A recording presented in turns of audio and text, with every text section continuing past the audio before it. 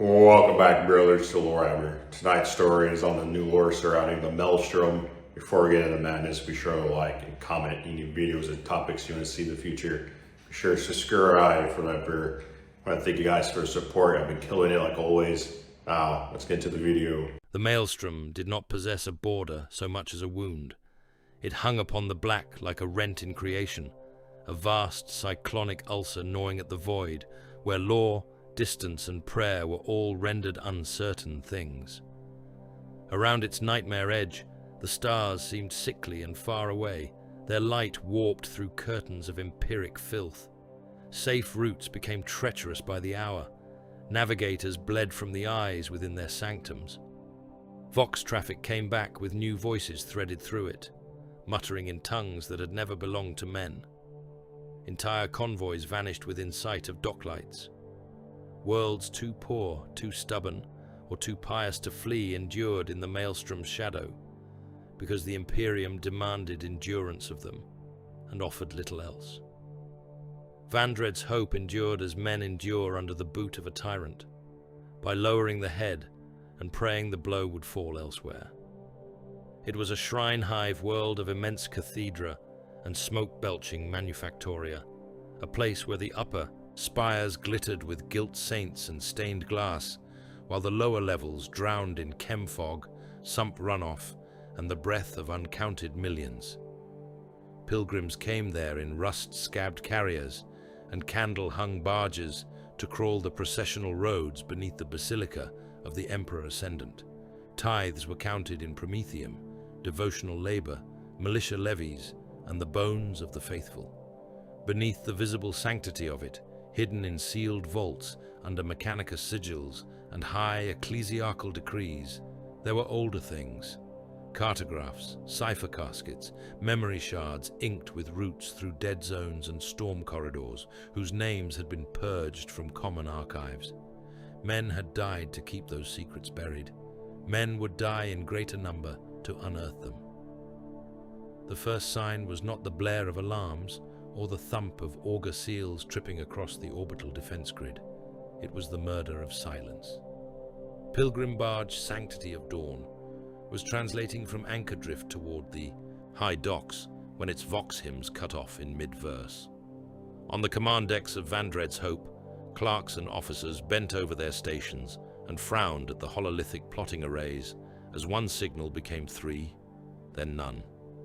What came back from the barge was a hiss of static, a wet choking sound, and a voice speaking low Gothic with the casual contempt of a butcher discussing weather. "Open your gates," the voice said, "for your salvation has come screaming." Then the dark around the pilgrim vessels split apart. Boarding claws came out of the void like iron talons hurled by an angry god. Great barbed coffins of blackened adamantium smashed through hull plating with enough force to buckle whole decks inward.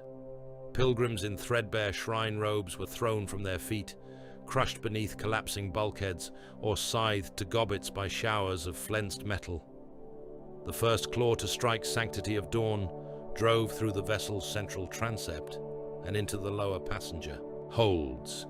The second hit the engineerium. The third breached near the command pulpit, where a priest still stood at the lectern, hands raised in trembling benediction, before a detonation of decompression peeled his flesh from his skeleton and scattered both across the shrine icons behind him, the claws irised open. Red corsairs came through in armor the color of old arterial blood, their plates scarred by void war and blasphemous victory markings, their helms horned, crested, or bare to the killing air within sealed fields of distortion. They moved with the terrible assurance of Astartes, yet nothing of them spoke of honor. They were executioners and carrion princes, raiders who had made a creed of hunger. Bolt shells tore apart knots of armsmen. Chain blades shrieked against bulkheads and human bone alike. One corsair took a pilgrim child by the head and hurled him bodily into a pressure shrine hard enough to burst him apart in a fan of red ruin. Another laughed as he set his flamer upon a knot of kneeling faithful and turned their final hymn into a tunnel of living fire. Across orbit, the same slaughter unfolded in perfect concert. Defense monitors died at anchor, with their auger masts severed and their command decks drowned in explosive mass-reactive rounds. Orbital docks were struck, not at random, but at the couplings, fuel reserves, and lock control nodes. The outer bastions flashed distress runes across local traffic for less than a minute, before lance fire from hidden raider frigates cored them clean through. Pilgrim fleets broke formation in panic, crashing into one another, or fleeing directly into kill lanes, already calculated by the attackers. It was not piracy, in the crude fashion of desperate void scum. It was a surgical mutilation of a world's orbit by a mind that understood where to cut for the deepest bleed. That mind stood upon the assault deck of the Red Corsair flagship and watched Vandred's hope begin to die. Huron Blackheart was huge even. Among post-human killers, a ruinous warlord encased in Terminator plate whose bulk had been rebuilt around hurt, spite, and refusal. The tyrant's claw flexed at his side, its ancient mechanisms ticking softly like a predator tasting the air before the kill. One half of his face was a furnace-lit mask of scar, augmetic replacement, and old wrath. The other still held enough living flesh to sneer. Hololithic images turned before him: docks, choir towers, command sanctums, Prometheum cisterns, catacomb ingress points beneath the Basilica Quarter. Each was marked not only for destruction, but for sequence. "Monitor Bastion 6 is silent," said Captain Sargotta from his station below the command dais. "The outer plates are ours. Ground batteries are blind on their western arc." "Blind them on every arc," Huron said. His voice was iron dragged across stone. No shout lived in it, no strain, only dominion. A vox surf, his jaw replaced by a speaking grill, and his arms by interface needles, twitched as incoming reports flooded him. Huron did not look at the creature. He looked only at the world. "Fuel reserves in Upper Dock Crown are igniting," another officer said. "Resistance forming around the Shrine fleets. Local defense monitors attempting reformation. Break them." "My lord," said Garyon, the corpse master. The Corsair apothecary stepped from the gloom at the edge of the strategium, his armor thick with dried layers of old blood and preserving oils, the Narthesium harness upon his arm fitted with more hooks and bone saws than any loyal apothecary would have countenanced. Small reliquaries hung from him, each one containing something pale and organic, preserved in yellow fluid. Garyon's helm was mag-locked to his hip. His face was corpse-thin and dead-eyed, every expression performed as if remembered rather than felt. The catacomb seals beneath the Basilica Quarter matched the fragment acquired from Carth Vane, Garyon said. "There is a buried keep under the ecclesiarchal stone, gene locks of Astartes provenance, dormant but not void. I request leave to descend." Huron smiled a little. "Take what breathes, take what remembers how to grow, burn what cannot be carried." Garyon bowed his head. "As you decree, Lord." Sargotta glanced up from the plotting table. "And the ciphers?" Huron extended one clawed finger and touched the image of the world. The hollow display shivered beneath the contact. "They are here," he said. "Not in the places the Mechanicus wishes them to be found, not in their vaults of obvious lies. The old roots were cut apart after the first tyrants tried to claim them.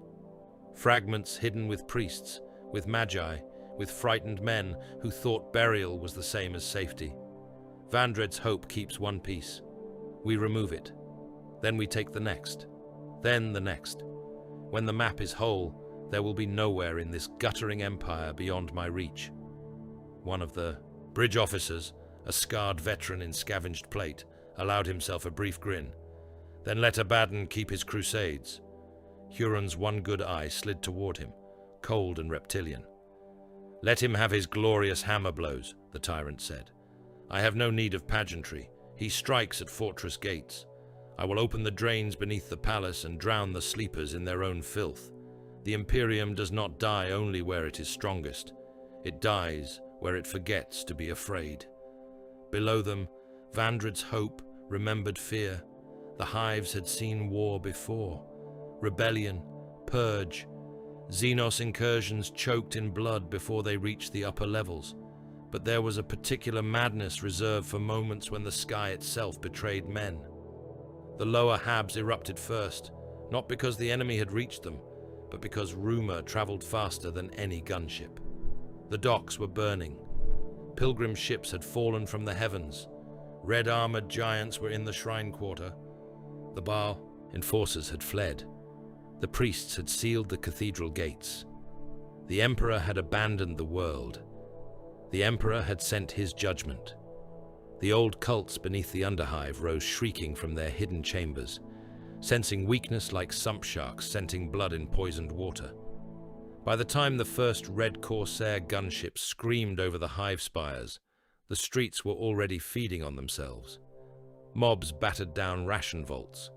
Redemptionist fanatics dragged suspected heretics into the avenues and burned them alive in wire cages while artillery thundered overhead.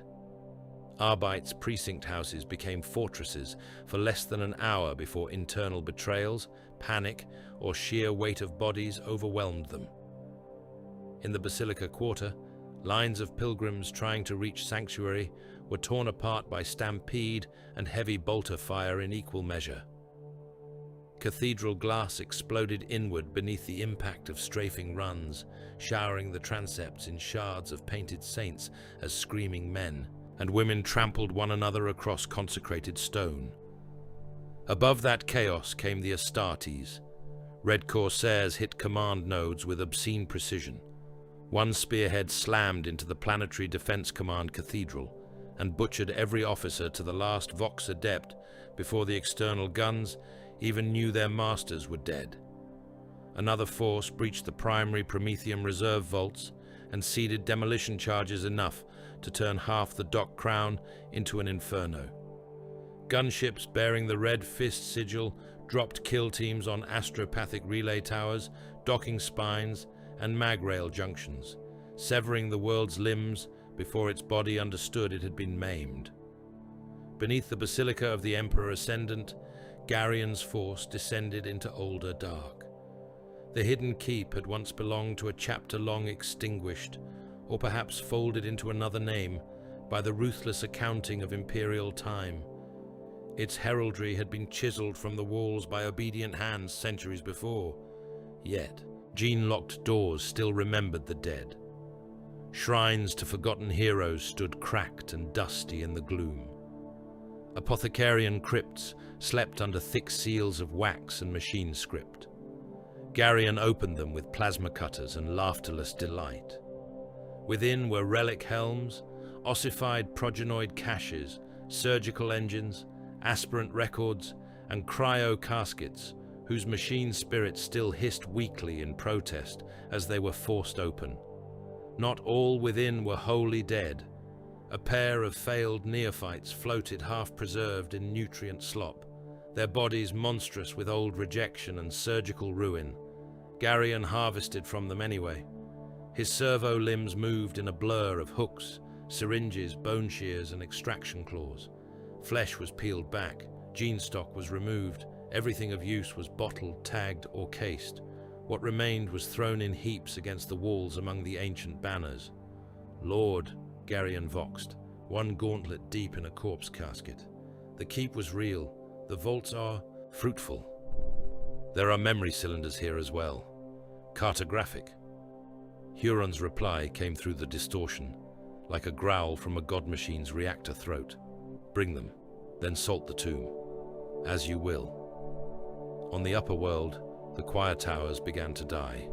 The astropathic sanctum of Vandred's hope rose from the cathedral district as a cluster of needle spires ringed in sanctified brass and warding scripture. Its defenders died quickly. The ward chambers cracked open under melter charges. Bound guardian servitors were hacked apart. The choir itself, dozens of soul-blind psychers enthroned in amplification cradles, attempted in desperation to cast warnings into the dark between worlds. They were too late. A Red Corsair heavy weapons specialist fired into the first choir chamber and turned 3 astropaths into a red vapor that spattered the ward icons. Another chamber ruptured under grenade blasts, sending psychers screaming from their thrones with half their bodies, stripped by shrapnel.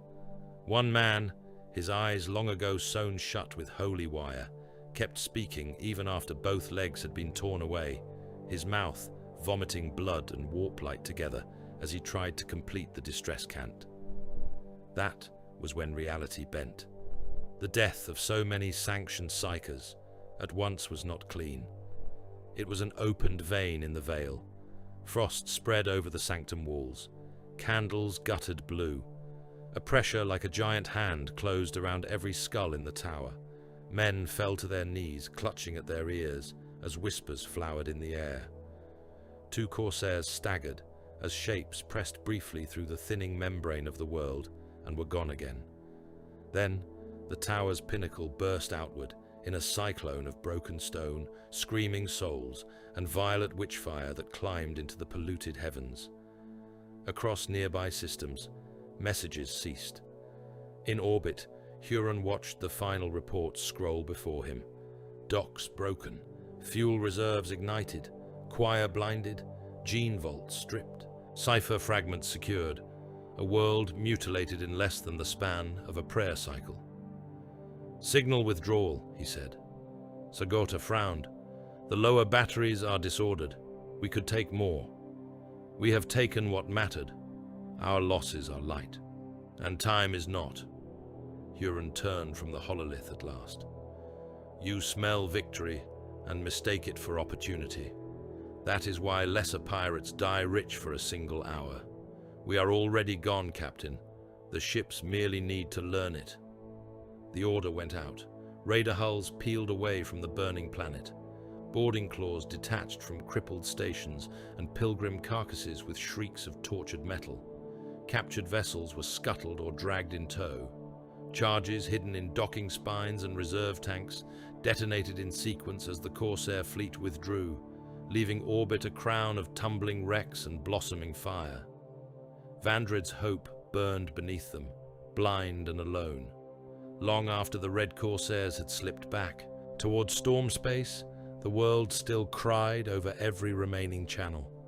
Distress pleas, priestly condemnations, militia requests for ammunition and medici, broken hymns, the incoherent gibbering of men trapped in compartments full of their own dead. Some channels broadcast nothing but wet scraping noises and the hiss of failing life support. Others carried voices skinned raw by terror, begging for the Emperor, for deliverance, for anyone. When the Black Templars' crusade fleet tore from the warp, those voices were the first thing that greeted them. The strike cruisers and escorts emerged in hard-edged formation. Black hulls lit by baleful reflections from the world below. Auger screens filled at once with wreckage. Pilgrim barges cut open like butchered cattle. Defense monitors venting frozen corpses into the dark. A dock crown half collapsed into its own fires. The high orbit lanes choked with drifting debris and corpse ice. Marshal Gerlach Mordred stood upon the command deck of his strike cruiser and beheld what remained. He was a son of dawn, clad in black and white, his armor tabarded in crusade cloth, stiff with old incense and newer blood. He did not speak while the reports came in. He listened to the tally of ruin, to the confirmations of astropathic silence, to the augur estimate of civilian dead already beyond meaningful calculation. Around him, his warriors waited in absolute stillness, helmed and sword-bound, like carved idols of wrath, awaiting only command. At length, Gerlach turned from the oculus and went to the altar set into the forward chapel niche of the bridge. It was a simple thing by the standards of the ecclesiarchy, a slab of iron and stone bearing the aquila and the cross of the crusade. He removed his helm. His face was hard as a sepulchral carving, scarred about one eye, mouth thin with the habit of disapproval. He knelt. The bridge crew followed him down. So too did his sword brethren. The engines thrummed through the deck like the restrained heartbeat of some vast chained beast. Gerlach bowed his head before the altar and spoke in a voice that carried to every corner of the chamber. Master of mankind, behold what has been done in the darkness beyond lawful sight. Behold the carrion lord who has dared lay unclean hands upon thy realm. We have not come in time to preserve this world from agony. Let that shame be entered in our souls as iron. Let it not soften us. He raised his gaze to the Aquila. We ask no peace for the living here. We ask no comfort for the dying. We ask for the right to punish. His gauntleted fist closed. By the throne, by the blood of Dawn, by the eternal example of blessed Sigismund, I swear this. We will not spend our strength in weeping over embers. We will not linger as keepers of ruins. We will hunt. We will exterminate. We will pursue into storm, into night, into the jaws of damnation itself. The reavers who did this shall be given exemplary wrath. Around him, then, the Black Templars bowed their heads lower.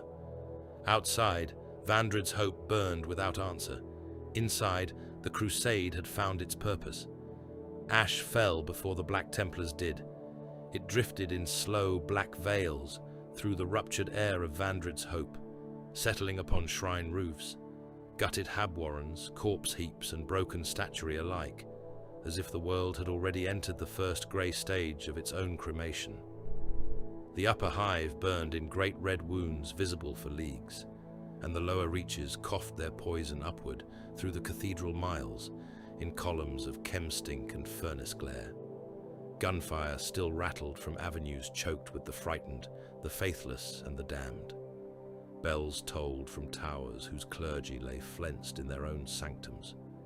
Vox channels rose and broke and rose again, a mad choir of distress, accusation, prayer, and command. Into that misery came the sons of Dawn. Their thunderhawks descended, not with the haste of rescuers, but with the measured certainty of sentence. Black hulls knifed through smoke and embers, engines howling over the Basilica Quarter and the ruined plazas beyond. Their escort gunships strafed broad processional roads where armed looters, panic-maddened cultists and fugitives had become a single milling body, cutting channels through flesh and masonry alike, so the landing grounds could be made secure. Tracks of flame and pulverized bone marked the zones where the crusade would set its boots. It did not matter whether those slain had been traitors, weaklings, or merely too slow to throw themselves prone beneath the Emperor's judgment. In the eyes of the Black Templars, all men upon Vandred's hope had already been weighed by disaster and found wanting. Castellan Rennick Vale stood within the belly of the lead transport and felt the machine's descent through his greaves. His helm was mag-locked, his blade chained to his fist, the old devotional links tight across his gauntlet. Around him, sword brethren and line brothers waited in absolute silence, broken only by the growl of engines and the metallic cant of prayer runes being thumbed upon armor casings. Opposite him, Reclusiarch Malrek Voss stood like a funerary statue come to wrathful life. Crozius grounded, skull helm tipped downward as if listening for the world's guilt beneath the thunder of the craft. The ramp had not yet lowered when Malrek raised his Crozius. The impact of its iron-shod haft upon the deck was like a gunshot in a crypt. "Attend," he said. His voice was amplified through helm grills and internal vox alike, until it seemed to come from the walls themselves, a sepulchral decree not meant for debate. Every helm angled toward him. Even in the red battle gloom of the transport, Vale saw the old scars cut across the Reclusiarch's exposed jaw and throat, the pale ridges where blade, claw, and fire had all failed to kill what faith had preserved. This world was not merely wounded, Malrek said. It was shamed. The enemy did not strike and flee as vermin in the dark. He entered the Emperor's domain, defiled shrine and reliquary, slew his consecrated servants, stole what was held in trust, and departed with his blasphemous hand still red. That insult is written upon us as well. We came too late to stay the blow. Therefore let no man among you pretend this descent is charity. We do not go below as comforters. We go as penance made flesh." The brothers answered with a single fist-striking breastplate. Malrek's skull helm turned slowly from one side of the hold to the other. "Speak the vow!" It came back from them at once, a hard-edged litany sharpened by shame. "Accept any challenge, no matter the odds." Again the crozier struck the deck, louder so the traitor may hear it through the storm. The vow rolled out of them then like artillery. Accept any challenge, no matter the odds. Vale felt it in his ribs. He felt the fury beneath it as well, the sour taste of humiliation, transmuted into something holier and more dangerous.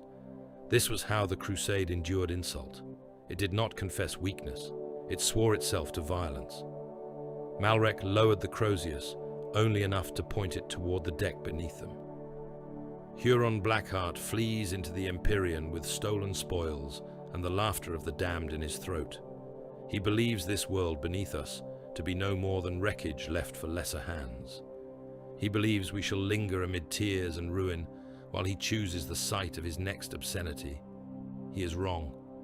We scour this place for taint, for sign, for clue, and for quarry. We cast the impure into flame. We take what is owed to sustain the hunt. Then we depart in wrath. Let every deed below be worthy of the shame we bear. The ramp slammed down. Ash and heat blew into the hold in a single choking gust. The Black Templars ran into it. They hit the plaza before the broken west transept of the Basilica of the Emperor Ascendant, boots, hammering consecrated stone blackened by soot and gore. Bodies lay everywhere, some burnt to charcoal knots, others torn open so completely that ribs and organs lay steaming in the cinder-filled air. Pilgrims, enforcers, militia, shrine servitors, priests. The dead had become one congregation beneath the ash. Survivors stumbled from cover at the sight of the black-armored giants and cried out with raw hope. "Save us!" one rag-robed man screamed, stumbling forward with both hands lifted. "By the throne, save us! They are in the underways. They are taking children. Please!" A sword brother put a bolt round through the man's face without slowing. He had moved too suddenly. His speech had slurred with fear. One eye had twitched in a way the brother deemed suspect. That was enough. The body spun down in a ruin of blood and teeth. The Templars surged past. There was heroism in them, yes, and no man who saw them break the first line of corsair-stranded looters in the avenue. Beyond could deny it. They hit with the remorseless force of a dropped fortress wall. Chainswords screamed. Bolt shells burst men apart in sprays of meat and masonry. A knot of cult fanatics, armed with stolen mining tools and flensing hooks, tried to stand before them around a burning reliquary cart. The crusade crushed them in moments, hacking through robed bodies, stamping shattered skulls into the paving stones, driving the survivors back through the heat shimmer of the flames. But every act of rescue was braided to judgment. Every avenue secured became a place of selection. Psychic taint was enough. Mutation born from panic and empiric bleed was enough. Doctrinal failure under the Reclusiarch's questioning was enough. Vale saw them drag a wheezing Hab overseer from beneath a toppled crawler and split his chest open because he had permitted an unsanctioned shrine cult within his district. He saw a knot of manufacturing workers forced to kneel while a sword brother tested them. In catechism at gunpoint, and every answer, not delivered swiftly and precisely enough, was paid for in blood. He saw half-mad survivors clawing toward the sanctuary cordons, only to be driven back at sword point, until chaplains could determine whether fear had made them vulnerable to corruption. By the third hour of descent, the plaza before the basilica held pyres taller than transports. Then came the Hab block. It rose above a market crater in the adjoining district, one of the old pilgrim tenements of ferrocrete and devotional brick, whose stacked galleries could house tens of thousands when the roads of Vandred's hope ran full. Refugees had packed it from cellar to roof. Vale saw faces at every window slit, pale and frantic behind soot and candle smoke. White cloths had been hung from the galleries. Crude icons of the Aquila, daubed in ash and blood, marked the lower doors. Arbites dead lay in a rough row at the threshold, as if their bodies had been placed there in plea or warning. The crusade column halted. Malrek stepped forward, head tipped as if listening to a far music. "There," he said. Vale heard nothing at first but the moan of wind through the street and the dull mutter of weeping from the block. Then it came, thin and strained, scratching at the edge of perception like a fingernail across old parchment. A mind voice, exhausted, terrified, bound by sanction once perhaps, but now frayed and bleeding under the pressure that still lay across the world after the choir tower's death. Somewhere within the mass of the Hab, an astropath was hiding among the displaced. A serf adept attached to the crusade bowed his head over a rune slate. Sanctioned registry confirms one astropath transit functionary assigned to this district, Lord Reclusiarch. No record of recovery. Malrek did not hesitate. Seal it. The refugees began to scream when the first melter charges were slapped against the lower access points. Men pounded at the barred doors. From within, children shrieked from the galleries. An old priest appeared on an upper landing and shouted that the hidden psyker had harmed no one, that he was Emperor sworn, that there were thousands inside. Malrek looked up at him and pointed. A bolt round burst the priest open over his own railing. Vale strode toward the Reclusiarch before the order could settle fully into action. "My lord," he said through the vox, "a kill team could enter. The witch could be isolated." Malrek turned his skull helm toward him. "And lose time in the warrens of the weak while corruption nests behind prayer cloth and tears. You have seen this world, Castellan. Mercy is how rot survives. He is sanctioned. He is a breach in reality, wearing sanction as a paper seal." The charges went off. The lower doors became fountains of white-hot slag. Fire was poured into the stairwells, through breached maintenance ducts. Promethium ran along the inner galleries and climbed the walls in hungry sheets. The screaming changed as the heat took hold. Faces appeared at windows, mouths wide, hair and cloth already burning. Some tried to leap. Bolter fire cut them down before they could land among the cordon. One thin figure wreathed in flame stood on a high ledge, hands raised in blind supplication, and for a heartbeat, Vale felt the pressure of the hidden mind within the inferno as it tore free in agony. Then the astropath's soul went out into the warp with a sound inside the skull, like a wet cloth being ripped apart. The Hab block burned to its foundations while the crusade watched. No brother lowered his weapon. No prayer for the innocent was spoken. Only Malrek's voice rose over the roar. "Abhor the witch! Destroy the witch!" The answer came back from the line in iron chorus. "Abhor the witch! Destroy the witch!"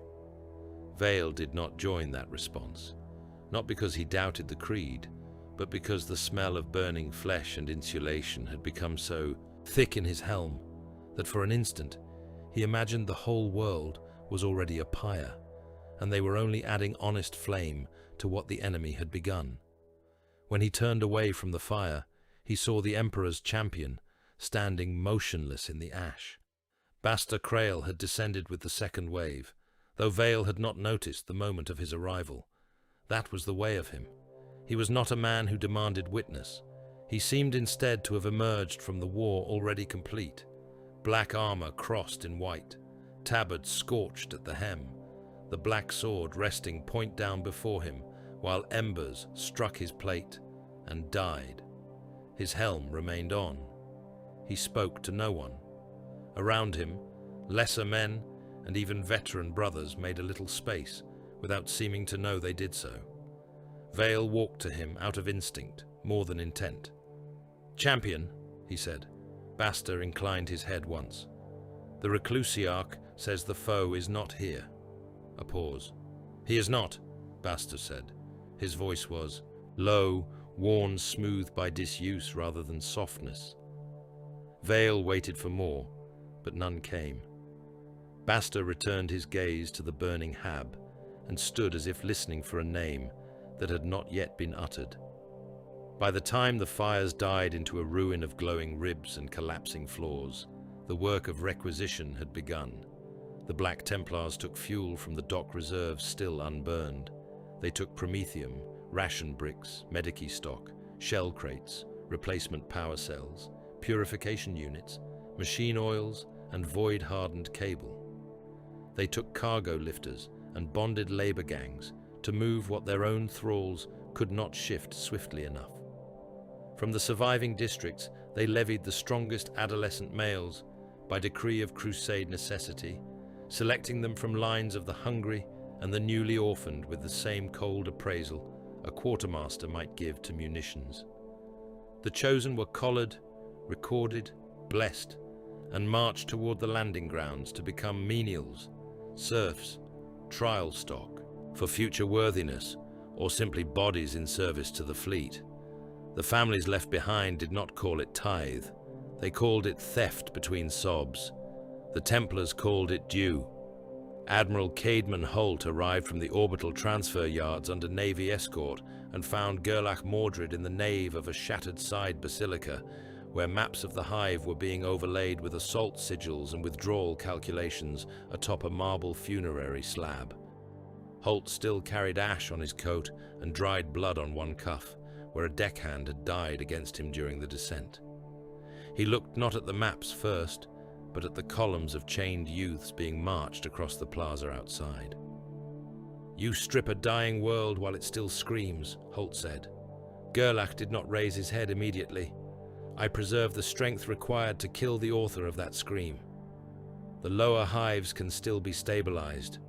There are void-capable bulk haulers at the southern ring.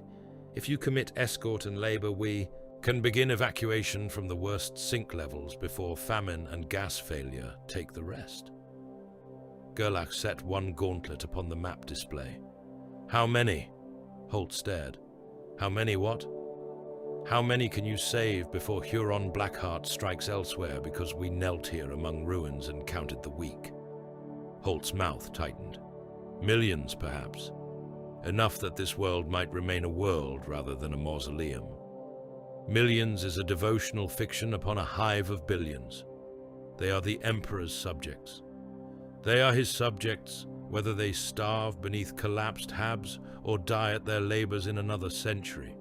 Huron Blackheart is not a weather pattern to be endured, Admiral. He is a blade in motion.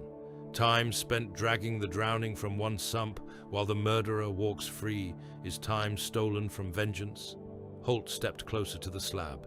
"Vengeance is not governance." "No," Gerlach said, and now he lifted his gaze, hard and bleak as adamant. "It is survival." The silence between them rang with all the dead outside. In the end, Holt yielded nothing in his expression, but he yielded in fact. The Navy lacked the strength to overrule a crusade already on the ground. The world would receive some relief by the Admiral's hand, but never enough. Not enough ships, not enough food, not enough Medicaid, not enough days before the ash settled thicker, and the gangs in the underhive realized no salvation was coming. While the dispute still simmered above, Vale entered the cathedral catacombs with Basta, Malrek, and a hand-picked squad of sword brethren. They went down through passageways choked with dust, blown in ash, and the smell of old cooling blood. Corpse lamps guttered red over butchered relic keepers hung from their own chain sensors. Several had been opened from throat to pelvis, with a precision more surgical than savage. Vault doors bearing ancient gene seals stood breached inward, their lock. Mechanisms peeled apart by plasma and brute force. Within, the remains of the hidden keep lay violated. Caskets opened, reliquaries smashed, apothecarian machinery gutted for parts or data. The very air held the metallic sweetness of harvested flesh. "Huron came to butcher ghosts," one sword brother muttered. "No," said Malrek. "He came to learn where the bones were buried." They found the last witness in a collapsed archive chamber beneath a bank of dead cogitator shrines. The tech priest had been torn almost in half by debris or shell impact. His lower body was pulp beneath a fallen data column. One mechadendrite still twitched weakly in the dust. His organic eye had burst. The other flickered beneath a cracked lens. At the sound of ceramite boots, he turned his ruined head and made a noise that might once have been a Binharic invocation. Vale knelt beside him. "Speak." "Too late," the priest rasped through blood and vox distortion. "Too late for warding. Too late for concealment." Gerlach himself entered the chamber then, flanked by his guard, and the dying priest's remaining eye focused upon the marshal, as if upon the last functioning authority in a collapsing universe. "What did he take?" Gerlach asked. The priest's lips peeled back from broken teeth. Not merely gene law, not relic stock, root mind, ancient route mind, crown of 9 routes. The chamber seemed to grow colder. Vale frowned. "What is it?" The priest shuddered. His vox implant crackled with static. "Pre-imperial, perhaps older, a thinking map, a corridor intelligence, fragmented after old wars, hidden in chapel vaults, forge crypts, sealed dead stations. It knew passages through storm dark, near coreward reaches, forgotten transits, knife roads. The maelstrom was one lock among many. He seeks the teeth of the key." "Can it be destroyed?" Gerlach asked. "Perhaps." The word was almost laughter. If whole, perhaps not. If joined, to quire matrix and proper cipher chains, then the underways open. Not stable gates. Routes, predatory routes, hidden movement. Raids where your watch does not look. Huron Blackheart knows this. He knows enough. The priest's remaining hand clawed weakly at Gerlach's greave. He will not plunder the frontier only. He will enter the underbelly, your fat rearward worlds, shrine lanes, granary arteries. He will make your empire fear empty dark again. Then the hand slipped. The optics dimmed. The machine and the man within it died together. For a long moment, no one spoke. Basta stood at the edge of the chamber, sword angled toward the floor, motionless as ever. Yet Vale saw the slightest tightening in the champion's posture, as if at last the outline of a worthy kill had begun to emerge from the smoke of the age. Gerlach looked over the violated vaults and the butchered keep of the forgotten chapter, and whatever remained in him that might have been tempted toward relief work, reconstruction, or pious lingering, went dead behind his eyes. "Signal the fleet," he said. Vale rose. "My lord, Vandred's hope will endure what it can. Holt will say we abandon it." Gerlach turned toward the stair. "We do." No softness lived in the words, no pretense. "We were not summoned here to become wardens of ash. We were led here by insult and by clue. Now the trail leads onward. Huron Blackheart has shown his hand, and in so doing has invited ours to close around his throat." Malrek struck his Crozius once upon the stone, satisfied. Basta said nothing, but followed at once. Above them, the world still burned. In the hours that followed, the last holds were loaded, the levies marched aboard, the fuel lines cut and sealed, the wounded sorted by brutal arithmetic. Ships rose from the plazas in thunder and dust. Refugees flooded toward the embarkation fields, only to meet cordons, gun muzzles, and the unanswering black masks of men already departing in spirit before their hulls left the ground. When the Crusade fleet pulled away from Vandred's hope, it left behind a world not slain outright, but condemned to something slower and perhaps crueler. Hunger would come, disease would come, gang war, doctrinal purge, failed harvest, and broken distribution would do what the raiders had begun. The hives would sink by degrees into madness and famine, while official proclamations called them steadfast. Marshal Gerlach Mordred watched the ruined planet diminish upon the oculus and gave the order for translation toward the maelstrom. No requiem was spoken for the billions beneath. Only the hunt. The flagship moved through the storm like a blade drawn beneath black water.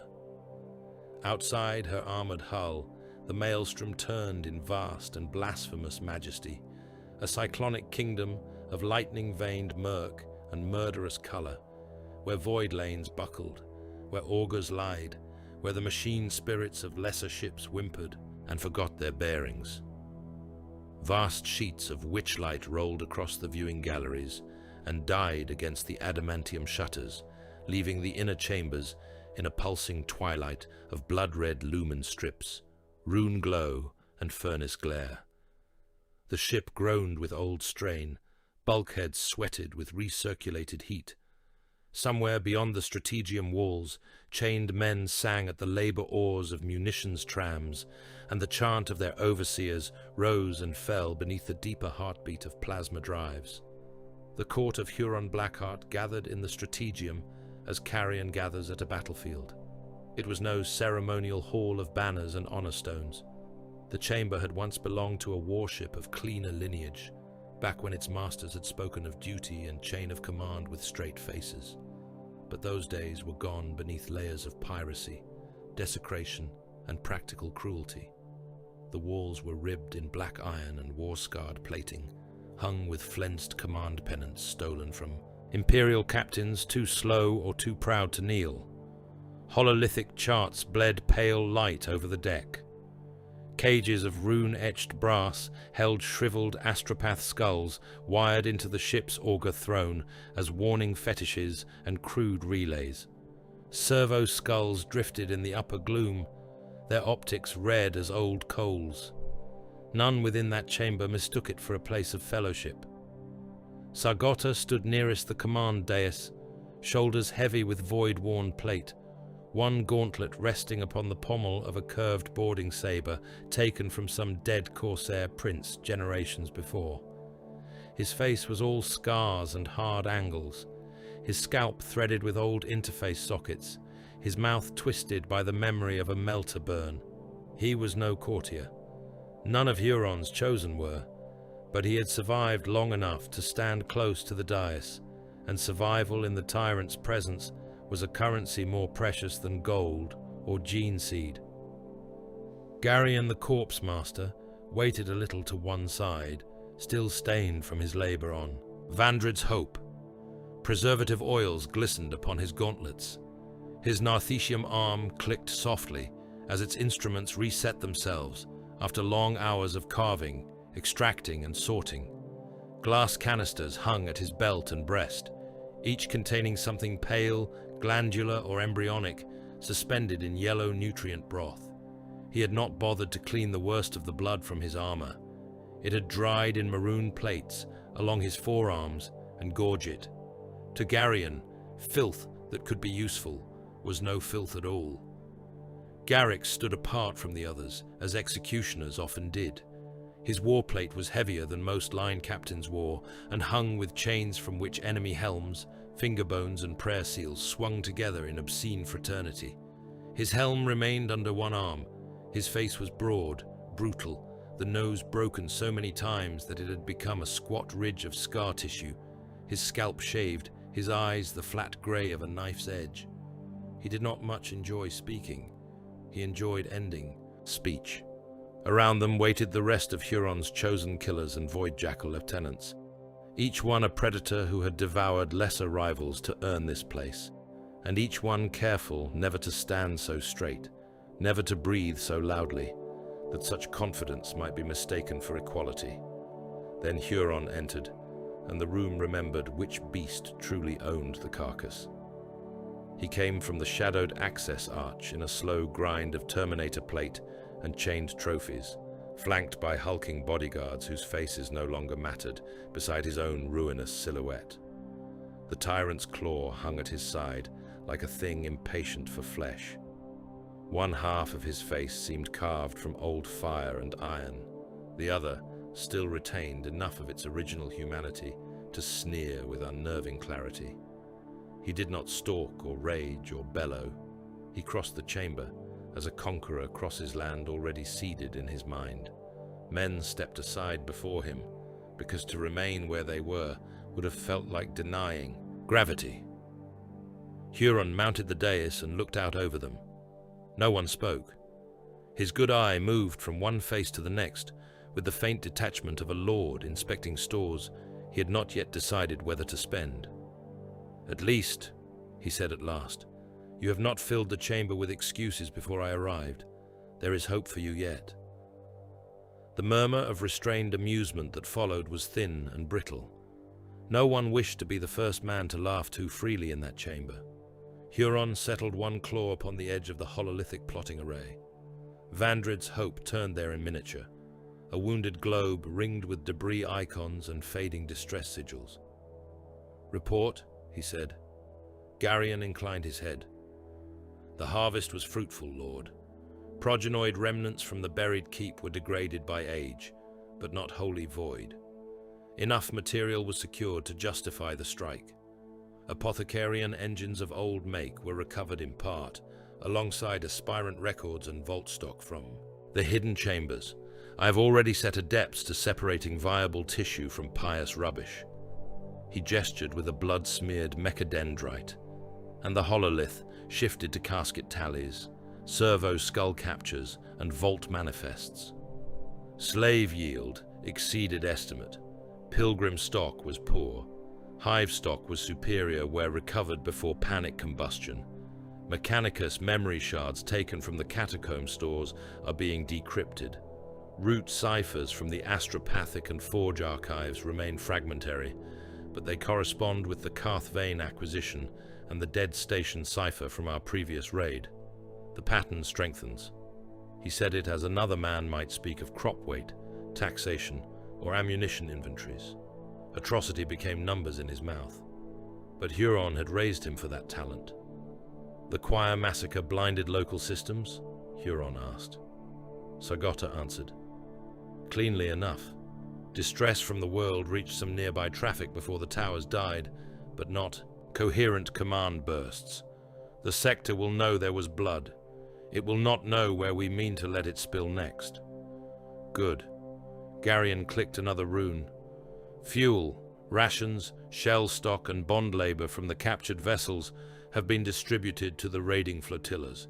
Dock damage to our escorts is acceptable. Mortality among the mortal crews is also acceptable." Garrix snorted. They screamed the same, whether accepted or not.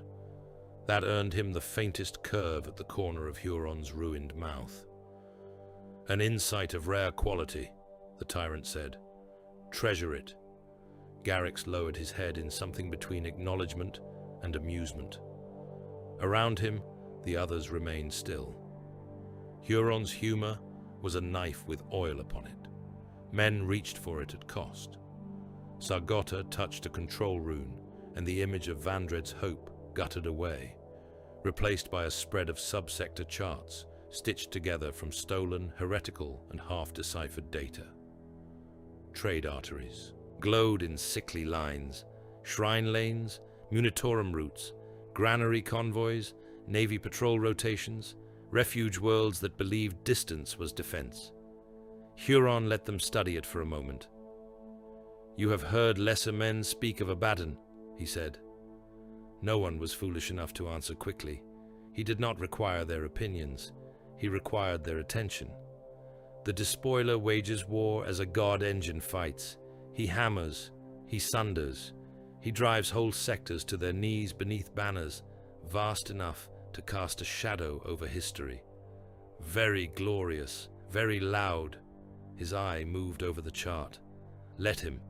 Empires are not only broken by the blow that lands upon the gate, they are broken when grain fails to arrive, when pilgrim lanes become butcher roads, when merchant houses cannot ensure a voyage because the dark between systems belongs to me, when rearward worlds hear of massacres 3 sectors apart and discover that distance no longer comforts them."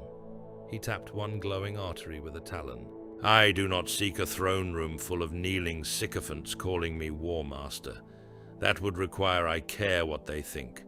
I seek something more durable, harder to chart, harder to strangle. A dominion of storms, wreckage, hidden anchorages, hungry captains and broken lanes. A pirate empire, if you need a crude name for it. One woven through the rents in this corpse realm until every honest root has a knife moving beneath it. One of the lieutenants, a reaver captain with a face rebuilt in brass staples after some old boarding action, cleared his throat. "And the Black Templars, Lord?" The room tightened. Sargota spared the speaker a glance that held no pity.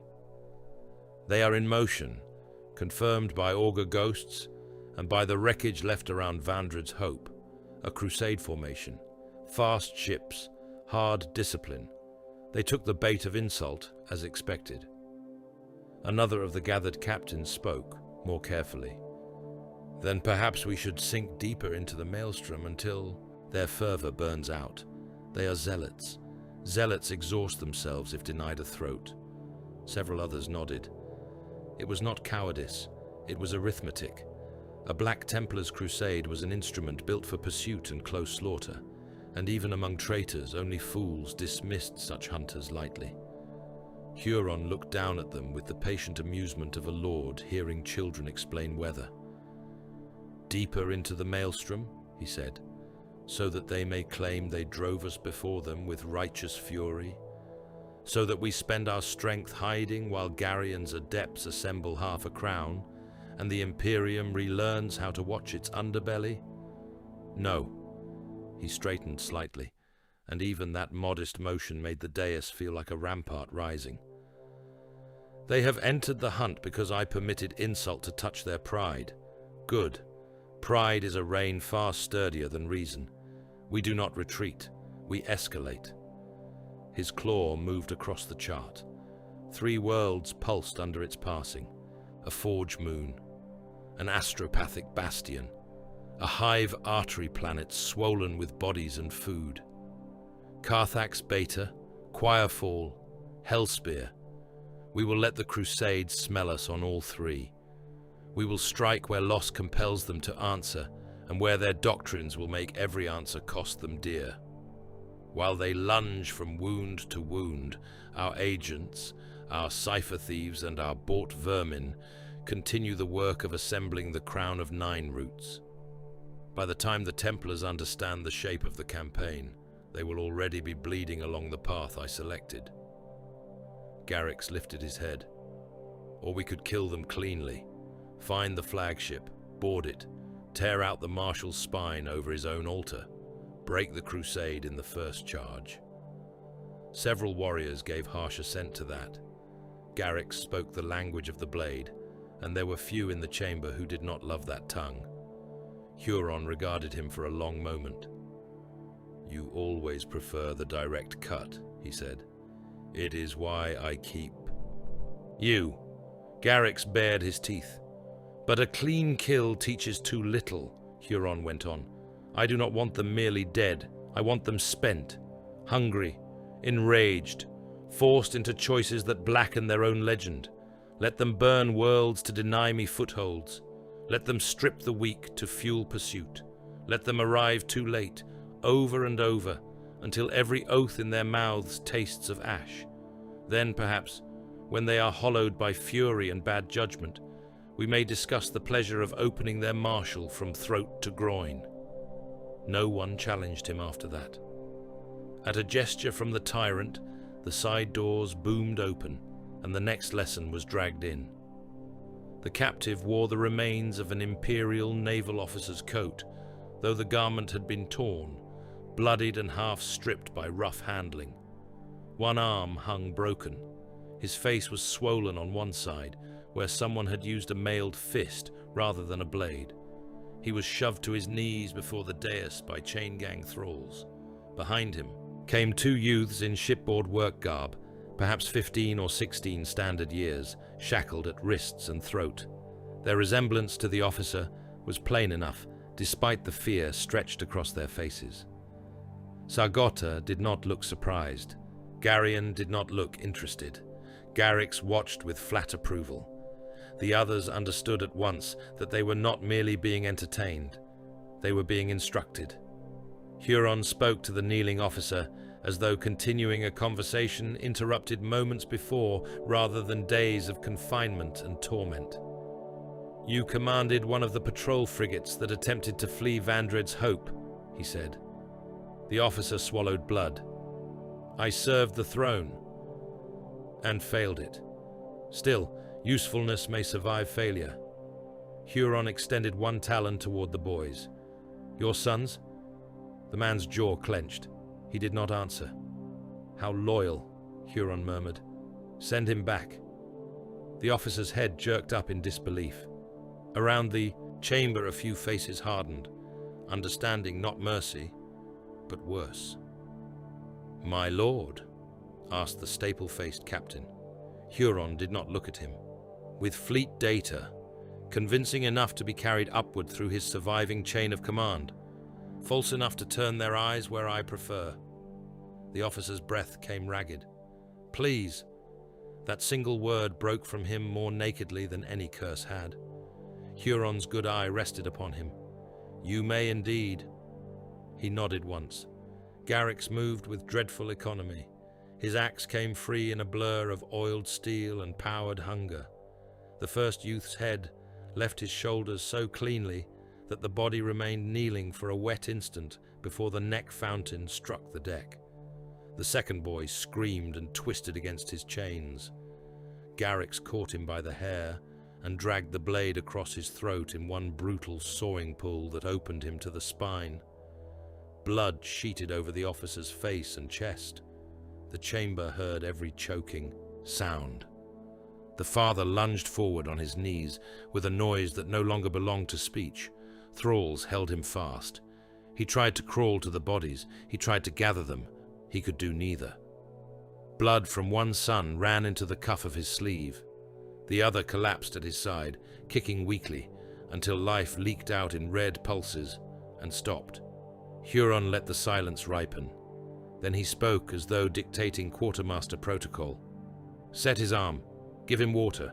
Place the data caskets in his keeping. Return him by a route likely to permit rescue after hardship, but before death. Let the story be that he escaped amidst our disorder. Men believe suffering proves truth." At last, he looked to the officer. "When you wake among your masters, tell them what you saw. Tell them we laughed. Tell them we named the worlds we shall not strike, and place those lies in their hands with all the reverence of a loyal servant. Then live with your memory." The officer collapsed forward against the deck, shaking so violently that his teeth knocked upon the metal. Huron had already turned away. That was his cruelty. Not heat, not froth, not sadistic theater for its own sake. He broke men with the calm of an administrator balancing shipments. He made horror efficient. When the bodies had been dragged aside and the blood washed only enough to prevent slipping, the council resumed. No one argued for retreat again. Huron stood before the full spread of the sector chart, the maelstrom's nightmare edge breathing its corpse light through the armored shutters. His chosen killers watched him in wary stillness as he raised the tyrant's claw and extended its hooked digits over the hololith. "In due course," he said, "they will call this piracy because the alternative is admitting system." His claw descended. In one smooth motion, he traced across the display, and 7 worlds burned to life beneath the talons, marked for future ruin in a single gesture. The chamber remained very quiet then, because every warrior present understood that they were no longer discussing raids. They were looking upon the opening lines of a campaign meant to teach entire subsectors how fear truly traveled. Carthax Beta had never known night in any meaningful sense.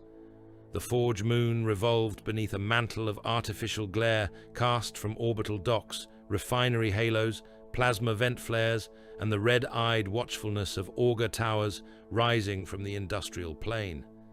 Its surface was a continent of iron processional roads, reactor shrines, cistern forests, and manufactorum citadels, all bound together by rail arteries and pipeline cathedra vast enough to look like horizon-spanning fortifications when seen from the upper docks. The priesthood of Mars had not made Carthax Beta to be beautiful. They had made it to feed war. Promethium processed in its refineries, burned in the engines of warships across 3 nearby systems. Plasma manifolds birthed, they were sanctified, and sent onward to bastions, escort squadrons and engine yards deeper in Imperial space.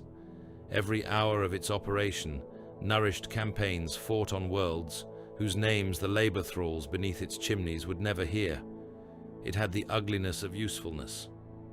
The moon's skies glowed with refinery fire and chem haze, a permanent furnace dawn beneath which the machine servants of the Omnissiah worked until they died and were replaced. Skitarii cohorts patrolled the processional gantries in lockstep ranks. Servitor cranes shifted reactor housings like votive offerings. Bond serfs in rebreather masks marched from hab cages to labor stacks in endless lines, their skin grayed by exhaust and metallic dust.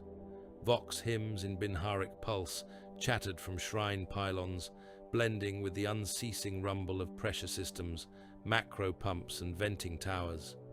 On a world so ordered, rebellion ought to have been impossible. That was why Huron Blackheart liked such places. The first breach was opened by hands that had served the Forge for decades. In Dock Crown 17, where Promethean barges coupled to the orbital shield lattice beneath the supervision of red-robed overseers, a gang of dock serfs on night rotation moved with practiced obedience among valve houses and maintenance shrines. Their passes were valid. Their machine rights were correct. Their foreman, a bent-backed man with half his face replaced by augmetic prayer grills, recited each appeasement litany with devout precision, while his workers lowered inspection rigs into the shield couplings. The adepts overseeing the labor scarcely glanced at them. On Carthax Beta, the serfs were as much a part of the mechanism as the chains and pistons. When the rites were complete, the foreman drew a sanctified key from his sleeve and inserted it not into the expected coupling shrine, but into the hidden port beneath the venting altar. The key had not been made by Mechanicus' hands. Deep inside the lattice, wards tripped.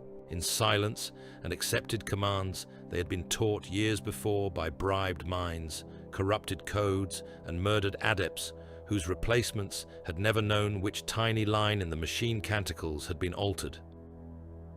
Across 3 dock crowns and 2 shield anchor cathedra, maintenance teams similarly compromised by fear, greed, or long infection completed their own portions of the blasphemy.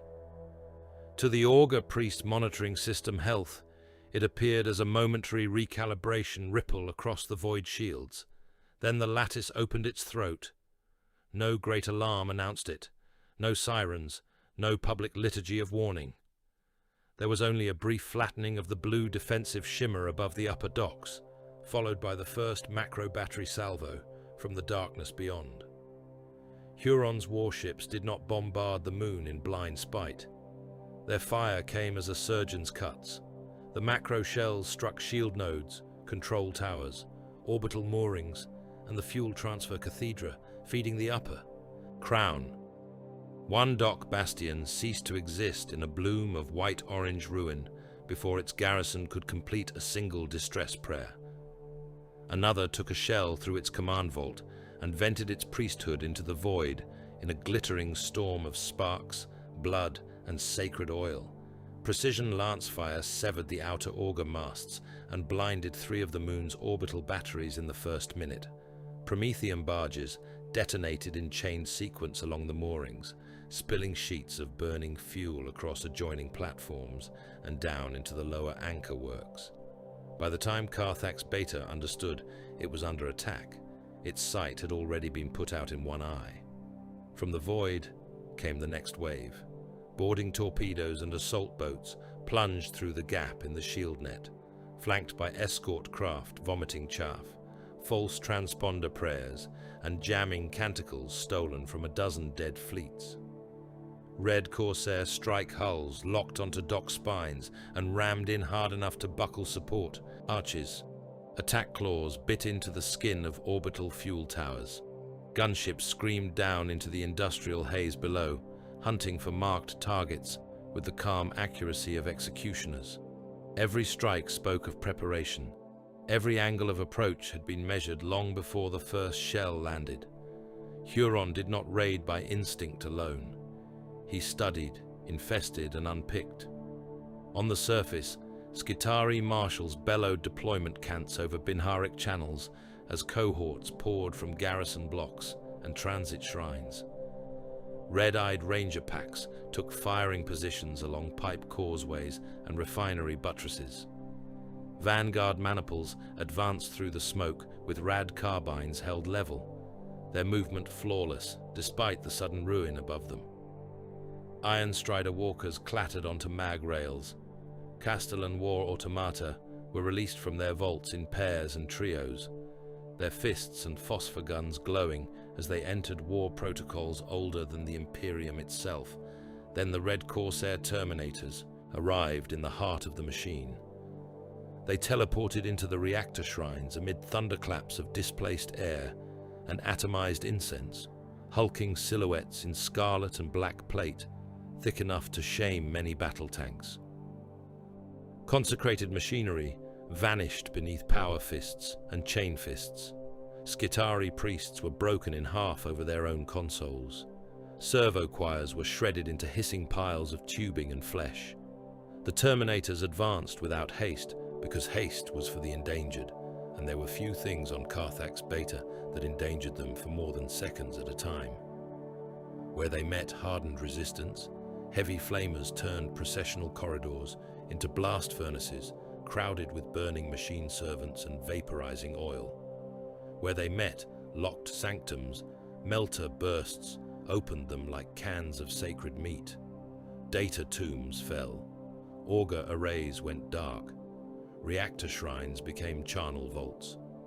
In the plasma yards of the Fourth Industrial Hemisphere, labor thralls were driven forward by the million into panic and slaughter. Some ran because their overseers had fallen, and they knew nothing else. Some ran because Red Corsair dropcraft had torn open the hab cages behind them, and there was only fire in that direction. Some, more devout, or simply more trapped, threw themselves bodily into the paths of the traitors with welding rigs, cutting torches and sacred hammers clutched in their hands. The Astartes killed them all with the same inhuman efficiency, and the paved ways between the manifold towers grew slick enough that men slipped in the blood and were trampled by those behind. Skitarii volleys scythed down whole masses of their own labor serfs in efforts to clear firing arcs. Macro pumps ruptured, plasma coils vented. The war for Carthax Beta had the scale of an invasion, but the intimacy of industrial murder. Garrion the Corpse Master led his own war through the Medicae vaults. He descended with chosen adepts and butcher serfs into the gene labs hidden beneath the central Biocogitator Cathedra, where flesh was measured, corrected, preserved, and sometimes elevated for the priesthood's purposes. His warriors moved room by room through antiseptic corridors and surgical theaters, leaving behind a procession of opened adepts, shattered vat glass, and blood diluted by nutrient slurry. To Garrion, these were not merely chambers to be despoiled, they were orchards. Viable tissue was tagged and extracted.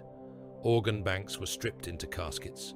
Cryo canisters housing vat-grown replacement stock were seized whole where possible and pulped where not. Surgical engines with worthy machine spirits were disconnected from their shrines and hauled away by chains. The dead were sorted not by rank or sanctity, but by use. Useful glands were taken. Bone marrow was drawn. Neural tissue that might preserve cipher fragments or biological adaptability was excised and stored. Corridors behind Garrion's advance became roof-deep furrows of dead adepts, medici servitors, and eviscerated flesh vats leaking pale fluid over the tiles. His saws never ceased singing.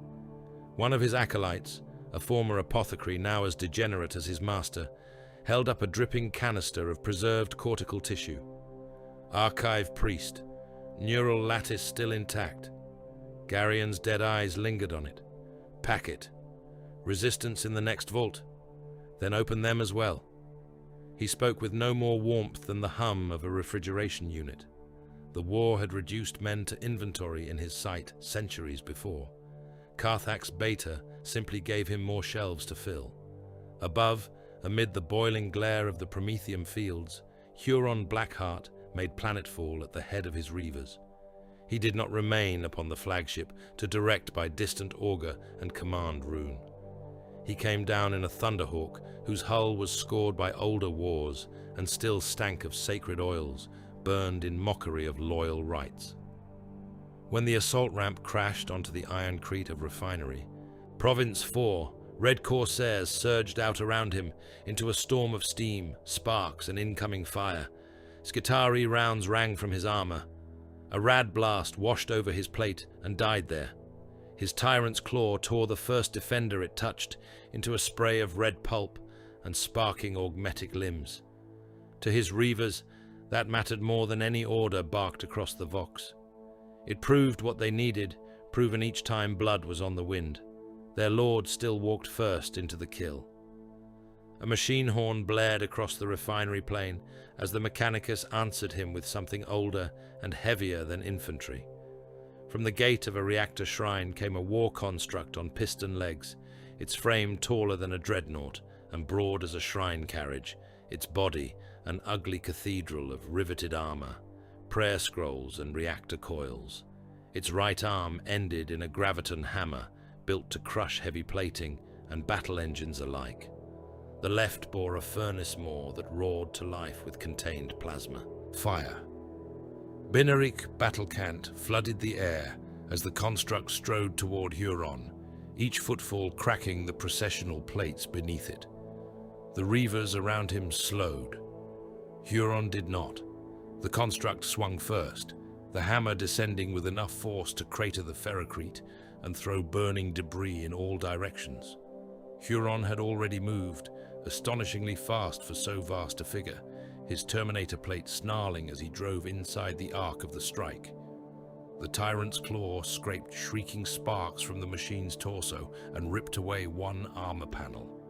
Plasma fire belched from the construct's maw and washed over him in a sun-bright torrent. For a heartbeat, Huron vanished in the blaze. Then he stepped through it.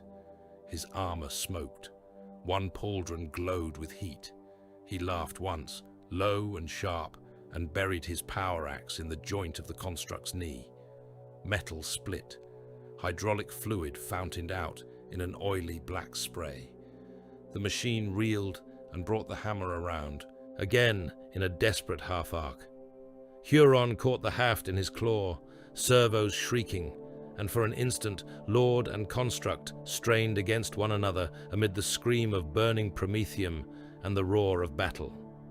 He won, because he always intended to.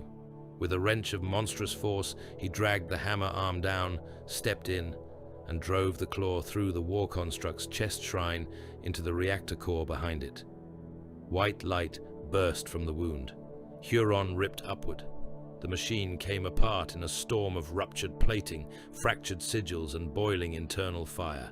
Its upper half detonated across the causeway, showering the nearby corsairs in burning fragments. The reavers roared his name. Huron did not bask in it. He tore his claw free from the wreck and pointed it toward the reactor shrine beyond. Forward. So they went, red-armored killers charging through the falling pieces of a slain engine, and the Skitarii line bent before them. But Carthax Beta was not Vandred's hope. It was harder, better armed, richer in its capacity for ruin. By the time Huron's spearheads had seized the outer reactors, the Forge Moon was already vomiting distress to every Imperial ear within reach. That cry reached the Black Templars. Their answer came from the sky. Thunderhawks punched through the refinery smoke in black wedges of descending wrath, their underslung weaponry firing as they came, blasting apart chimneys, gantries, and traitor gun emplacements so close to the deck that burning debris crashed over friend and foe alike. They did not circle to secure evacuation corridors. They did not establish broad relief cordons. Their chosen landing grounds were the hottest kill zones in the district, where Red Corsairs had massed around the fuel towers and plasma manifold cathedra. The Sons of Dawn did what they always preferred. They came for close slaughter. Castellan Renick Vale felt the Thunderhawk kiss the deck and was already moving before the ramp had fully dropped. Heat struck him like a furnace door flung open.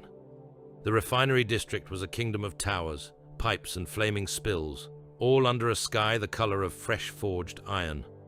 Black Templars stormed out around him, into a crossfire of auto-stubbers, scavenged heavy weapons, and bolter bursts from Corsair rearguards. Their shields locked, their chains wards ignited. A line of traitor militia manning a half-melted loading causeway vanished beneath the first crash of their charge. Vale took a man in the throat with his sword, tore the blade free through the collarbone, and rammed his shoulder into the neck so hard that the body flew from the gantry into a burning cistern below.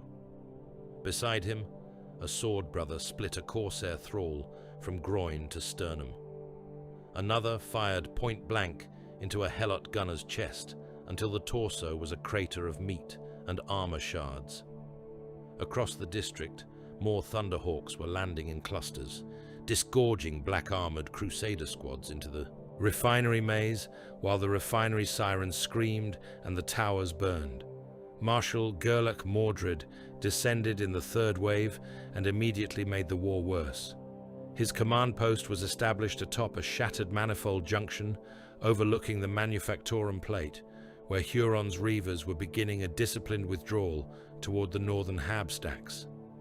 Civilians still packed those stacks by the tens of thousands, many sealed within blast shelters, many more trapped in worker dormitories and transit chapels.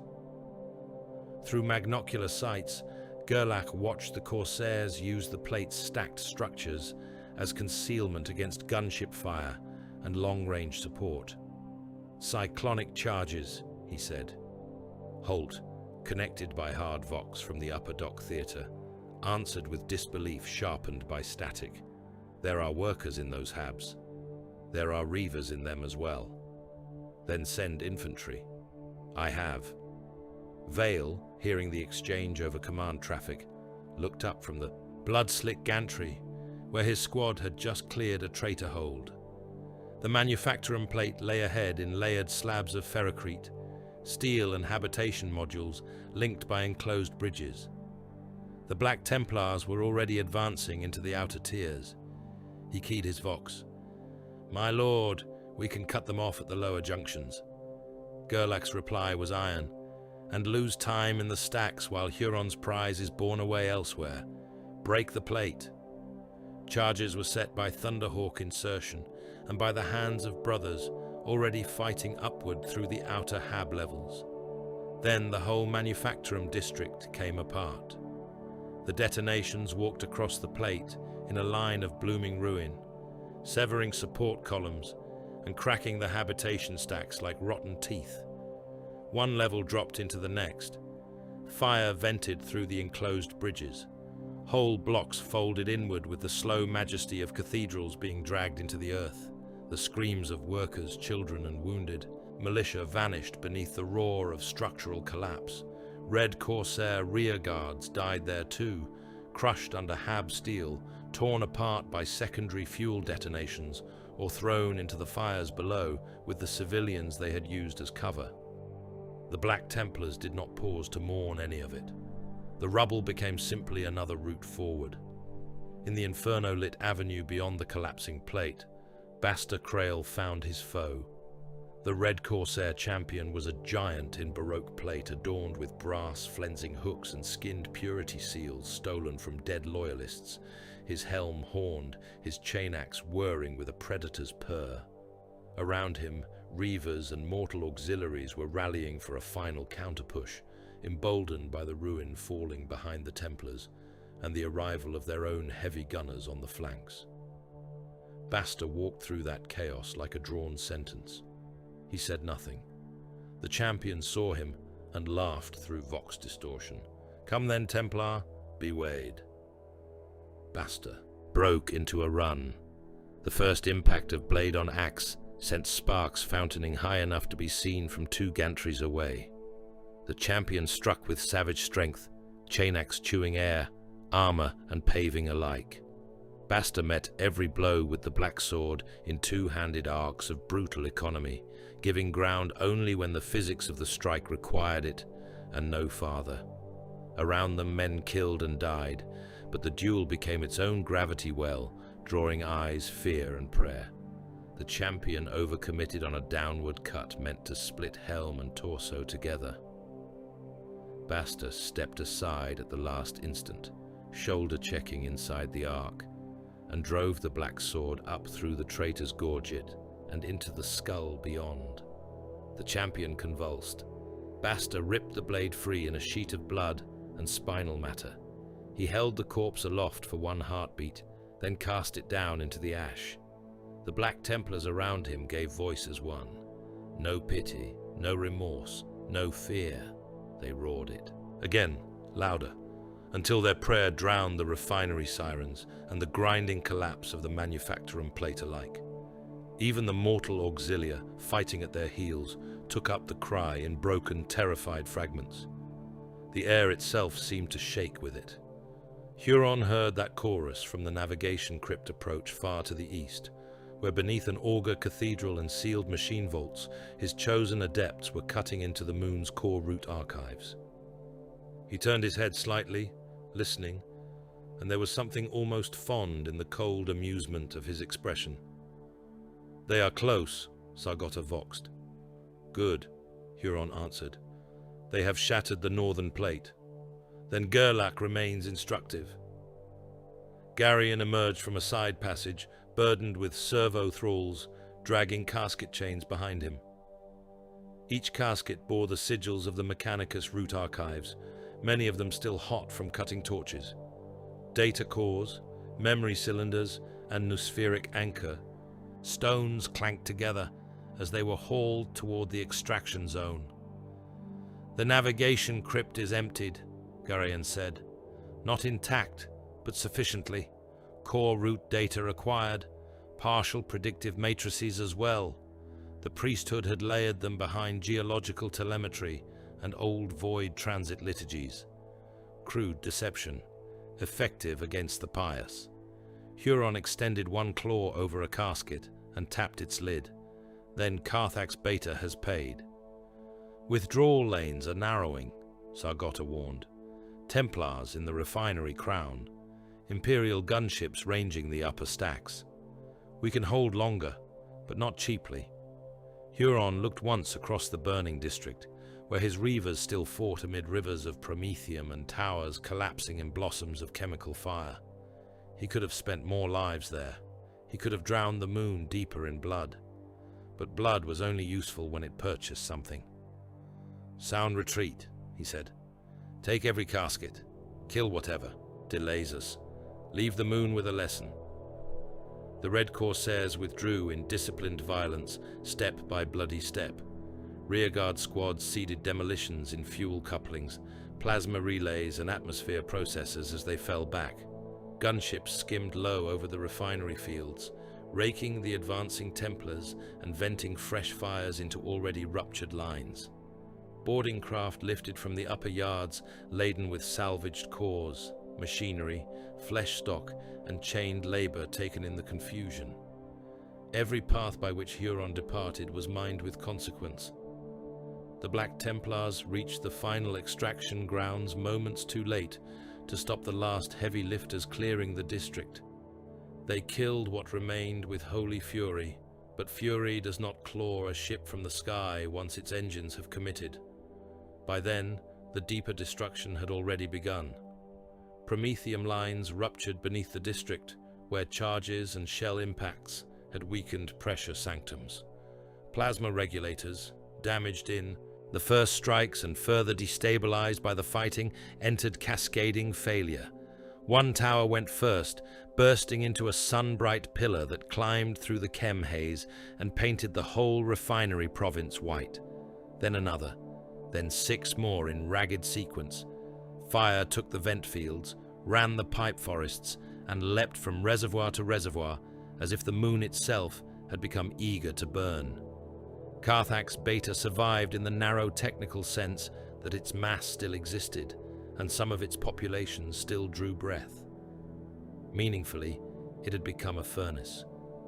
Atmospheric ignition rolled across the industrial hemisphere in great red storm fronts, fed by venting promethium, aerosolized chemstock, and the moon's own wounded processing systems. The sky turned to a lid of fire. Habitation blocks became kilns. Worker populations trapped in sealed shelters cooked where they huddled, while those who fled into the open were taken by heat, fumes, or the collapsing ruin of the Manufactoria. Skitarii continued to fight where their directives held, marching through flame until limbs seized and internal systems melted. The Mechanicus would later classify the moon as operationally crippled, but salvageable. That was a truth only a priesthood could love. From orbit, the Black Templars watched the victory curdle. Admiral Holt named it a saved world, because he needed the phrase to mean something. Gerlach Mordred did not bother. He stood before the oculus of his strike cruiser, with the inferno reflected in his helm lenses, and understood the matter plainly. Huron had taken what he came to take. The moon remained in Imperial hands, only as a blazing carcass. On the Strategium deck behind the Marshal, reports mounted, route archives stolen, fuel outputs annihilated, civilian mortality beyond immediate accounting, Mechanicus command decapitated, enemy elements already slipping stormward. Yet among the dead and burning, one fact mattered more than the rest. This had not been a raid for plunder. It had been another step. Gerlach turned from the burning world and gave the order to pursue. No prayer was offered for Carthax Beta. No praise was spoken for those who had died holding what was already lost. The forge moon burned on behind them, and its fire lit the path into deeper ruin. The dead were laid out upon the arming deck in 2 long rows beneath black banners and the hard white cross of the crusade. They had been washed only enough to take the worst of the forge moon's soot and chemical reek from their armor. The scars of the battle remained where they had been earned. Rent breastplates, melted pauldrons, torn tabards gone stiff with old blood. One brother's helm had been placed upon his chest because there had not been enough head left upon the neck to seal it there. Another lay with both hands folded over the ruined casing of a storm shield, split nearly to the grip by a power axe. Incense braziers smoked around them in iron clusters, and the reek of sacred oils drifted across the deck in slow, bitter layers that only half buried the metallic sweetness of opened flesh. The Black Templars knelt in full war plate as the ship rolled through the maelstrom's tainted dark. No one shifted. No one lowered his head from weariness. Their dead had earned witness, and witness was paid in stillness. Reclusiarch Malrek Voss walked between the rows with his skull helm under one arm and his crozius resting across his shoulders like a burden too righteous to set down. His scarred face was cut by the brazier's glow into plains of old pain and harsher conviction. Behind him came chapter serfs bearing chains of censers and relic boxes full of martyrs' ash. The deck crews and armor thralls kept to the outer edges of the chamber, eyes lowered, because grief among the sons of Dawn was not a thing for lesser men to trespass upon. Malrek stopped before the first of the fallen and laid 2 fingers upon the dead brother's brow. He died blade forward, the Reclusiarch said. He died without yielding the ground beneath his boots. He died in the Emperor's sight with his enemies before him. Therefore his death is counted a worthy coin.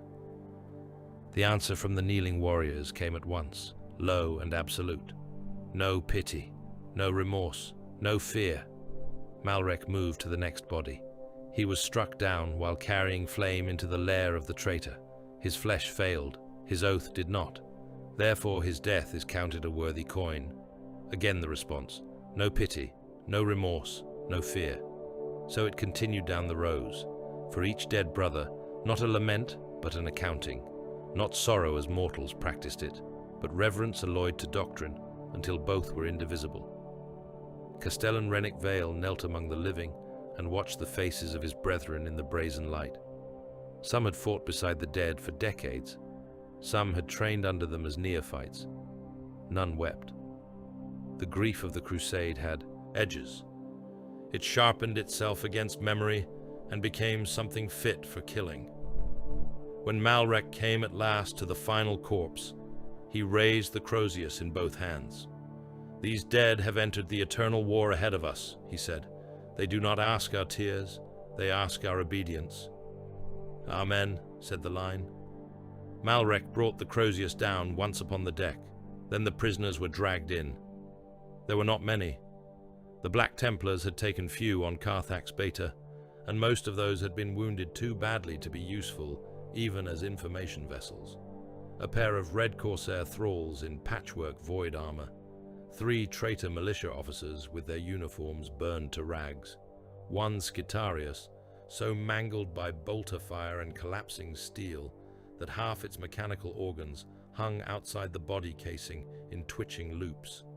Last among them limped a wounded Corsair Reaver held upright by chains under both arms, 1 leg gone below the knee, 1 eye burned white, black blood caking the seal. Gaps of his armor. They were forced to their knees facing the dead. No sentence was read. None was required. Malrek turned from the fallen to the kneeling enemy, with no pause between the sacred and the brutal, as if one act had always been the completion of the other. He pointed his crozius to the first prisoner. This one fought beneath the red fist. A sword brother stepped forward and drove his blade through the thrall's throat. The body convulsed, sprayed the deck with blood, and toppled across the boots of the dead. The next prisoner tried to speak some bargain or prayer. A bolt round burst his face apart. The militia officers died kneeling. The Scitarius was cut down, even as it made Binharik shrieks to no machine spirit that would ever answer. The wounded Corsair spat a clot of blood and laughed through broken teeth until Basta Krail, silent as a tomb effigy, stepped from the shadows and split him from collar to breastbone with the black sword. Not one of the kneeling Templars flinched. Reverence and extermination occupied the same breath aboard a crusade ship. That was the purity of it. That was the horror. The corpses were dragged away. The dead remained where they were.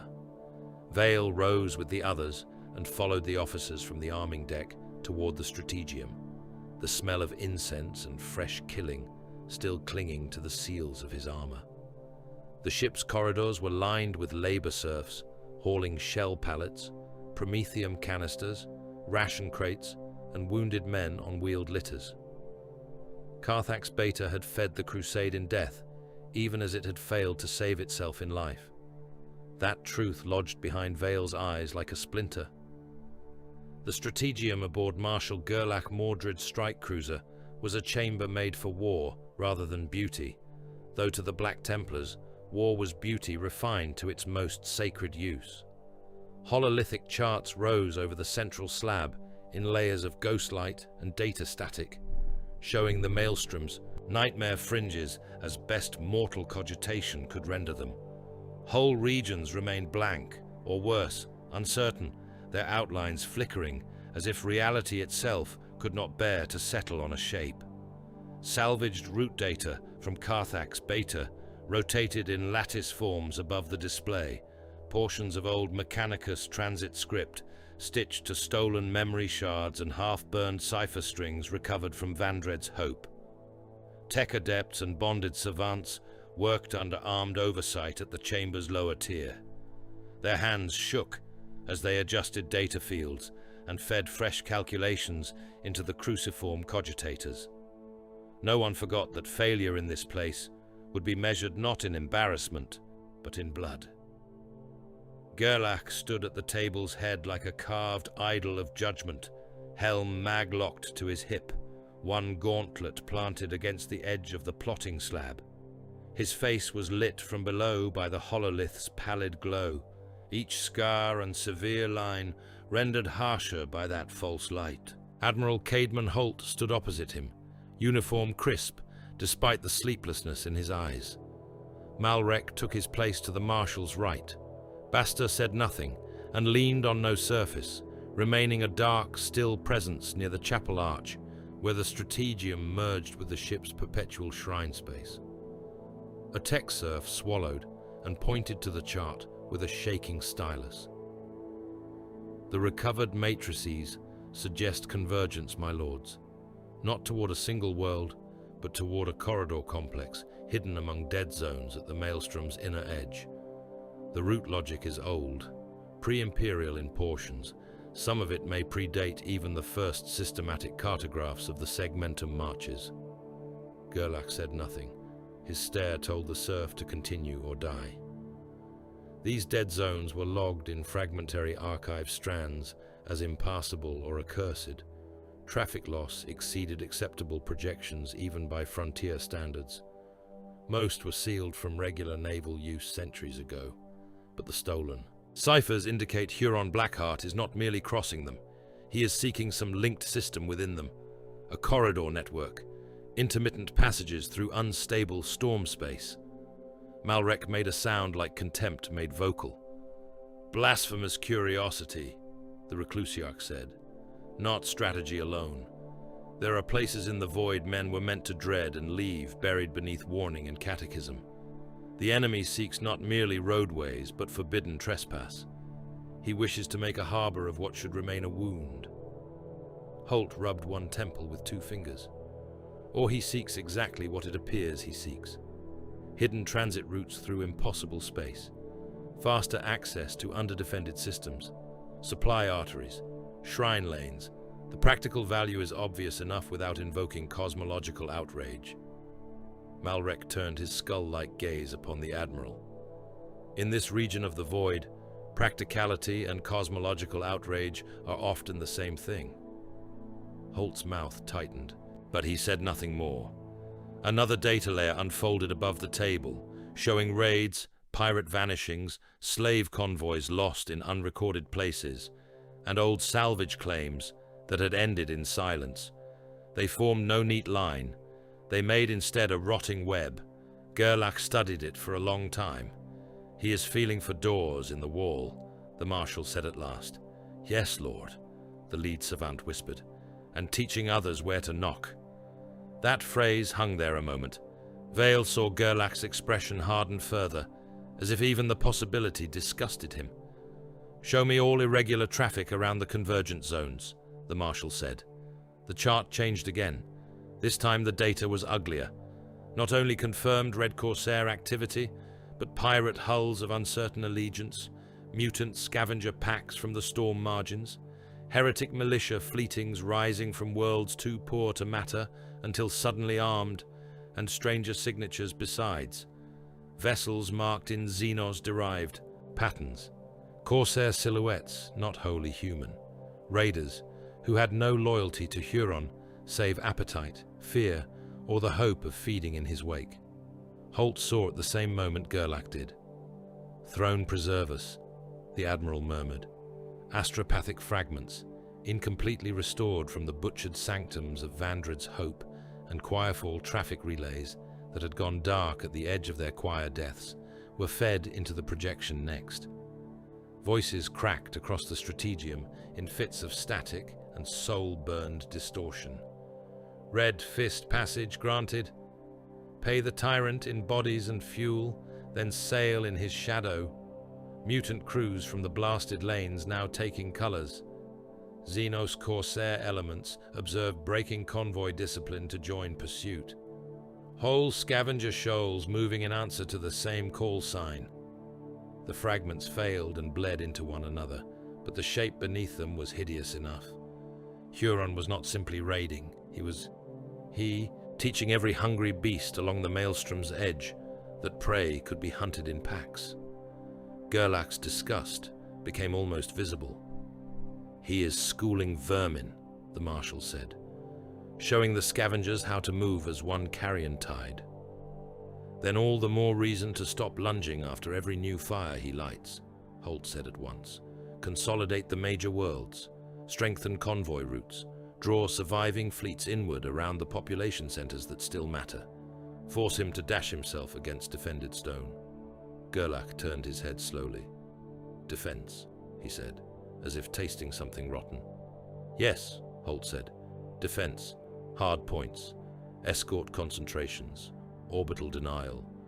We cannot be everywhere, but we can make some worlds too costly to touch, and leave the rest to die in sequence while he takes his time breeding confidence in every pirate and warp-filth scavenger between here and the segmentum routes. Better some survive than all burn. Chasing a ghost. Gerlach's expression did not change, but the air in the strategium seemed to grow colder. No. Defense is weakness when the enemy chooses the hour, the artery, and the angle of approach. We do not cure a knife wound by building thicker walls around the corpse. Pursuit ends raids. Pursuit kills reavers. Pursuit reminds the dark that the Emperor hunts as well.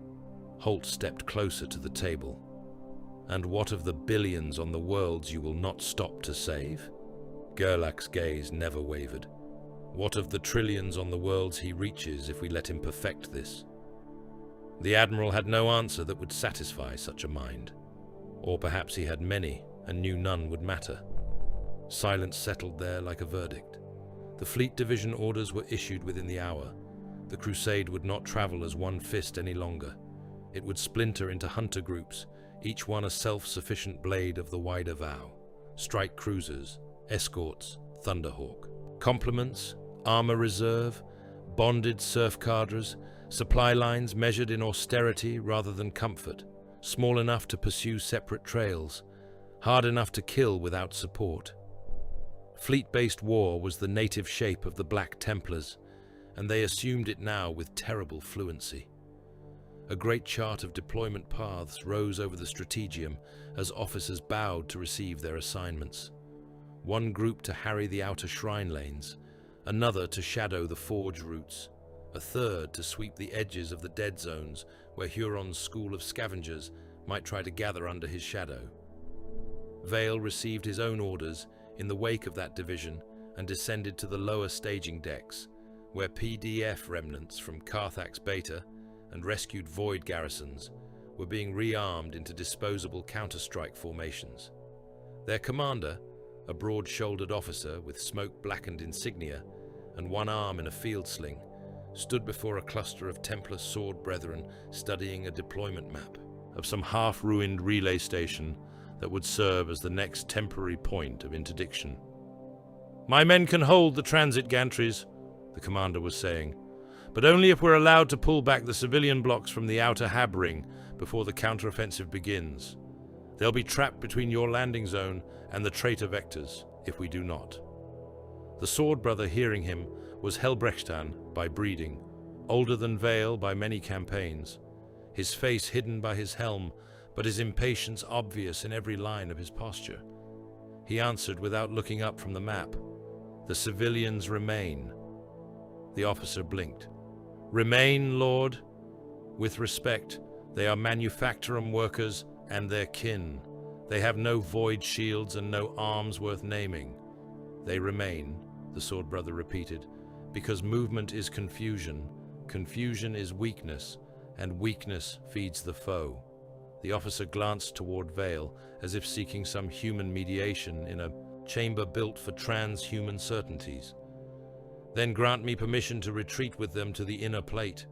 We can regroup there and—" The sword brother turned. It happened so quickly that for half a heartbeat, Vale's mind refused what his eyes had already seen. A bolt pistol came up. The muzzle flashed once. The PDF commander's chest came apart in a cone of blood, shattered ribs and cloth. He hit the deck, still trying to form the next syllable. Around them, the surviving human troopers recoiled in horrified silence. The sword brother lowered the weapon. Retreat is granted only by those fit to weigh its cost. Vale stared at the body. The officer's surviving hand twitched once and stilled. "He asked for his people," Vale said. "He asked permission to place the weak before the blow against the enemy." Vale looked from the corpse to the humans, watching with pale faces and lowered eyes. "And now?" "Now they understand." the Sword Brother, returned his attention to the map. Vale moved on because to challenge the act there, before the mortals and the battle clocks and the iron cadence of crusade necessity, would have done nothing but expose fracture. Yet the image remained with him, not because it was unusual, because it was exact. This was what the crusade became, when it sharpened itself too long against shame and pursuit. It did not forget men were smaller than Astartes. It simply stopped caring. Later, in the shrine chapel adjoining the launch bays, Basta Krail knelt alone. The black sword lay across his palms. Candles burned in iron racks before the altar, their flames trembling each time the ship's engines adjusted course against the warp tides outside. He had been there for a long time. He might have been there since Carthax Beta, if one judged by stillness alone. Vale passed the open arch and would have continued on had he not heard something that was not truly sound. A whisper, not through the vox, not from any living mouth. A pressure inside the bones, faint as ash, settling on armor. Not him. Vale halted. Basta did not look up. The Emperor's champion's posture tightened. By a degree so small, a mortal would not have noticed it. Yet Vale had fought near him long enough to see the strain. The whisper came again, less a phrase than a dark intuition given shape. Not the tyrant, the blade beside the throne, the shadow nearest his hand. Vale stepped to the threshold. Champion. Basta opened his eyes. For a moment, there was something bleak and distant within them, as though he had looked into a fire and seen a shape not yet ready to step free of it. "You heard nothing," Basta said. It was not a question. Vale inclined his head. "As you say." But he had heard something, and the thought lodged under his ribcage like frost. If Basta's destined foe was not Huron Blackheart himself, then perhaps it was one of the murderers at his side. Garrix, perhaps. Garrion. Some other shadow the tyrant kept close. It seemed a darker thing somehow, to be drawn not toward the lord of the offense, but toward the knife in the lord's sleeve. When the summons came for the fleet-wide vow, all gathered in the main launch basilica. The hunter groups had their orders. The decks were loaded. Boarding torpedoes rested in their cradles like iron sermons. Thunderhawks squatted on maglocks among armor columns and chanting surf gangs. Above the altar, the great cross of the crusade hung under chains thick as a man's torso, its black iron catching the brazier's glow. Gerlach stood upon the pulpit dais. Malrek at one hand, Basta at the other. Vale took his place among the assembled brothers and saw in every helm and scarred face the same thing he felt within himself. Not hope, not even certainty, only the iron shape of purpose hammered thinner and sharper with each world they failed to save in time. Malrek raised the Crozius. "Huron Blackheart gathers jackals," the Reclusiarch said. "Pirates, mutants, heretics, carrion xenos, and the soul-thin rabble of the storm margins. He teaches the faithless to move in packs. He makes a liturgy of predation. What answer does the crusade give?" The roar that came back shook soot from the rafters. "Extermination." Gerlach lifted his sword then, and the basilica fell silent beneath the wordless authority of the gesture. "Hear this oath," the marshal said. "Not to the dying worlds behind us, for they cannot answer. Not to the weak, for they cannot aid us, but to the throne, to Dawn, and to every murdered shrine and broken convoy that names vengeance with its silence." He swept the blade through the incense haze. "Every ship that bears the red fist shall be boarded. Every deck beneath that mark shall be burned. Every captain who sails in Huron's shadow shall be dragged into judgment and made an example to all void reavers who still imagine the dark belongs to them. We will not cease. We will not turn aside.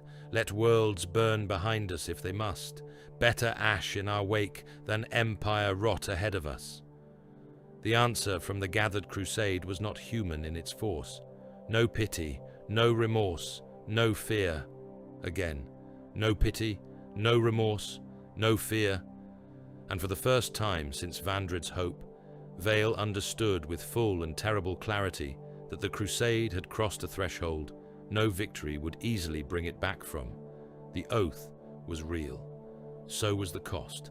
They would chase the Red Fist through storm and darkness, and entire populations would be measured against that pursuit and found expendable. Then the fleet turned toward the deeper wound in the void, hunter groups breaking from the main body like blades flung from a single gauntlet, and the Black Templars went to board and burn whatever bore Huron's mark.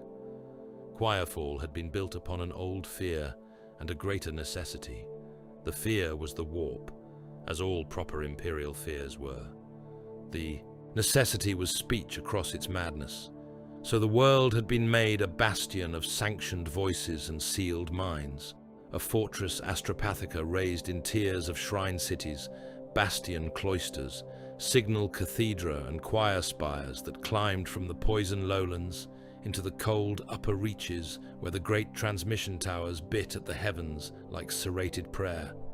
No world near the maelstrom's edge trusted silence. Choirfall existed because silence killed fleets, stranded armies, and left distant governors to die in darkness, wondering whether the Imperium had forgotten them or simply could no longer hear their screams.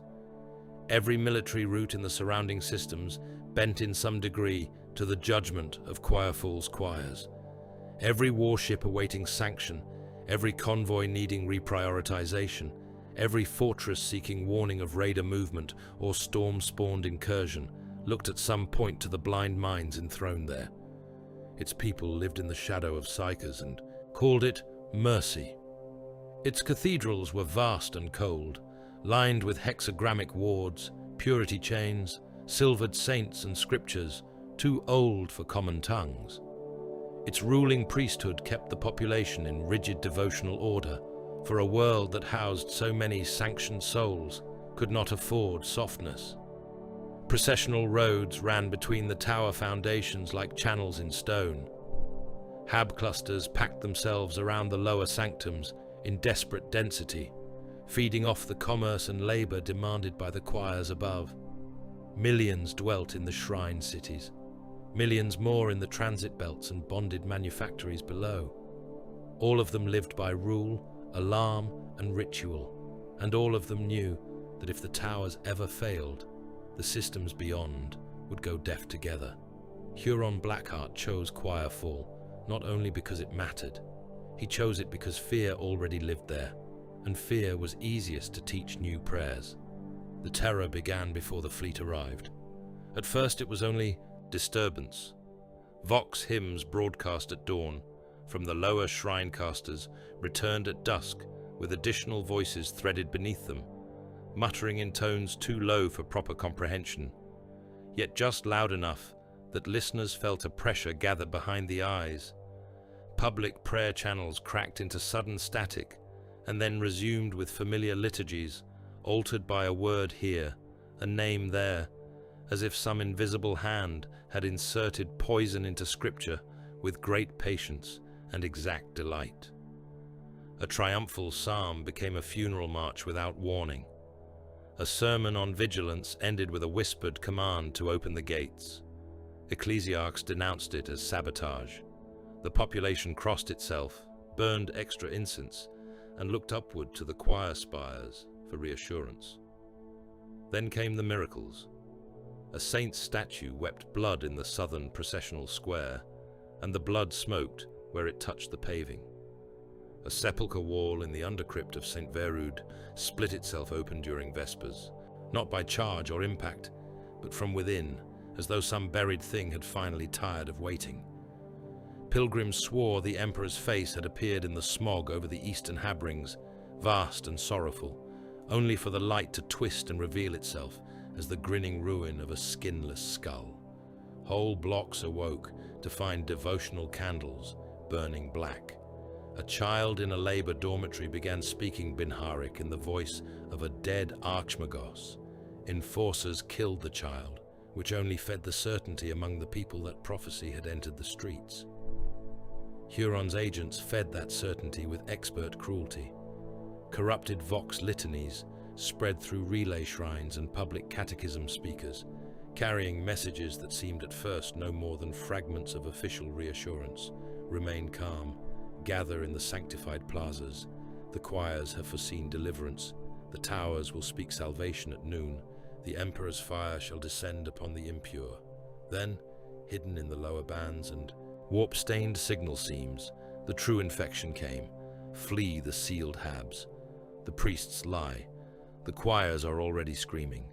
The saint in the smoke points toward the lower gates. Blood is safer beneath the earth.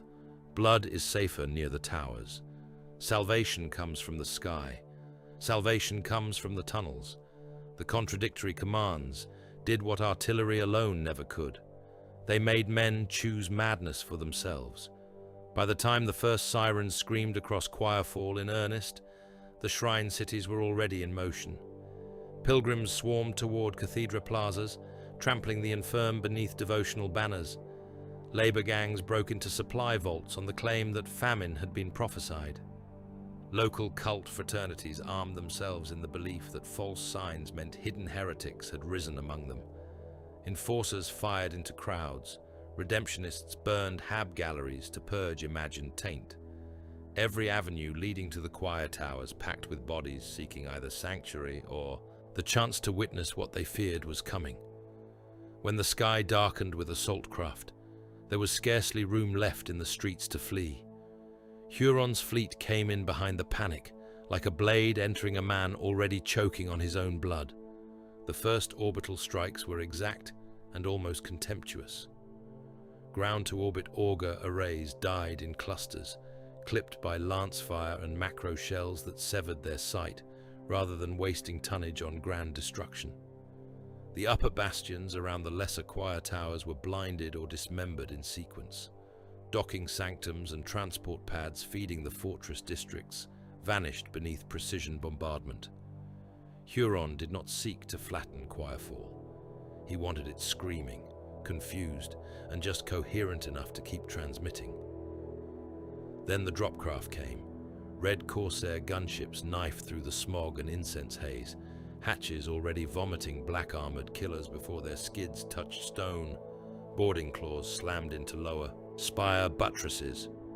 Press-ganged Voidborn in patched armor and shock collars poured from assault landers with shot cannons, chain hooks, and stolen Imperial rifles, driven forward by Corsair overseers who shot the laggards as casually as a farmer culls weak stock. Traitor guardsmen in ragged uniforms, their heraldry painted over with blasphemies and the red fist, took firing lines along processional roads and shrine walls, their heavy weapons crews setting up amid incense burners and toppled statues. Above them all, the Red Corsairs struck at the key approaches, decapitating command posts, relay sanctums, and bastion gates before the defenders could form coherent fronts. The ground war became a climb through meat. Choirfall's shrine cities had never been designed for open battle on such scale. Their avenues were processional arteries, their plazas ceremonial lungs, their lower tiers dense with pilgrim hostels, scriptoria, market cloisters, and bonded hab rises. Millions were trapped in the path of every assault. The Voidborn auxiliaries butchered their way upward with the enthusiasm of men promised freedom, loot, or one more hour of breath. They hacked through crowds, threw frag charges into prayer lines, used civilians as moving cover against enforcer barricades, and dragged the strong from the weak for chains before the blood had even dried. Traitor guardsmen laid down disciplined fields of fire through avenues so packed with fleeing bodies that each volley tore apart guilty and innocent in the same red spray. The defenders answered with equal disregard. Sanctum guns fired into crowds because the crowds concealed the enemy. Shielded choke points were sealed with thousands still outside them. Pilgrims pounded cathedral doors until the hinges bent, only for murder slits above to open and drop boiling promethium into the knot below. In one vast processional court beneath the 6th choir spire, A mass of desperate refugees reached such density that when the first shells struck among them, men could not fall. They died upright, wedged by the crush, while those behind climbed over them, and those in front slipped in the blood, slicking the paving. Upward the war climbed, toward the towers where the true prize waited. The astropaths themselves became a battlefield hazard almost as soon as the outer sanctums were breached. Choirfall's choirs were not housed as men housed regiments. They were enthroned in warded rings, enmeshed with amplifiers, soul-binding sigils and machine thrones that made each sanctioned mind into a node in a greater transmission body. So long as the lattice held, their suffering was contained within ritual, discipline, and machinery. Once the lattice cracked, containment became rupture. The first choir chamber to fall was beneath the Tower of Penitent Light. Red corsairs broke through the ward gates and slaughtered the guardian cadres in a corridor still painted with the burned shadows of previous generations' psychic failures. When the chamber opened to fire and chainblade, the death of the enthroned psychers tore a wound in reality so abrupt that even the traitors recoiled. Warp light vomited from the amplifiers in sheets of blue-violet flame. Every candle in 3 adjoining sanctums inverted its flame and burned downward into the wax. A choir servitor burst apart without being touched, skin splitting into strips as if pulled by invisible hooks. Men in the avenue below looked up and saw faces in the light that no sane mind should ever recognize. It did not stop there. As more spires fell under bombardment and assault, the deaths of the astropaths rippled outward in psychic convulsions. Sanctified towers bled witchfire from their windows. Entire upper galleries frosted over in the midst of summer heat and then shattered into razor hail. Vox systems came alive with the last screams of dead choirs, repeated in endless loop, overlaid with coordinates, prayers, and impossible laughter. Some defenders went blind where they stood. Others tore out their own tongues. A line of Skitarii attached to the fortress garrison marched into a wall because their command augmetics were suddenly full of stars that were not there. Huron watched portions of this from the command deck of a gunship skimming above the upper shrine districts, and where lesser men might have mistaken it for uncontrolled carnage, he saw utility. "Leave those towers," he said, pointing with one talon at a cluster of choir spires still standing amid the ruin. "Not yet." Sargota, at his side behind the gunship's armored vision slit, followed the direction of the claw. "They still have transmission capability." "Precisely." The captain understood at once. He smiled without warmth. "Distress. Carefully worded distress," Huron said. "Let them cry for salvation while they still remember how to shape sentences. Let nearby fleets hear duty in the voice and disaster in the static. Let them come fast, blind and proud." Orders spilled down the command chain. Several spires that would have been easy kills were spared for the moment. Their surviving choirs, half deranged, half immolated by the deaths of their sister towers, were forced at gunpoint and blade point to send messages out into the systems beyond.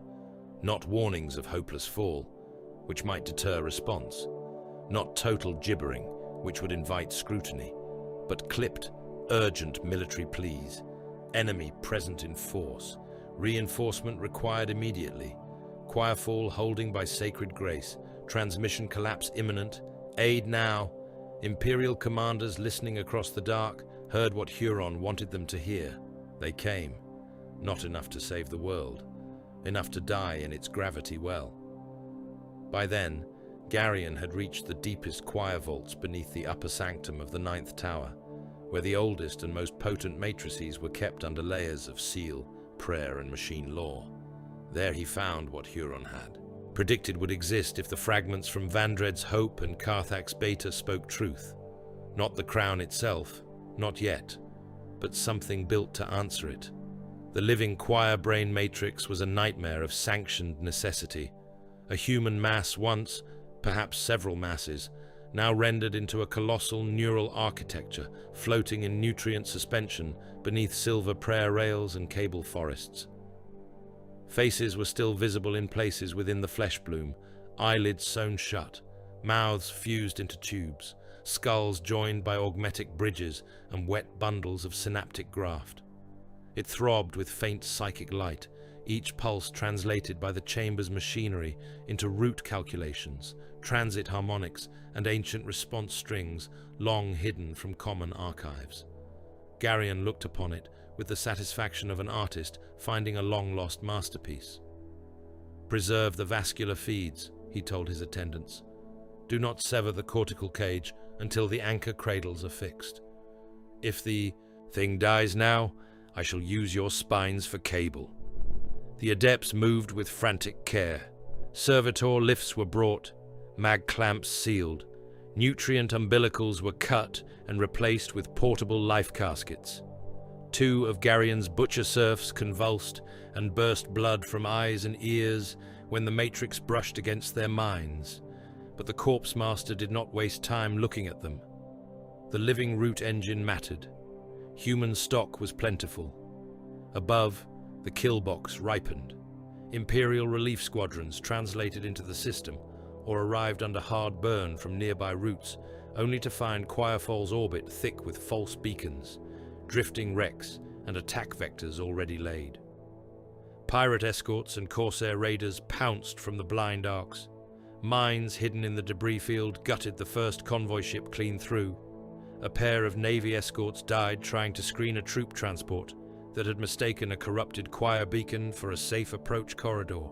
Gunships full of fresh soldiers dropped into districts already overrun and were swatted from the sky by batteries Huron had spared for that purpose alone. Quirefall did not merely suffer invasion, it was used as bait while it died. When the Black Templars made planetfall, they found no room for clean salvation. Their Thunderhawks came down through a sky already streaked with psychic fire and refinery-like smoke from burning districts below. The first landing zones were the upper sanctums around the still-standing choir towers, because Gerlach understood at once that whatever survived in those spires was now as dangerous as the enemy around them. Black-armored crusaders hit consecrated stone in disciplined fury. Storm shields raised against small arms bursts and psychic backlash alike. Chainswords roaring as they drove into Voidborn, traitor guardsmen, and corrupted shrine defenders without pause. Then they reached the survivors of the choirs. Some were loyal still. Some begged for extraction in cracked voices, their eyes weeping blood into the sockets of silver circlets.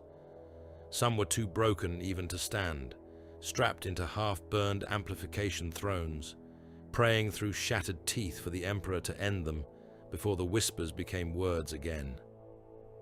To the Black Templars, the distinctions mattered less than the risk. "Put them down," Gerlach ordered over the command vox. Vale heard it and looked toward the first chamber they had breached in the upper reaches of the third tower. 3 surviving astropaths cowered there among broken relay caskets and dead servitors, their ward chains burned into their flesh, their mouths trying to shape prayers through terror. One of the Crusade's own serf adepts cried out that they were still sanctioned, still recoverable, still imperial. A sword brother put a bolt round through the nearest psyker's face before the plea had ended. The others died just as quickly. One with Basta's sword through the chest as he passed in silence toward the higher stairs. Another on the deck beneath a storm shield edge, driven into the throat like an execution block. The chamber filled with the stink of burned brain matter and the crackle of residual witchfire. No one stayed to argue loyalty from corruption. Prevention was purity. Purity was survival. The logic repeated tower after tower. Outside the upper districts, Admiral Holt was trying to save something. He had managed to rally surviving Navy crews and local defense officers around the Western Launch Precinct, where a half-dozen evacuation craft had been loaded with choir servitors, signal adepts, and wounded attendants too damaged or too terrified to function in the ongoing battle, but still valuable if extracted. Their holds were packed beyond proper limits. Through the launch gantries, Holt could see smoke-clad figures shuffling up the ramps, blank-eyed servitors carrying the maimed on litters, priests screaming blessings over the engines as if faith might armor the hulls better than ceramite. "Launch them," he ordered. The gantry master was already moving to comply when the upper Vox stack crackled with the hard-edged authority of the Templars. "Negative," came Gerlach's voice. Holt froze. "Marshal, these vessels are loaded with sanctioned support staff and choir assets. We can get them clear to the outer—" "No." A second voice cut in, one of the Templar gunnery officers relaying target coordinates. Holt's face went white beneath the ash. "You cannot mean to—" "I can," Gerlach said. "Their corruption cannot be measured in haste. If they escape the ground, they carry risk into the void. They are crippled menials and machine-bound adepts.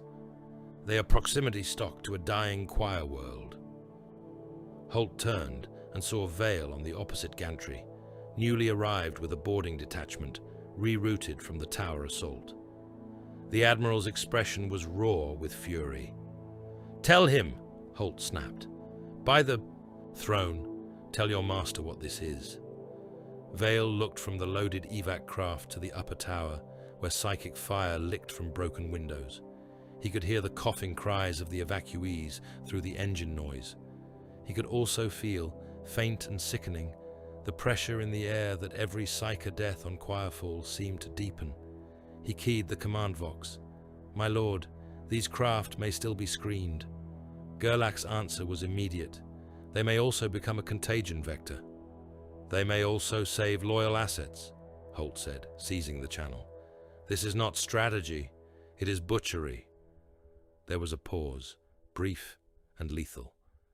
"Shell the pad," Gerlach ordered. The first bombardment round struck the outer launch gantry and turned the nearest evac craft into a ball of orange-white ruin. Holt staggered as the blast wave tore servitors from the ramp and hurled burning debris across the pad. The second and third rounds walked through the remaining ships before any could clear their clamps. Fuel ignited, pressure seals burst. Choir servitors and wounded adepts disappeared in clouds of shrapnel, fire and body parts. One half-loaded vessel managed to lift by a few meters before a shell caught its underside and dropped it back onto the pad in a blossom of flame. Holt turned on Vale with murder in his eyes. "You let him do it."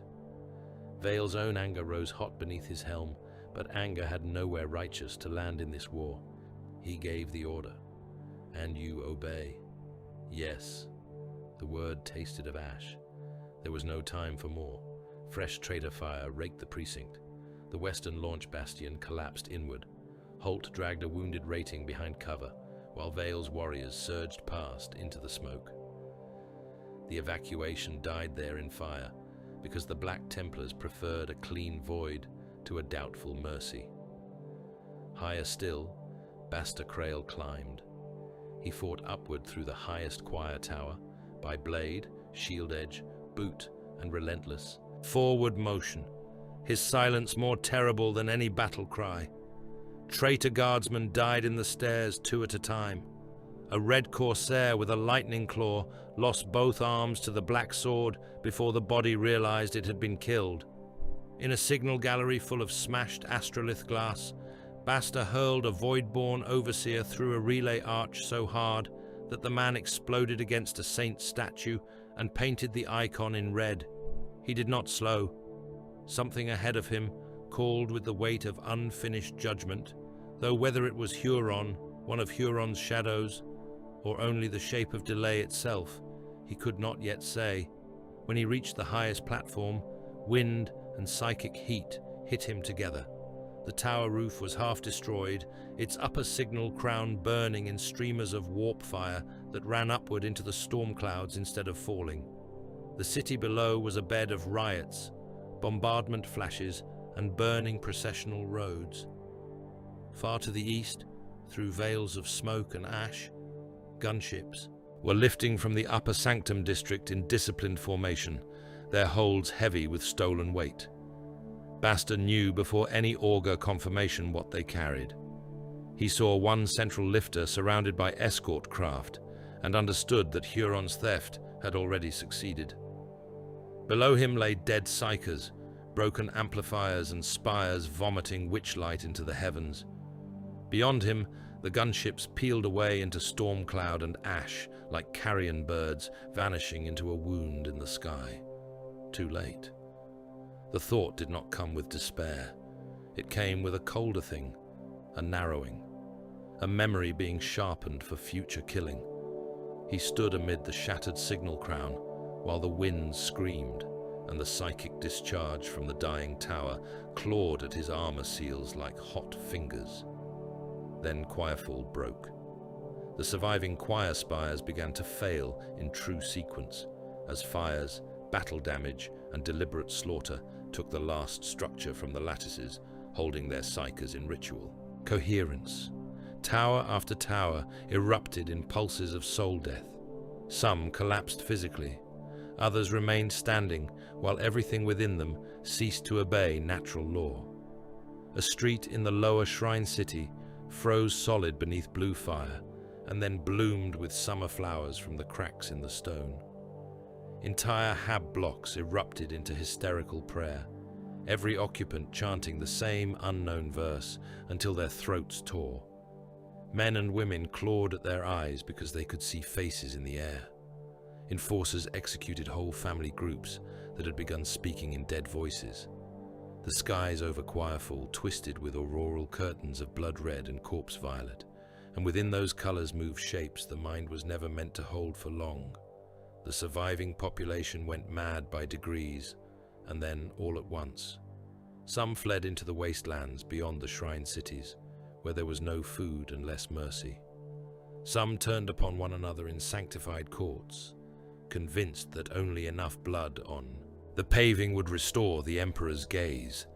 Some knelt in the open and laughed as witchfire descended on them. The military value of Choirfall, already gutted by Huron's theft and the Black Templars' purges, collapsed entirely. Its transmissions died into static, screaming and impossible fragments. Its relief networks were blind. Its sanctums became traps. Its own defenders no longer trusted what came across the Vox. From orbit, the world looked as though its towers had become candles burning through the skin of reality. From the ground, it felt like the end of language. And in the midst of that ending, Huron Blackheart escaped with the living choir brain matrix secured in his grasp, leaving behind a world deaf, blind, and raving beneath a storm of its own dead thoughts. Hellspear had once been spoken of as a lung and artery of the subsector, a hive world so swollen with industry, shrine traffic, munitions transfer and void commerce that half a dozen lesser systems breathed by its sufferance. Its population was counted in the low billions by officials who preferred broad lies to exact despair. Its orbital ring, that immense iron circlet of docks, cargo bastions, defense arrays and shrine keys, remained the last intact logistics artery in a region already bled by Huron Blackheart's campaign. Grain from the Agri lanes was sorted there. Munitions from forge remnants passed through its holds. Refuge flotillas, troop convoys, pilgrim traffic and warship repairs all crossed its ring in one degree or another. If Hellspear held, the subsector still had a throat through which supply might pass.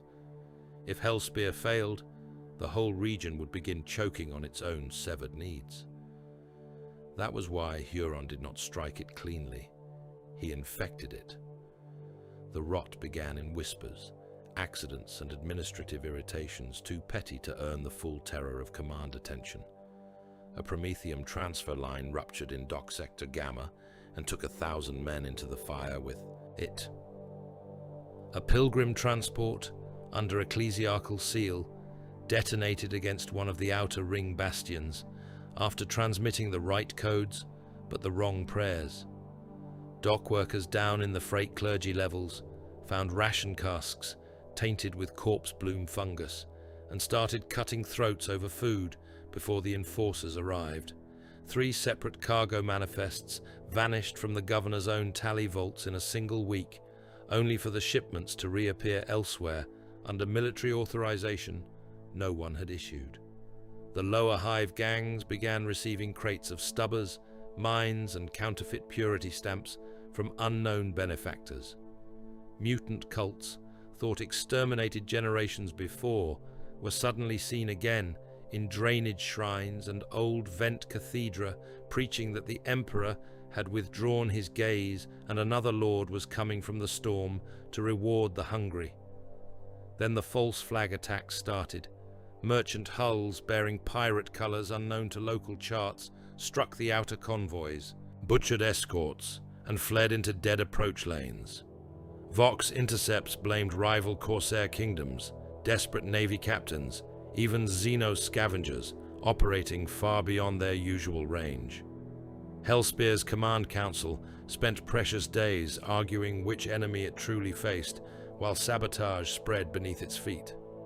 Dock mutinies flared in 3 crowns of the orbital ring at once, not because the workers shared a cause, but because Huron's agents had seeded each with a different lie fitted to local grievance. One rose for more food, another for freedom from tithe quotas, a third because someone had convinced the bonded labor castes that the governors were preparing to vent entire sectors into space, rather than let the riots spread. All were false, all were useful. Weeks passed in that poisoned state. By the time the main invasion came, Hellspear had already been taught to distrust its own alarms. When the first true assault craft tore down through the atmosphere, and the first red, Corsair batteries opened fire on the ring. Many in the hive believed it another staged panic, meant to justify ration cuts or labor levies. Some precincts did not lock down until traitor militia were already inside them. Entire manufacturing guilds, half turned by bribery or fear, opened internal gates to armed men they had sworn to oppose. Pilgrim districts began slaughtering themselves over rumors that only the blood pure would be evacuated. False distress calls lured PDF formations into ambushes inside the Magrail tunnels, where charges buried them under kilometers of sacred iron and cracked stone. In the underways, press-ganged Voidborn, guided by Hurons bought scavengers, mapped paths into old sump cathedra and forgotten waste shafts that official records no longer admitted existed.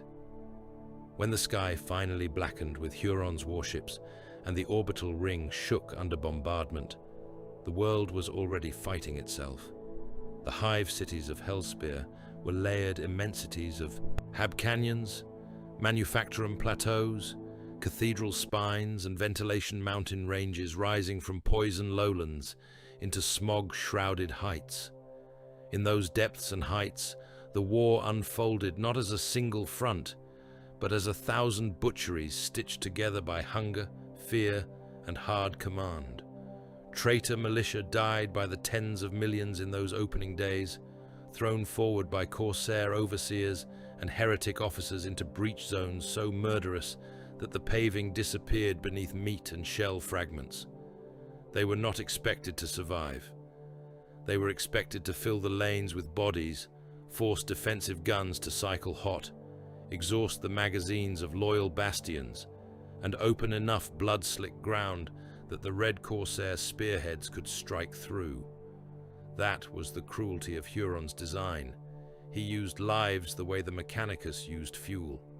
Hive levels became meat grinders. Entire hab plates were fought over corridor by corridor until the ventilation system sprayed pink vapor through. The ducts from all the blood atomized in the fighting.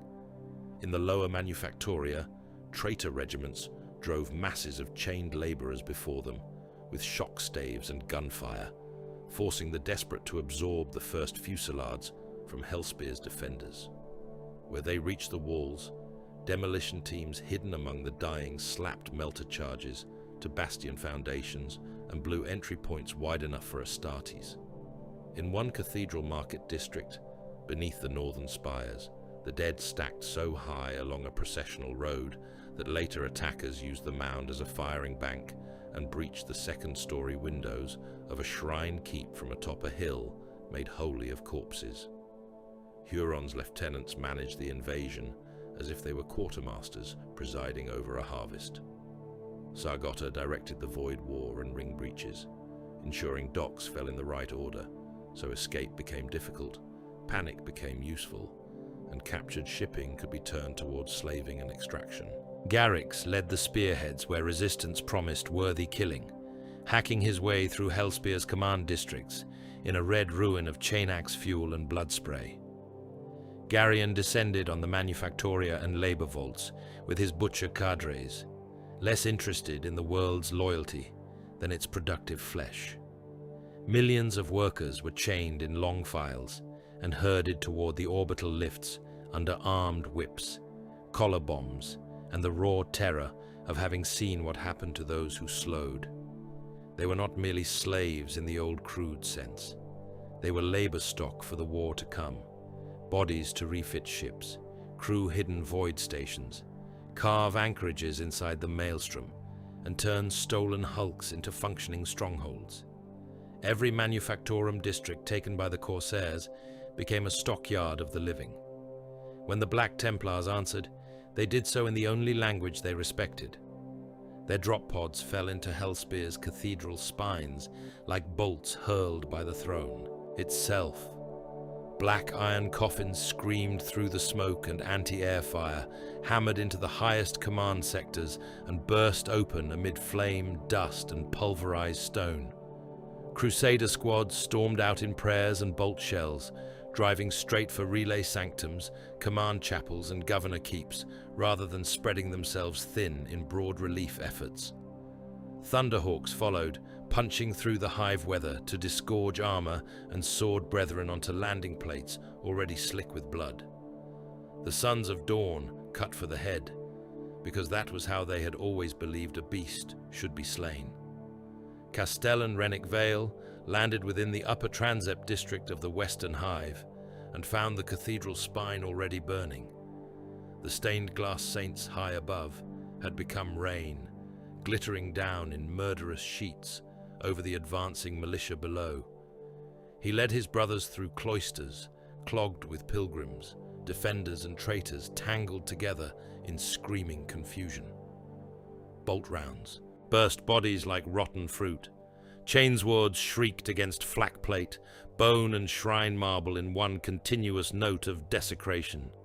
The Templars drove upward without pause, storm shields locking at choke points, neophytes dragged forward by the momentum of veterans so pitiless they seemed less like men than acts of doctrinal force. They reached the command sectors in hours. They saved almost nothing beneath them. Marshal Gerlach Mordred oversaw the counterattack from a command bastion overlooking the lower hive vent fields, where whole districts had already collapsed into smoke and riot. Reports came in by the minute. Sabotaged transit rails, breached munitorum depots, lower-level cult risings no longer distinguishable from general civilian panic, rebreather shortages, water riots, atmosphere scrubber failures spreading in clusters as enemy infiltrators struck the recycler arrays feeding the underhive. One projection held his gaze longer than the others. The atmospheric recycler, web serving the lower hive populations. Holt stood at his side when Gerlach made the decision. If the lower levels are cut from proper air cycling, the Admiral said, reading the overlay as quickly as the Marshal, they choke, not at once, over days, weeks. Emperor preserve us. There are hundreds of millions down there. There are also enemy movement lanes in every vent artery and sump climb from those depths, Gerlach said. Holt looked at him. You cannot mean to cripple the system. Gerlach's face was carved from old stone. The lower hive is irredeemable. Too many cult risings, too many compromised tunnels, too much rot. Then clear it. With what time? With what ships? With what clean hands? Holt stepped closer, voice raw. Those people are still Imperial citizens. They are terrain, Gerlach said, and keyed the order into the command slate. Sabotage the lower recycler nexus, seal the vent arteries, let the depths suffocate, the infection they have nurtured.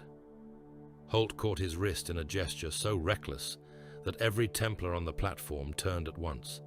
You are a butcher in all but name. Gerlach looked down at the Admiral's hand until Holt released it. Don't forget to like, comment, and subscribe. Support really helps. A butcher serves the Emperor better than a coward who counts civilians while the knife is still in the body. The order went out. Demolition teams, many of them Templar-led, drove into the recycler sanctums and planted charges where the lower hive's lungs still functioned. Defense lines meant to hold back the enemy, instead sealed in the doomed.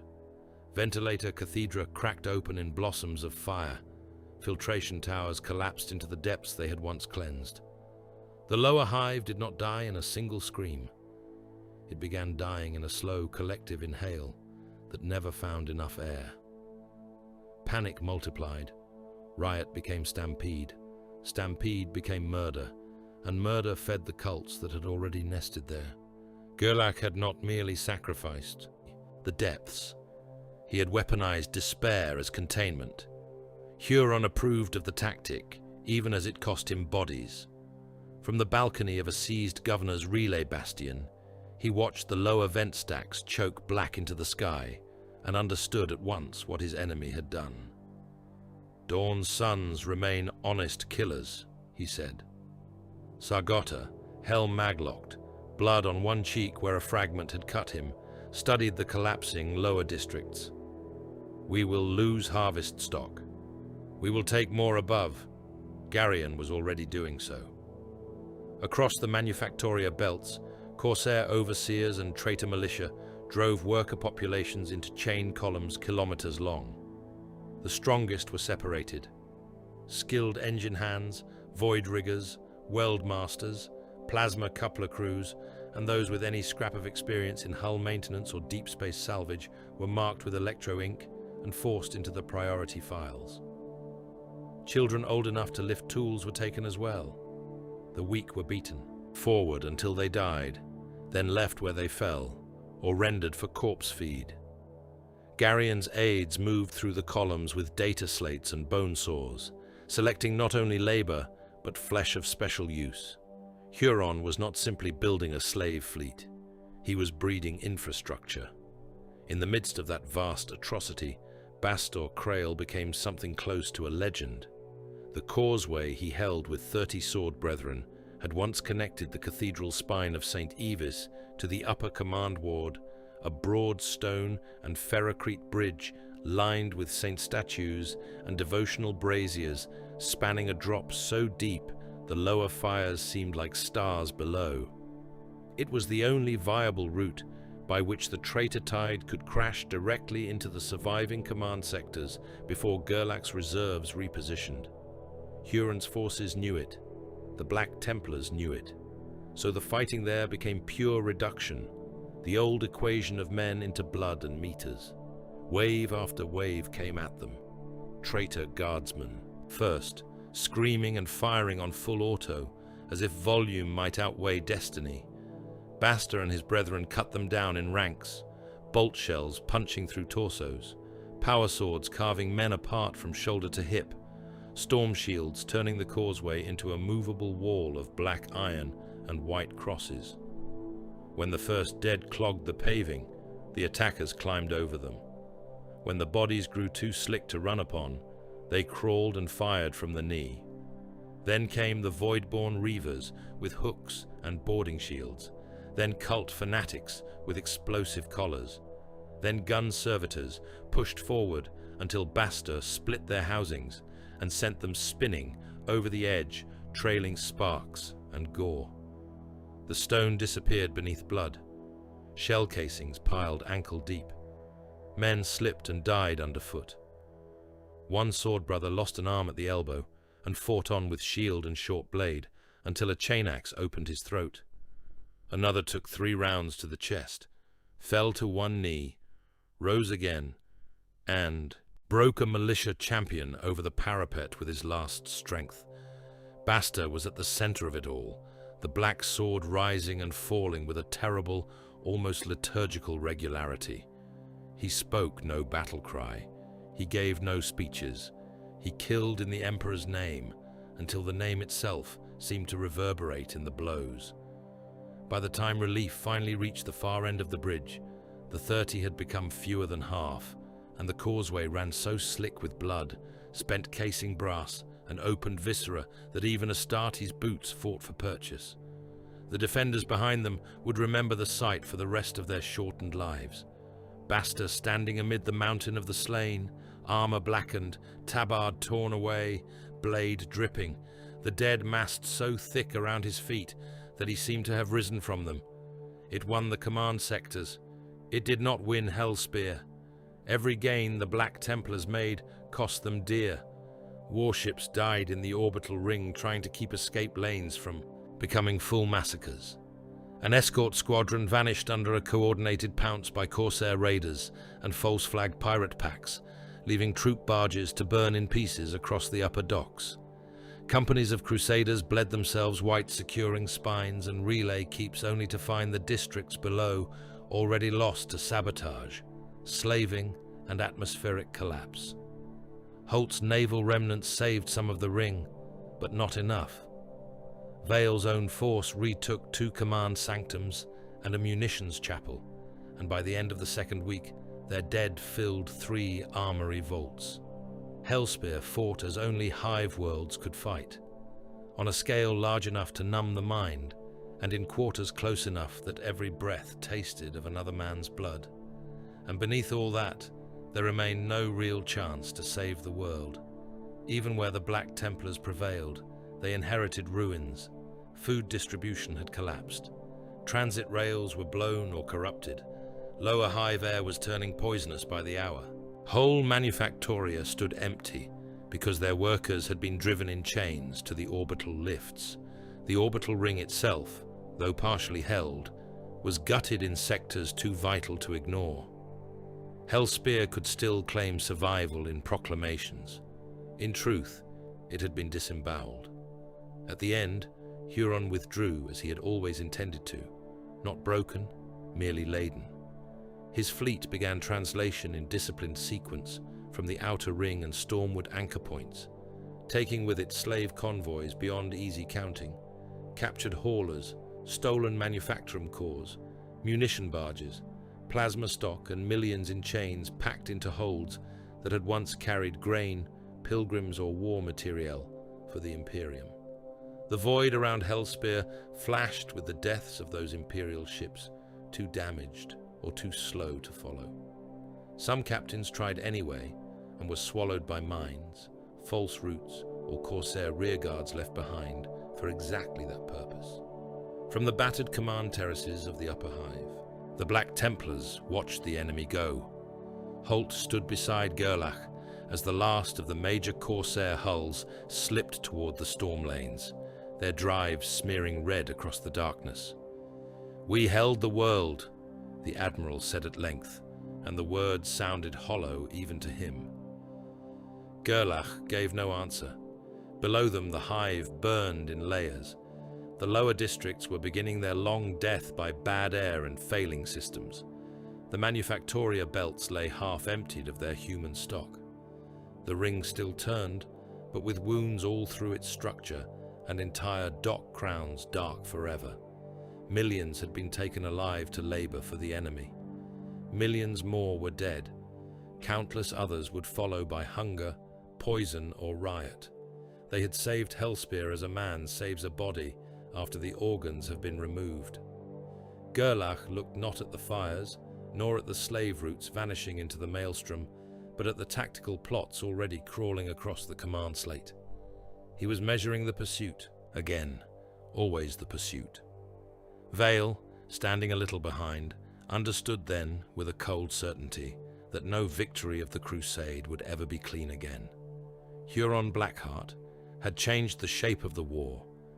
Worlds would be reached in time to prevent total loss, and too late to preserve what mattered within them. The Black Templars would keep arriving as judgment after the wound. They would keep killing magnificently, and the tally beneath that magnificence would keep blackening. Far above, the last Red Corsair convoy translated into storm space, with millions in chains and the wealth of a hive world groaning in its holds. Far below, Hellspear breathed through broken lungs. Between those two truths stood the Sons of Dawn, upon a world they had saved by crippling beyond recovery. The victories had begun to smell like opened graves. That was what Castellan Rennick Vale thought as he walked the command levels of Hellspear's surviving upper hive and looked upon the men who still called themselves servants of the Imperium. They had won the world in the language of proclamations, in the arithmetic of Admiralty dispatches and crusade tallies, in the narrow legal sense that the Red Fist no longer flew above the command bastions, and the surviving orbital guns still answered Imperial command signals. Yet everywhere beneath that technical triumph, the deeper truth bled through. The halls were crowded with refugees who had been denied the word refugee and renamed labor assets, displaced faithful, reserve stock, or potential contamination vectors, according to which power claimed authority over them. Navy ratings and hive militia stared at Black Templars with gratitude curdled into dread. Mechanicus remnants guarded half-ruined data shrines from Governor's men who insisted the machines must be stripped for relocation. Governor's retainers denounced admirals for abandoning districts that those same governors had already written off in private. Priests thundered about, sacrifice while bargaining for transport and privilege in the next breath. Imperial command had not united in the face of Huron Blackheart's rise. It had begun to fracture along every line stress could find. The Strategium Convocation gathered in what had once been Hellspear's upper judicial basilica, its vaulted ceiling still painted with a mural of the Emperor enthroned in judgment over the unworthy. Smoke stains now crawled over that holy image. One side of the chamber had been blasted open by fighting and sealed in haste with plasteel sheeting. Through the seams, the glow of the burning lower hive leaked in a dull red line like the horizon of some distant war. The chamber was full of uniforms and doctrines, Admiralty blacks, the ragged splendor of provincial governors and their surviving household guards. Red-robed Mechanicus delegates, some so heavily rebuilt that no expression remained to read. Black-armored crusaders standing motionless as statues carved from disapproval. At the head of them all stood Marshal Gerlach Mordred. He did not sit. He had refused the throne seat of the judicial dais and instead stood before it in full armor, hands resting atop the pommel of his sheathed blade, as if to remind every mortal present that any law discussed here remained subordinate to sharper instruments. Reclusiarch Malrek Voss stood at his right shoulder. Basta Krail, as ever, held silence a few paces apart, black sword angled down, the still point around which the whole diseased chamber seemed to rotate. Admiral Holt made the first attempt at civility. "We must stabilize what remains," he said, voice stripped raw by lack of sleep and too many funeral reports. Hellspear is not merely another battlefield. It is the last viable artery in the subsector. If we continue stripping it for pursuit, there will be nothing left to supply the world still holding. A governor in smoke-blackened ermine collars seized the opening. "Quite so, my people require immediate redistribution rights over surviving grain and promethium stores, and the lower ring labor quotas must..." Gerlach raised one gauntlet. The governor fell silent, as if the gesture had closed fingers around his throat. "Your people," the marshal said, "have failed to distinguish the enemy from opportunity. Your ring labor quotas are beneath irrelevance. Hellspear remains standing because the crusade bled for it, while your offices counted permission slips and salvage titles." Murmurs rose. One of the Mechanicus delegates emitted a burst of Binharic objection concerning ownership of remaining dock shrines. A second governor began denouncing the Navy's failure to intercept the slaver convoys. Holt turned on him with all the contained fury of a man who had been asked to account for the sea by one who had never left shore. And through all of it, Gerlach watched with the expression of a man hearing a disease explain itself. At last he stepped forward and the chamber stilled by instinct rather than consent. "The rise of Huron Blackheart," he said, "has been fed by softness disguised as prudence, delay disguised as governance, mercy disguised as wisdom. Each world we have reached has shown the same truth. While commanders debated preservation, the traitor cut deeper.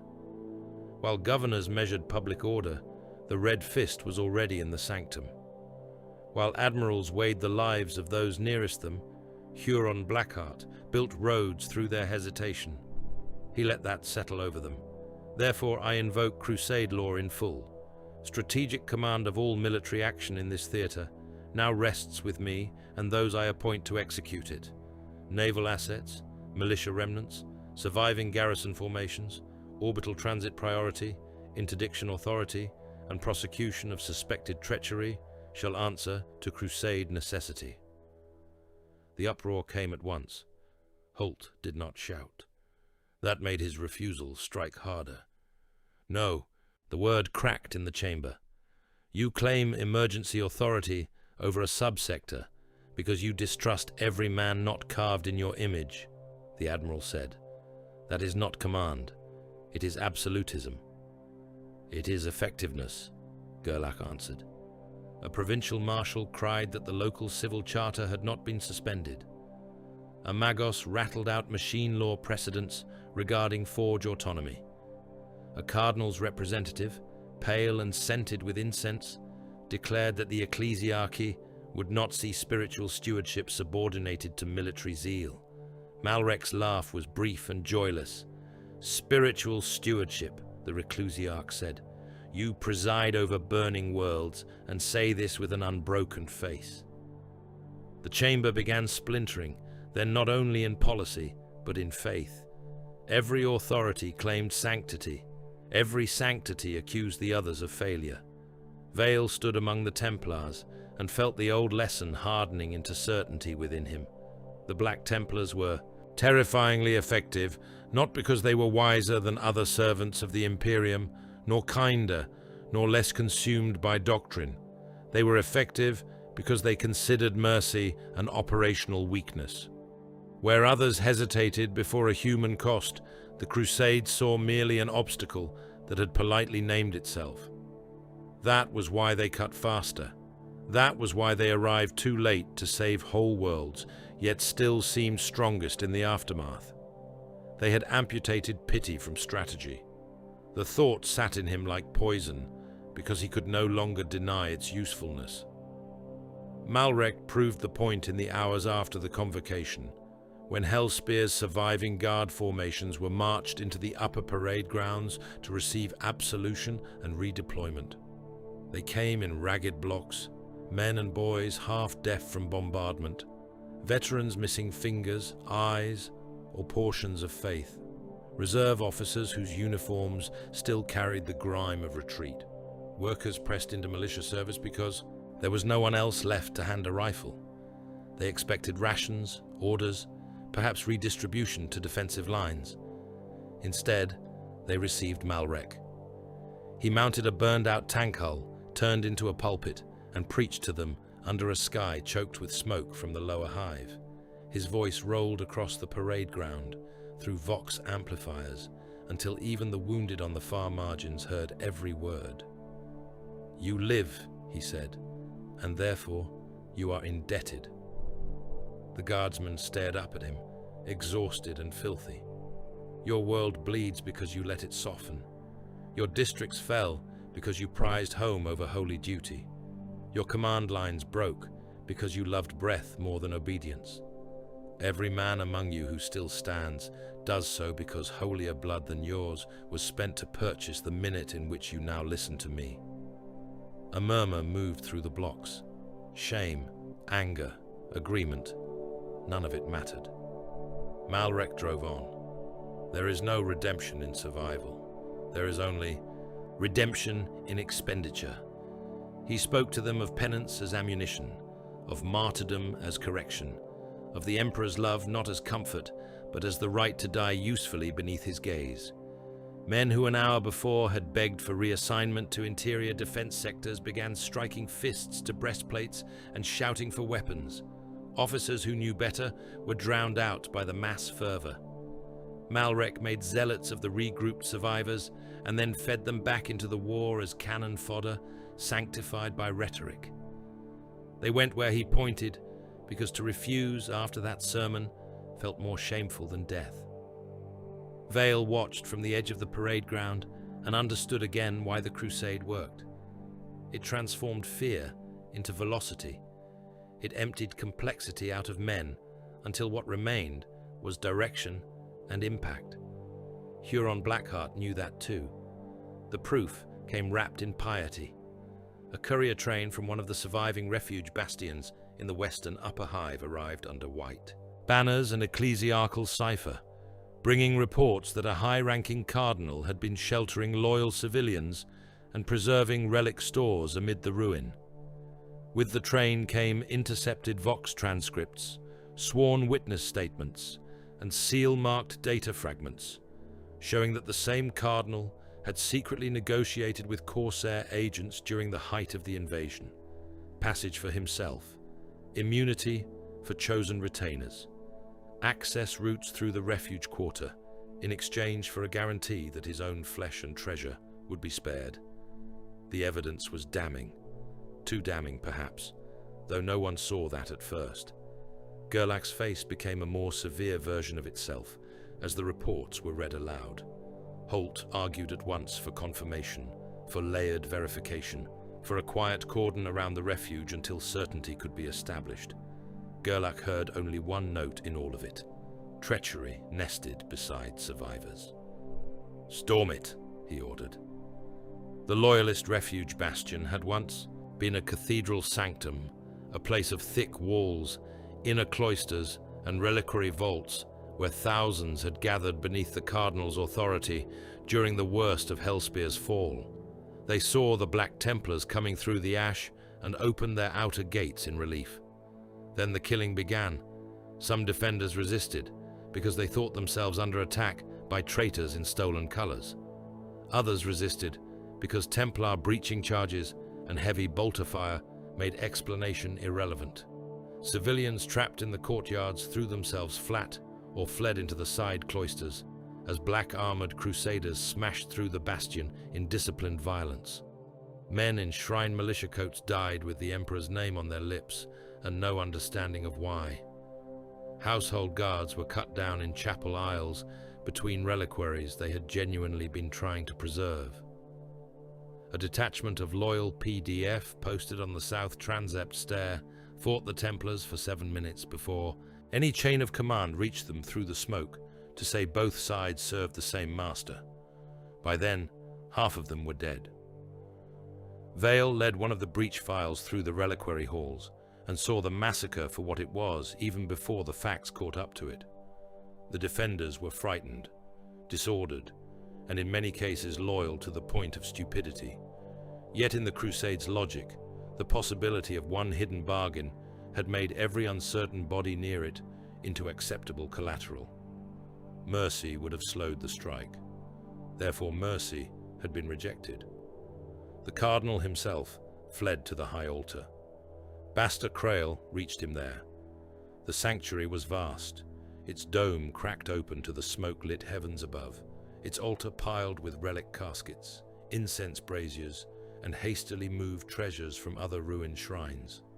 Around that altar corpses lay in concentric ruin. Militia dead, ecclesiastical retainers, a pair of Black Templars who had been shot from the choir rails before the Sword Brothers climbed and slaughtered the marksmen. At the center of it all stood the cardinal in crimson and gold vestments crusted with ash, one hand clutching a power maul from some ceremonial armory, the other gripping a rosarius that flickered weakly around his stooped frame. "You judge too swiftly," the old man cried as Basta advanced. "I kept them alive. I preserved." The black sword met the maul in a crack of force that knocked relic dust from the altar. The cardinal had some strength in him still, whether born of rank, age-long fervor, or the desperate vitality of a man who knows his sins have finally taken visible shape. He swung again, Rosarius flaring as the relic field turned one killing cut in a shower of sparks. Bastor did not answer with speech. His silence beneath the vault seemed heavier than accusation. The cardinal tried one last time to justify himself between blows. "I bargained for souls, fool. For thousands. One man may bend so others. Live!" Bastor broke the Rosarius with a backhand slash and drove the black sword through the old man's chest, pinning him against the high altar. Blood spilled over the reliquaries. The cardinal looked down at the blade within him, as if seeing too late the exact shape of all compromises. When Bastor tore the sword free, the body slid down the altar steps and came to rest among the dead he had tried to save and betray in the same act. Righteous clarity should have lived in that moment. Instead, the sanctuary stank of confusion, and the courtyards outside still rang with the dying cries of loyal men butchered before the truth had been sorted from the lie. Later examination revealed what Huron had intended. Some of the evidence was genuine. The cardinal had indeed communicated with Corsair intermediaries. Some of the messages had been altered. Some had been planted. Enough truth had been wrapped in lies to guarantee the Templars would do what Huron needed them to do. They had turned a loyalist refuge into a bloodbath by trusting their own appetite for swift judgment. The stain of it lingered. Holt felt it keenly, more keenly than Gerlach ever would. In the days that followed, he began arranging quiet evacuations beneath the Crusade's notice. Nothing large enough to attract command scrutiny. No grand mercy convoys that Gerlach could shell in the name of contamination. Just hidden routes. Cargo lifts listed as munitions transfer, but carrying children and medici stock instead. Merchant pinnaces departing under repair orders with priests, wounded ratings and chosen labor families packed among the machinery. He used officers he still trusted, some of whom would have called the work dereliction had another man ordered it. Holt understood the risk.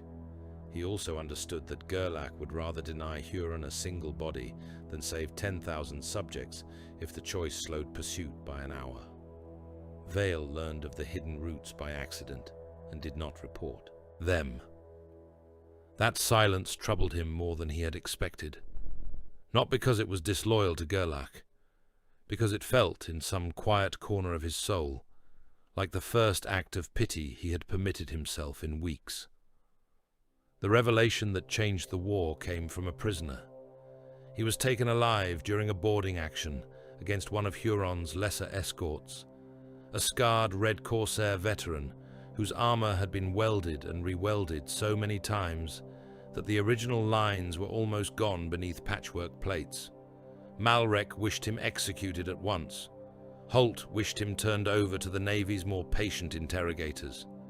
Gerlach permitted a compromise only because the captured data caches aboard the escort suggested the man had served close enough to hear more than common deck filth. The interrogation chamber smelled of burned meat and sacred oils. The Corsair endured much before he spoke. When he did, it was with blood in his teeth and laughter hiding under the pain. "You still think this is about theft?" he rasped. Gerlach stood over him, impassive. "It is about access," the prisoner said. "About the old throat in the dark, the Moorgate." The chamber went still. Vale had never heard the term before. Holt had, perhaps, in some buried archive or dead admiral's cautionary tale, because his expression changed first. "What is it?" Gerlach said. The Corsair grinned. "A station, a wound, a machine older than your records and less obedient than your prayers. Buried in dead space where your masters stamped maps with warnings and forgot why. Not a gate as children imagine one, not a single door, a shifting nexus, road logic, corridor teeth. Feed it the right keys and it opens knife roads through places you call impassable." Garion's stolen components fell into place in Vale's mind at once. The root ciphers, the choir brain matrix, the thefts that had never made sense as plunder. The prisoner coughed blood onto the floor and kept talking. Your fleets defend worlds like fortresses. Your governors think in borders. The Moor Gate laughs at borders. It was made for passage, hidden passage. If the tyrant wakes it, he does not gain one route. He gains many, not fixed, shifting, storm-wrapped, new approaches into old safe places, coreward, rearward, into the gut of the Carrion Empire, where merchants still think distance protects them. Holt stepped forward despite himself. How far inward? The prisoner's cracked lips twitched. Far enough. Malrek's hand tightened on his crozius. Blasphemous filth. No, said the Corsair. Blasphemous opportunity. Gerlach asked the next question with the cold precision of a man already measuring necessary slaughter. Where? The prisoner laughed again, and this time the sound ended in a wet choke. Dead space, he whispered, buried between the storm cuts. The old charts call it empty because emptiness was kinder than truth. He died before, yielding coordinates more precise than that, whether because his body had finally failed or because some fragment of treacherous devotion remained. It did not matter. The chamber had heard enough. When they returned to the strategium and overlaid the new knowledge against the stolen route data, the shape of Huron's campaign clarified in full for the first time. Not raids, not even a rolling wave of raids. Preparation. All the world struck so far had fed one composite purpose. Navigation crypts, choir assets, labor stock, fuel, ships, false alliances, frightened captains willing to gamble on a monster's patronage. Huron Blackheart had been assembling the means to wake a buried mechanism of access in the dark between places. If he succeeded, he would no longer be merely the tyrant of the Maelstrom's edge. He would become a recurring plague in the Imperium's interior. Gerlach stared at the chart for a very long time after that truth was spoken aloud. The hololithic map painted the hard lines of his face in corpse light. When he finally looked up, there was something deeper than wrath in him now. Not fear, he would have despised the word, but the recognition of scale. If the Moor Gate awakens, he said, then every world behind us is closer to him than it believes. Holt answered quietly, yes. No Shrine Lane is safe? No. No granary route, no rearward dock, no refuge system, nothing. The Admiral did not repeat himself. He did not need to. Gerlach turned to Malrek, then to Basta, then to the watching officers of the Crusade. The next phase of the hunt had written itself. The Black Templars had been chasing a Reaver Lord. Now they understood they were racing a contagion toward the heart of the Imperium. The deeper reaches of the Maelstrom did not resemble space so much as the memory of it after fever had gnawed the mind.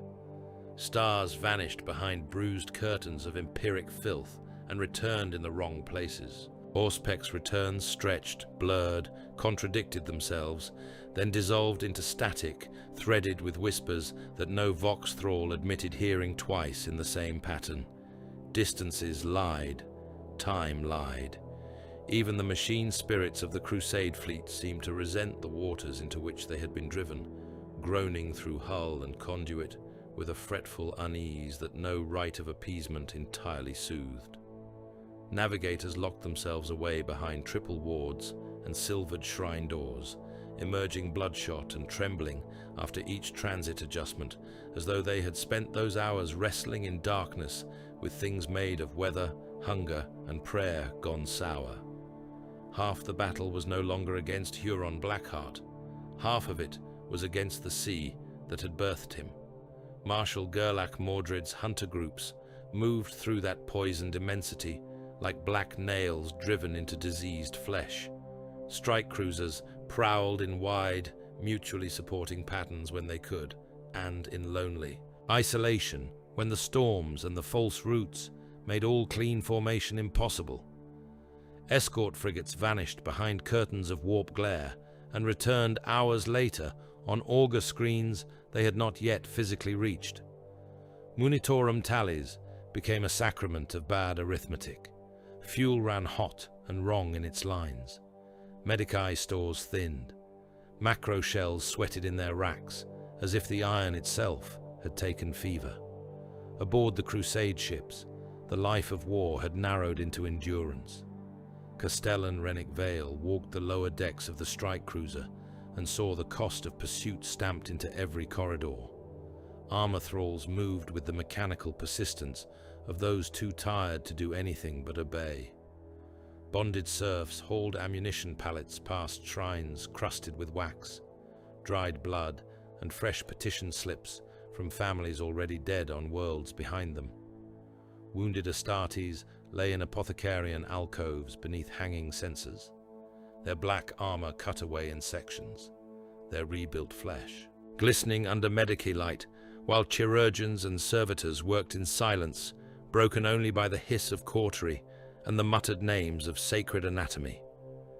One veteran of Hellspear had no face below the eyes, and still tried to rise each time the launch klaxon sounded.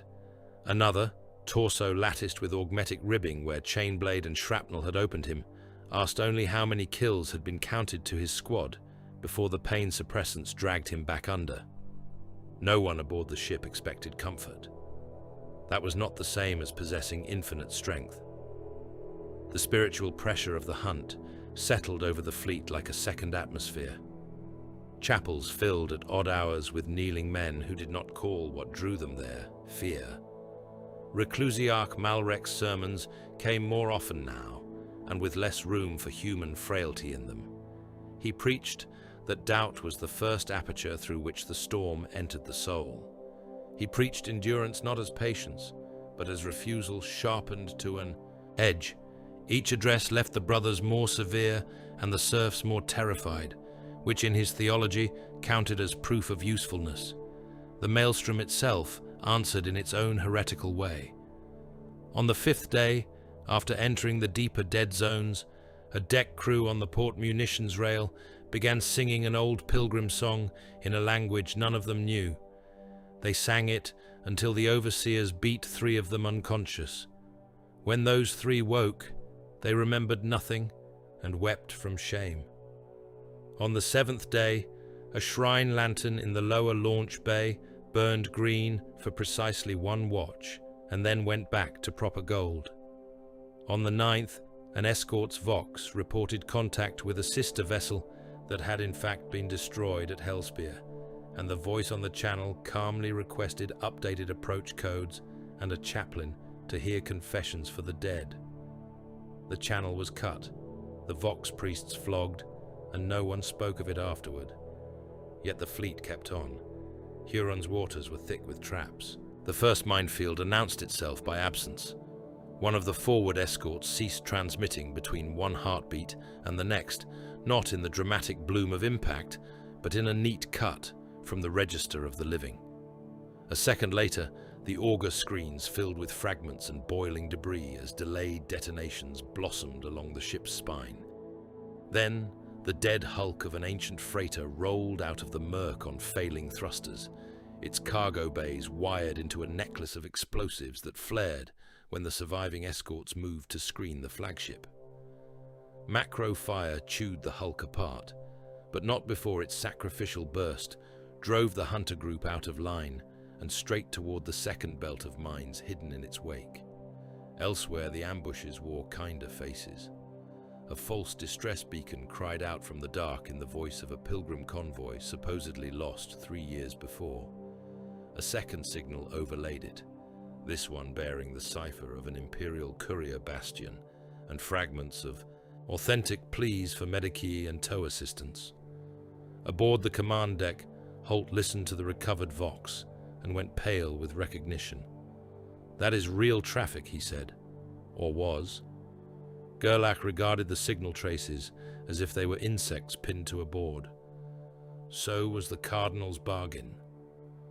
They translated toward the beacon under battle readiness and found the source drifting in an impossible calm between storm veils, a line of civilian freighters, hulls half stripped, drives bleeding barely enough power to keep them in view. White distress pennants had been painted across their flanks in broad, desperate swaths. Auspex showed life signs crowded inside the holds. Human. Many thousands. More than one vessel was venting atmosphere slowly, as if damaged, but salvageable. Vale stood on the command deck when the augur officers finished their first sweep. He saw the trapped stillness in Holt's face even before the Admiral spoke. "Boarding signatures," Holt said, quietly. "Collar clusters. Internal heat blooms near the drives. Some of those life signs are chained in patterns too regular to be natural." "Decoy ships," one of the Templar officers said. "Perhaps," Holt answered. "Or prisoners forced into a shield wall. Either way, there are living Imperial subjects in those holds." There it was again. The line where other men still saw human complication, and the Crusade saw tactical delay. Gerlach did not take long. "Destroy them!" Holt turned so sharply his coat snapped at the hem. "No. Every moment we spend investigating lets Huron redraw the kill box. There are civilians aboard. There are traps aboard. Mines, saboteurs, hidden charges, perhaps boarding torpedoes ghosted behind the hulls. He wants our ships close. We can launch remote cutters. We can kill what he means to use." The Admiral's jaw worked with fury. "You condemn them because rescue carries risk." Gerlach's stare was colder than the void outside. "I condemn them because Huron placed them where their rescue would cost more lives than their deaths." The order went out anyway. Macro batteries boomed. The first freighter vanished in a white flower of decompression, metal plates and bodies bursting together into the black. The second broke amidships, her holds opening just long enough for Vale to see shapes tumbling within, men and women and children flung into the freezing dark, still tangled in chain webs as the wreckage spun apart around them. One vessel detonated from within before the guns struck it, proving Gerlach correct in the narrowest and ugliest sense. Another tried to burn hard on failing drives toward the strike cruiser and was cored by lance fire so cleanly that it simply ceased to exist as a ship. The moral abyss beneath the Crusade widened by another measure, and no one aboard the gunnery decks pretended not to hear the screaming over the Vox before the channels died. In Huron's flagship, far ahead and deeper in the storm, Garyon the Corpse Master pursued a different horizon. The stolen gene seed from Vandred's Hope lay in ranked caskets beside tissue recovered from Carthax Beta and Hellspear, all catalogued by provenance, purity, viability, and deviation. Failed aspirants, vat-grown muscle stock, harvested endocrine matrices, and gland cultures floated in cylinders around the chamber, making the apothecarian vault seem less a medical sanctum than the private dream of a butcher trying to remember how gods were assembled. Garyon moved among them with bloodless concentration. He had shed his helm. Lenses over one eye flickered as he cross-referenced data strands with gloved fingertips and the clicking limbs of his narthecium harness. A youth lay strapped to the central table, ribs fluttering under sedative restraint. He had once been a Hellspear levy, then a captive, then a trial subject. His skin was knotting wrong around the incision lines where Garyon had introduced grafted material from a degraded progenoid culture. Servo arms peeled back layers of flesh. Fluids hissed through transparent lines. "Mismatch," one of Garyon's acolytes said. "Predictable," Garyon replied. "The host is rejecting." The host was never expected to be worthy. Record the rate of organ aggression and note whether the adrenal cascade precedes neural dissolution this time. The youth began screaming around the bite clamp, then choked as new tissue erupted in ugly cords along his throat. Garyon watched with detached interest until the heart failed. "Again," he said. He did not speak of it as experimentation alone. There was vision in the work. Huron wanted roots, yes, and ships and labor. But Garyon's vaults suggested something longer and darker. A pirate dominion that could endure would need more than looted Astartes and aging veterans from old wars. it would need fresh transhuman killers, grown out of theft, corruption, and ruthless adaptation. Even failed attempts moved the understanding forward. Vale saw some reflection of that same long future in the neophytes aboard the Crusade ships. He found them in a lower training chamber, where the chapter serfs had cleared space between shell pallets and shrine pillars for combat drill. Boys, some scarcely old enough to have finished mortal adolescence before implantation and indoctrination began remaking them. Their bodies had already become strange with growth, bone extension, and the violent geometry of becoming more than human. Yet their eyes still betrayed what they had been. Several had been taken from worlds the Crusade had saved in the wake of Huron's raids. Vandred's Hope, Hellspear, nameless stations burned into the hunter group's logs. They moved through sword forms and bolter handling with ferocious discipline because terror had been poured into them and given doctrinal shape. One stumbled in a parry, sequence and froze as the supervising sword brother advanced. The neophyte's jaw clenched so hard, Vale heard the teeth grind. "What are you?" the sword brother demanded. The boy's answer came fast and almost voiceless, a blade awaiting temper. "What were you?" The boy hesitated. The instructor struck him across the mouth hard enough to spill blood onto the deck. "What were you?" "A child, Lord." "And what is a child?" "Weakness, delay, bait for the enemy." The sword brother nodded once and moved on. Vale looked at the blood on the deck and at the boy who had said the words, as if reciting a cure against death. He understood then that several of these neophytes were little more than terrified children, wrapped in faith and rage, their fear not removed, but sanctified. The Crusade had not cured it. The Crusade had weaponized it. Later, he found Basta Crail in one of the midship shrines, sitting rather than kneeling for once, the black sword laid across his thighs. The chamber was lit only by a bank of votive candles and the occasional cold flicker from the storm beyond the armored porthole slit.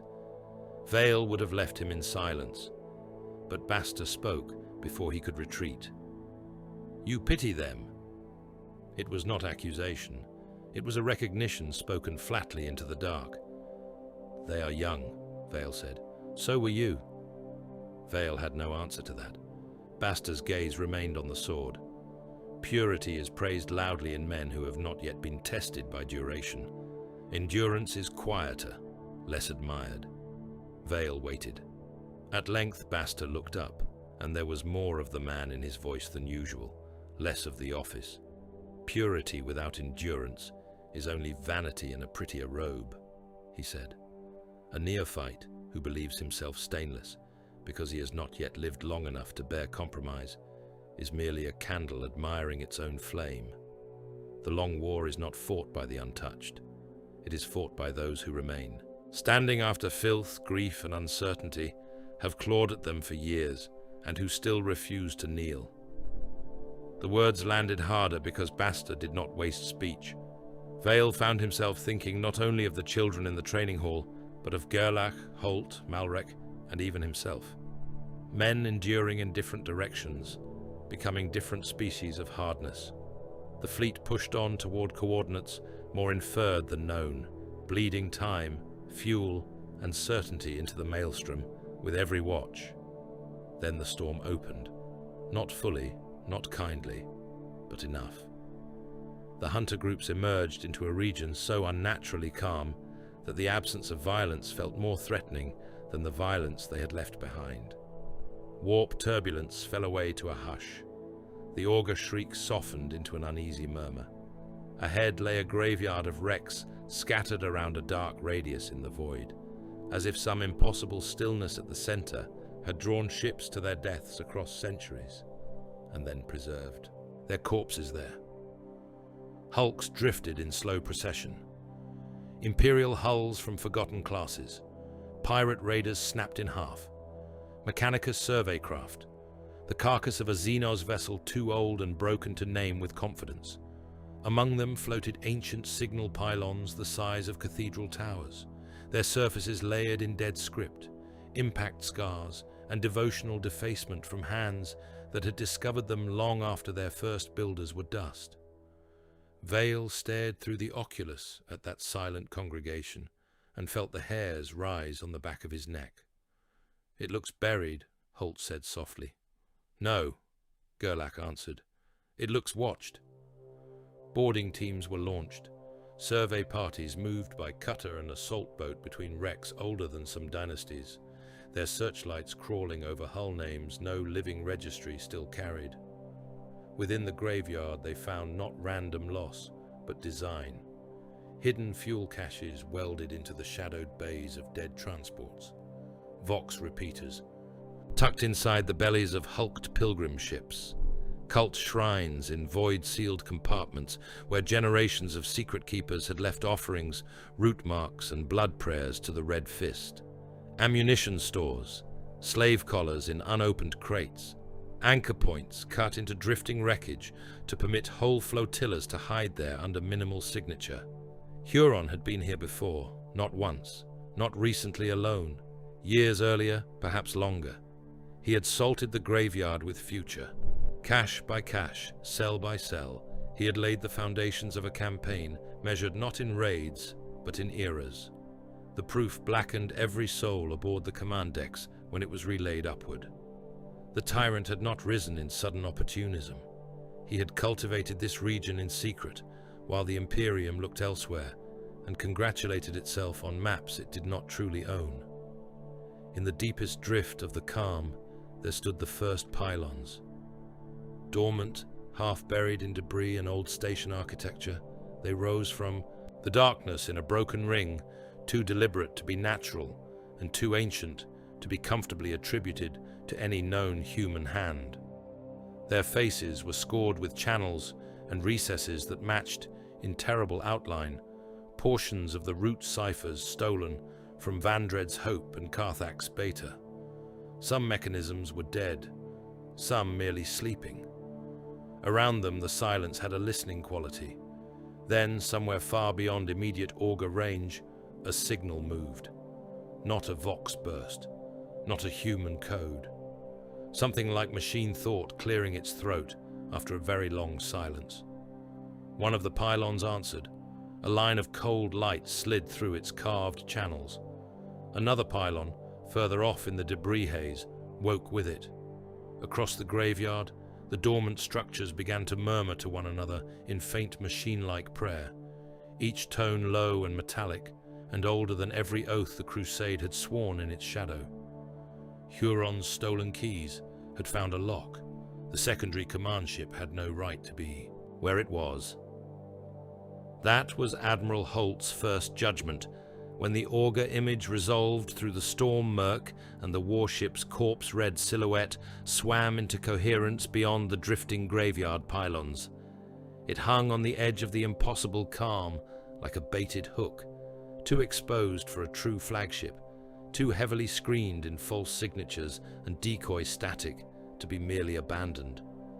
Its hull was long, brutal, and overbuilt in the piratical manner of vessels repaired a dozen times with stolen plate and indifferent reverence, its spine studded with macro emplacements, docking claws and shrine-like bastions welded from the ruins of other ships. The heraldry upon its flanks was a blasphemy of old loyalties, butchered into new service, flensed imperial aquila, corsair sigils, red fists painted over older chapter marks, scraped half clean and left visible enough to wound the eye. It was named the Bleak Votary in the wreck registry taken from a captured raider 3 days earlier. Holt did not believe the name mattered. Gerlach did. Secondary command distribution, the Marshal said, studying the vessel through the Strategium Oculus, while the stormlight made a chapel of the bridge around him. Signal traffic, slave routing, munition allocation. It carries one of his hands, even if not the throat. Holt folded his arms inside his coat and stared at the same image with less faith and more caution. Or he wishes us to think so. Yes, the Admiral glanced sideways. And that does not trouble you. It confirms the kill. Holt exhaled through his nose, already knowing argument would not turn this blade aside. The hunter groups had bled through dead space and lie-strewn channels to reach the graveyard. Huron's stolen keys were waking the first pylons. Every hour lost now widened the mouth of the thing they hunted. A secondary command ship, even one offered as bait, could not be ignored. Not by Gerlach Mordred, not by the Black Templars, perhaps not by any commander who still hoped the war had a throat that could yet be cut. The order ran through the fleet like voltage through a drawn blade. Boarding action. Launch bays opened, torpedoes were blessed, Thunderhawks were loaded, not for atmospheric war, but for hull breach and void insertion. Terminator plate was mag-sealed and anointed. Chainsward teeth were stripped, sharpened, and fed fresh, sanctified lubricant. Storm shields were locked to gauntlets by hands that had performed the same rites before 100 corridor massacres. In the lower arming decks, Reclusiarch Malrek Voss walked the lines of waiting brothers and laid his Crozius against helms and breastplates, one by one, as if confirming with iron what the liturgies had already promised. "The void is dark," he told them, voice rolling through the launch chambers on the internal vox. "Good. Darkness is a virtue when one's enemies scream louder unseen." A brief murmur of approval went through the assembled lines. "This vessel drifts close to the enemy's awakening sin and dares bear his stain upon its hull. Therefore, let every deck you tread become a chapel of extermination. Let every corridor fill with the righteous dead of the faithless. Let every breach fire be a sermon." The answer was not shouted. It was spoken with the disciplined hunger of men who meant every syllable. No pity, no remorse, no fear. Castellan Rennick Vale stood among the first breach wave, helm sealed, storm shield maglock to his left arm, chainsword hanging at his hip, and bolt pistol gripped low. Beside him, Basta Krail waited in silence, with the black sword upright before him, like an altar pillar planted in the deck. The Emperor's champion had spoken little since the graveyard pylons answered Huron's keys. Yet there was a new hardness in his stillness now, as if each machine prayer out in the dark had tightened some invisible chain around his purpose. Across the bay, ranks of sword brethren and line brothers entered boarding torpedoes shoulder to shoulder. Beyond them came the heavier elements in teleport-ready plate, their Terminator armor painted with crusade crosses and old scars. Serfs moved among them with sensors and ammunition caskets. One knelt to fasten a final purity seal to Vale's pauldron, hands shaking from exhaustion more than reverence. "Hold fast, Lord," the serf whispered. Vale gave no answer because there was none worth speaking. The launch klaxons sounded, then the void took them. Boarding torpedoes hurtled from the strike cruiser in iron salvos, their machine spirits howling through the guidance channels, while point defense fire from the bleak votary stitched the darkness with tracer and lance flare. Some torpedoes never reached the hull. One vanished in a burst of metal and vaporized bodies under a macro flak blossom. Another spun away, guidance cut, and drifted burning into the calm between wrecks. The rest struck home. Impact came like the fist of an angry god. Vale's torpedo punched through the outer skin of the bleak votary amidships, somewhere near the gun decks, according to the assault augurs. The forward cutters screamed. Metal peeled. The restraints blew, and the boarding torpedo vomited its black-armored cargo into total darkness, thick with pressure loss, drifting ash and the copper stink of burst bodies. Emergency lumens had failed or been killed deliberately. Only helm optics and the intermittent strobe of ruptured cables gave shape to the corridor. Bodies floated in pieces. One mortal crewman, cut in half by the breach, turned slowly in the air with his intestines winding behind him like prayer streamers. "Shields forward," Vale voxed. The first return fire came at once, muzzle flashes blooming in the dark like brief flowers of execution. Storm shields took the opening volley with booming impacts that shook gauntlets to the elbow. The Black Templars pushed forward in lockstep. Through the breach, smoke, firing one-handed around shield rims, bolt rounds detonating in the corridor and turning hidden shapes into wet ruin. A void-sealed hatch blew inward further down the passage, and red Corsair Reavers charged through it, mag boots gripping the deck as chain blades roared and boarding shields slammed into the black wall, advancing toward them. The collision was ugly and immediate.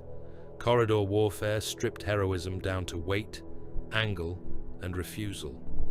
Vale drove his storm shield into the first Corsair, hard enough to cave in the traitor's chest plate, then shot him through the face seal at contact range.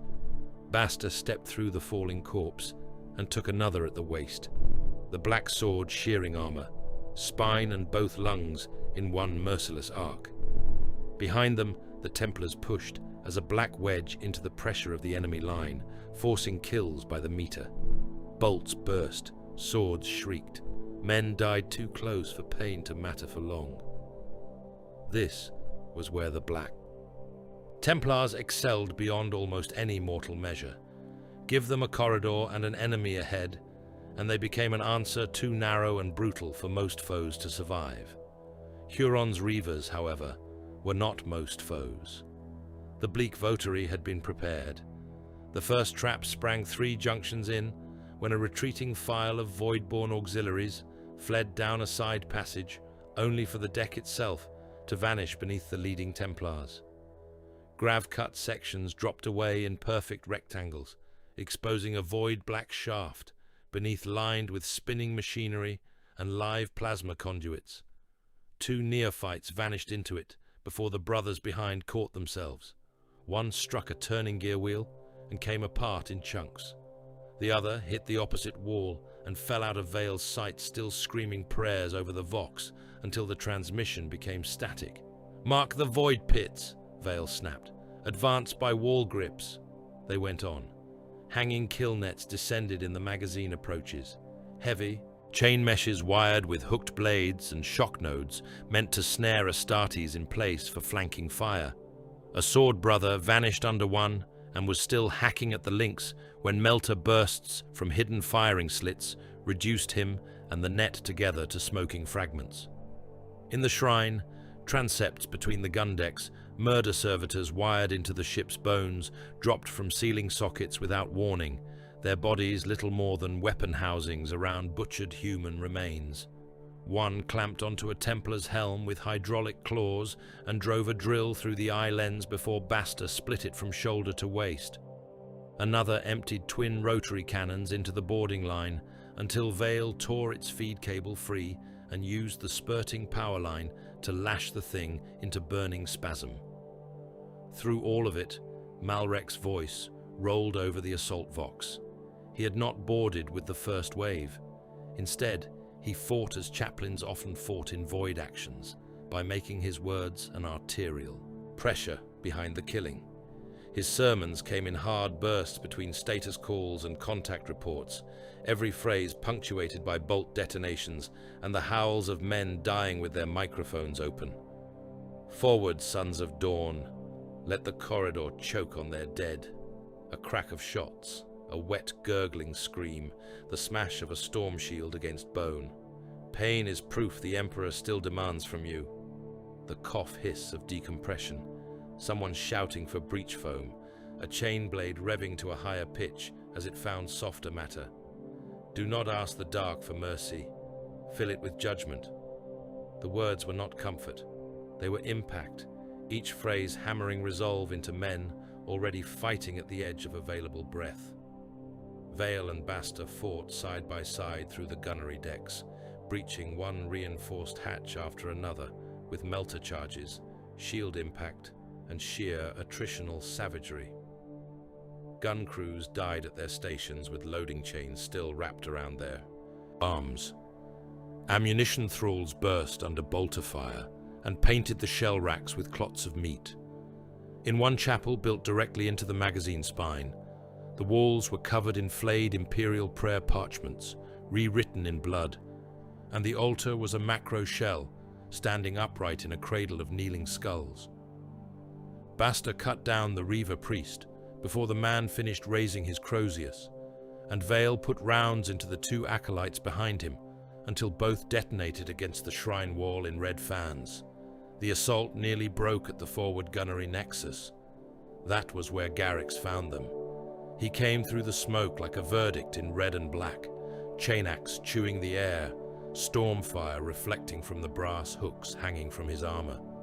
Around him ran a chosen file of corsair killers and boarding brutes, enough to turn the junction into a meat grinder. He did not hold ground. He executed movement. Every step he took killed someone. A neophyte raised his blade too high and lost both. Hands at the wrists before the axe returned and split his helm. A sword brother went to one knee under suppressive fire, and Garrix was on him at once, kicking the shield aside and opening the brother from clavicle to gut with a single howling stroke. He moved down the boarding line in a running execution, striking where the press was thickest, withdrawing before weight could trap him, then reappearing through a new seam in the smoke with fresh dead falling around him. "Champion," Vale voxed. Basta answered by advancing. The two lines met around a mound of bodies high enough to foul the footing. Vale slammed shield first into a corsair with a boarding pike and broke the man's back over the bulkhead lip. Basta engaged Garrix with no heraldry beyond motion. Sword met axe in a crash that shook old soot from the overhead conduits. Garrix fought like the sort of beast wars breed in sealed holds and prison moons, all savagery honed by experience and total absence of restraint. Basta fought as if each cut had been decided long before the duel began. They traded ground in flashes of sparks, sprayed blood and buckling ceramite, while around them the corridor devoured both their followings. Garrix almost broke the assault. A backswing from the chainaxe tore a sword brother open so badly that both lungs burst from the cavity.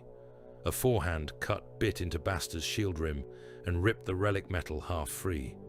Vale drove in to help and nearly lost his head when Garrix reversed the axe with impossible speed. Only the storm shield saved him, and even then the impact drove him back across the deck into a pile of dead gunners. The Corsair executioner laughed once, harsh and delighted, as if the whole boarding action had at last presented something worth his interest. Then Malrek's voice thundered over the vox with fresh force. "Stand, stand, you sons of holy obstinacy. Let not one traitor breathe where your dead still bleed warm." The line answered with a push so sudden and furious it bordered on madness. Templars hurled themselves into the junction, not caring who died, so long as the wedge moved forward. A Terminator teleport flare detonated in the rear ranks, and black-armored giants materialized amid the melee, heavy flamers vomiting white fire down the flank. In that chaos, Garrix finally yielded ground, dragging his chosen with him through a hatch already cycling shut. Basta's last cut sheared the edge from his pauldron and sent a hook and chain clattering across the deck, but not the head. The hatch sealed. Melter charges blew it 2 breaths later. Beyond it waited only dead servants, rigged explosives, and an empty maintenance shaft disappearing into the ship's deeper guts. By then, the bridge assault had already begun. Gerlach led the central push himself through the command spine, Terminators battering blast doors apart, while line brothers flooded the breaches. The fighting there was fought in almost total blackness after. The ship's internal power failed section by section, whether from combat damage or deliberate sacrifice. Helm optics rendered the command corridors in cold green and blood-red outlines. Corpses drifted in compartments where gravity had been cut. Others lay flattened into the deck where emergency grav suddenly returned while men were still mid-stride. Bridge approach chapels became butcher rooms. One was defended by reavers chained to the pews, with their own intestines looped around the iron supports so they could not retreat. The Templars killed them where they knelt and kept moving. When the final blast doors fell and Gerlach's Terminators stormed the bridge, the victory felt wrong before anyone spoke. No command bellow greeted them, no desperate officer's last stand, No fresh tactical display showing the enemy's intent in living colors. The bridge had been deliberately stripped. Navigation core gone. Cogitator banks gutted. Officer stations slick with old blood where the crew had been flensed in place and left spread like votive offerings across their consoles. Their skins hung from the hollow projectors in ribbons. Their eyes had been set in brass bowls beneath the command throne. The logs remained, but too neatly, too helpfully. False routes, false priorities, false chain of command tags buried under a surface layer of almost believable operational traffic. Huron had never intended to save the bleak votary. He had meant Gerlach to spend elite warriors, time, ammunition and momentum on a victory that gained nothing but corpses. Holt arrived on the bridge as the first forensic adepts began stripping the surviving data strands from the falsified logs. One look told him the same thing it told Gerlach. Sacrifice, bait, delay purchased in blood not Huron's own. Throne, damn him, the Admiral said softly. One of the adepts working the surviving noospheric spines looked up in sudden alarm. My lords, there is more. The partial logs were false, as command records. They were not false as theatre. Beneath the planted lies, buried in transmission echoes and ship-to-ship relay fragments, too hastily altered to erase cleanly, ran proof of simultaneous attacks already in motion elsewhere. 3 worlds, named in code groups cross-linked against the wider campaign grid, 1 agri-route protectorate, 1 shrine convoy nexus, 1 half-rebuilt naval victualling station, all under assault at once by forces bearing the Red Fist or sailing under its tolerated shadow. Huron's empire had reached the point where it no longer needed his full body to raid. He had captains enough, slaves enough, routes enough, and confidence enough among the scavengers of the maelstrom to strike on a scale the Imperium could not answer cleanly. Gerlach had taken 1 sacrificial ship, while 3 more wounds opened somewhere in the darkness beyond. No one on the bridge spoke for several seconds. The only sound was the hiss of damaged consoles, the distant thud of secondary compartments still being cleared, and the wet drip of blood from the flensed command throne. Vale arrived in time to see the effect of that knowledge pass through the command group like a cold contagion. Holt looked old. Malrek looked furious in the doctrinal sense, a man whose faith had not weakened, but whose appetite for punishment had just been given a continent to feed on. Basta said nothing, his armor black with blood and soot, the edge of the black sword still dripping onto the bridge deck. Gerlach did not rage. That was worse than rage would have been. He walked past the stripped command throne and came to the shattered remains of the bridge altar, where some long-dead loyal crew had once kept a small iron aquila before the Corsairs had turned the space into a charnel mockery. There, amid the blood and broken data shards, he removed his helm and sank to one knee. No prayer came at once, no oath, no shout, no curse. He knelt in silence while the bridge around him dripped and smoked, and every man present felt something tighten in the air, as if the whole ship were drawing breath for a judgment not yet spoken. At last, Gerlach rose. He put the helm back on. His voice, when it came through the grill, was level enough to frighten even those accustomed to him. Signal all hunter groups. The Vox officers moved at once. From this point onward, the Marshal said, no quarter. Holt closed his eyes briefly, not in surprise, but in weary confirmation of the abyss widening yet again. Every vessel under the Red Fist, Gerlach continued, every convoy in its service, every captain who draws profit from Huron Blackheart's shadow, every armed hull that refuses immediate surrender, every strongpoint that shelters them, feeds them, relays them, or delays our hand reaching them, is to be boarded, burned, or annihilated without negotiation. No prisoners except by my direct command, no delay for salvage, no indulgence for pleading flesh placed in the way of duty. The bridge seemed colder than the void outside. "We have spent mercy," Gerlach said. "It has yielded nothing." The order went out into the dark, hard as chain across a coffin lid. Around them, the sacrificed ship died by degrees, its stripped core already beyond saving, its false victory stinking in every compartment.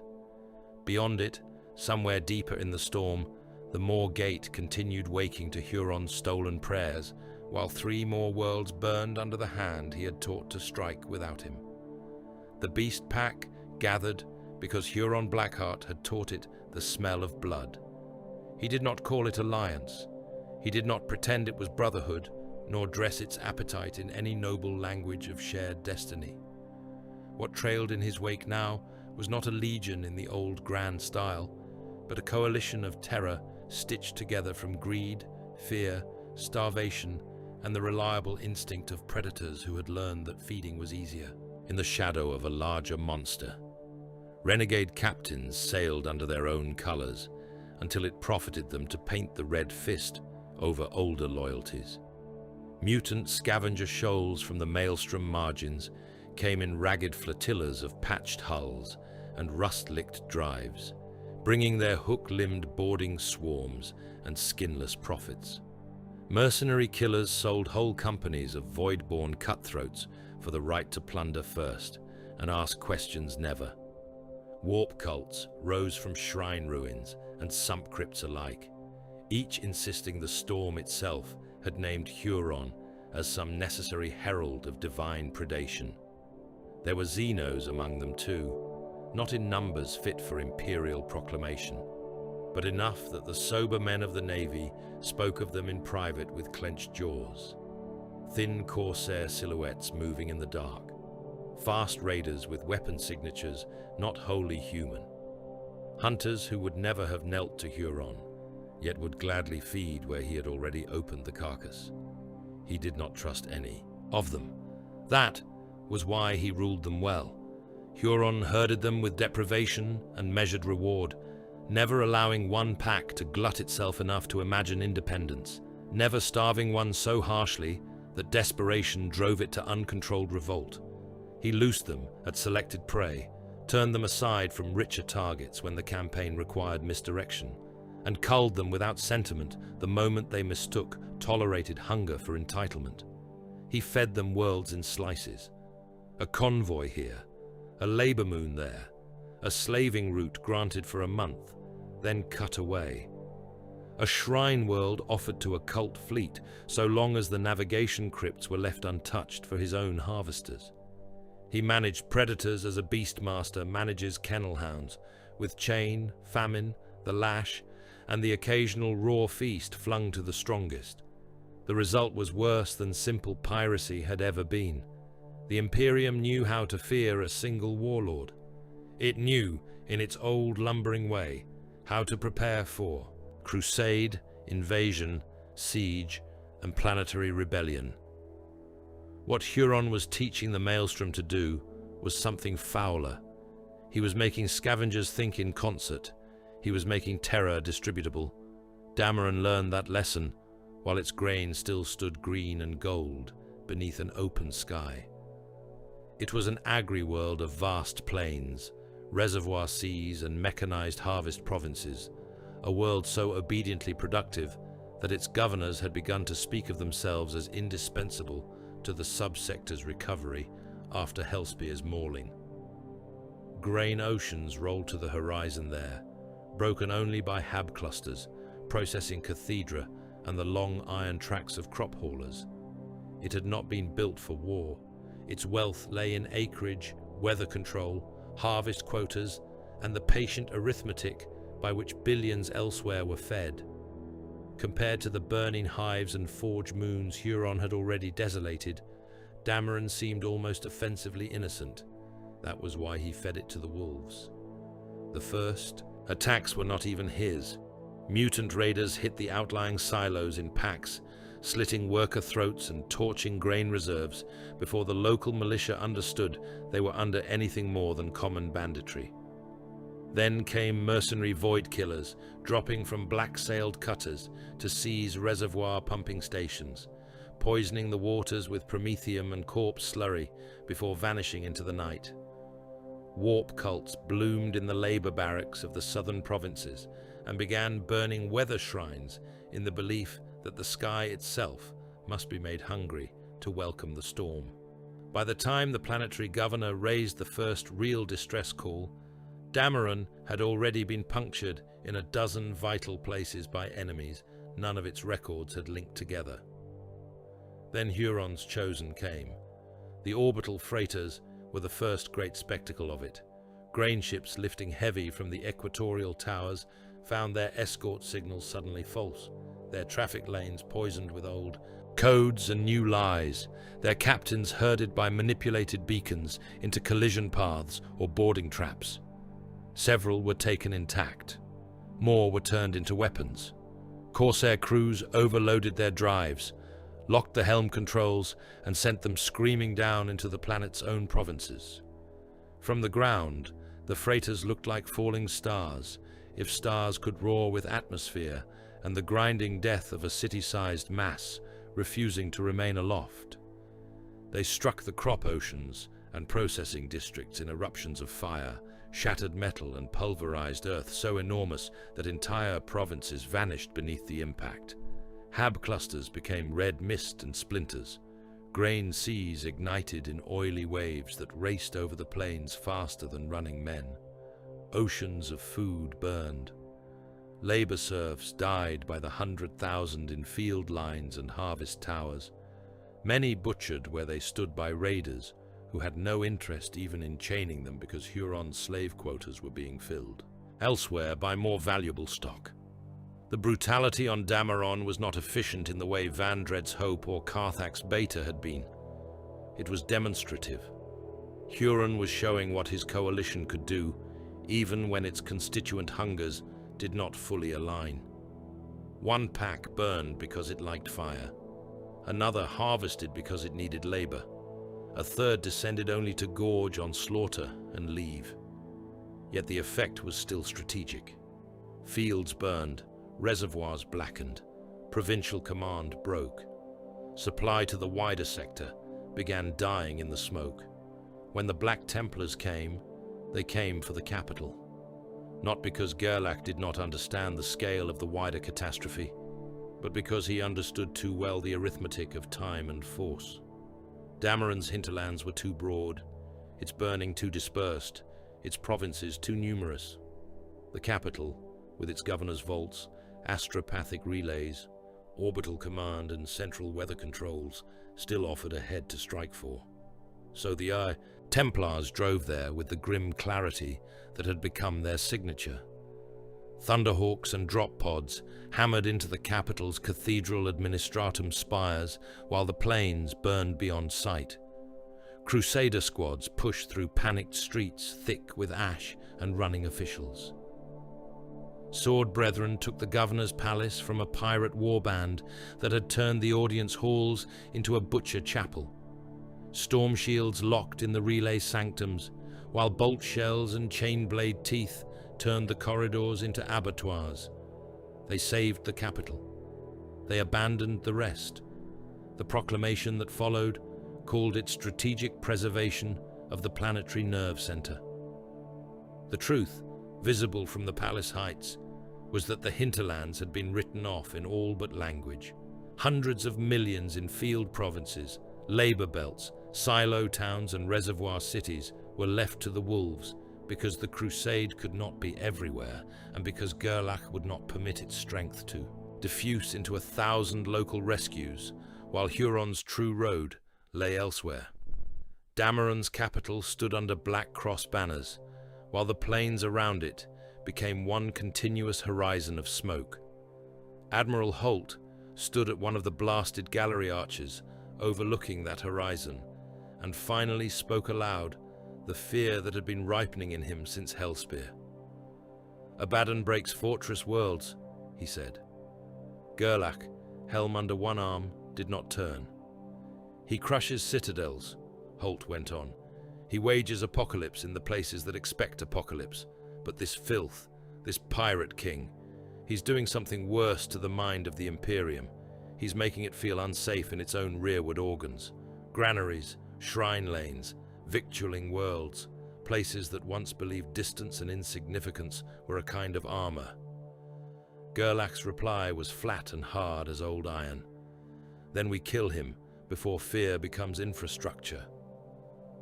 It was the correct answer in war. It did nothing to make the view from the arch less sickening.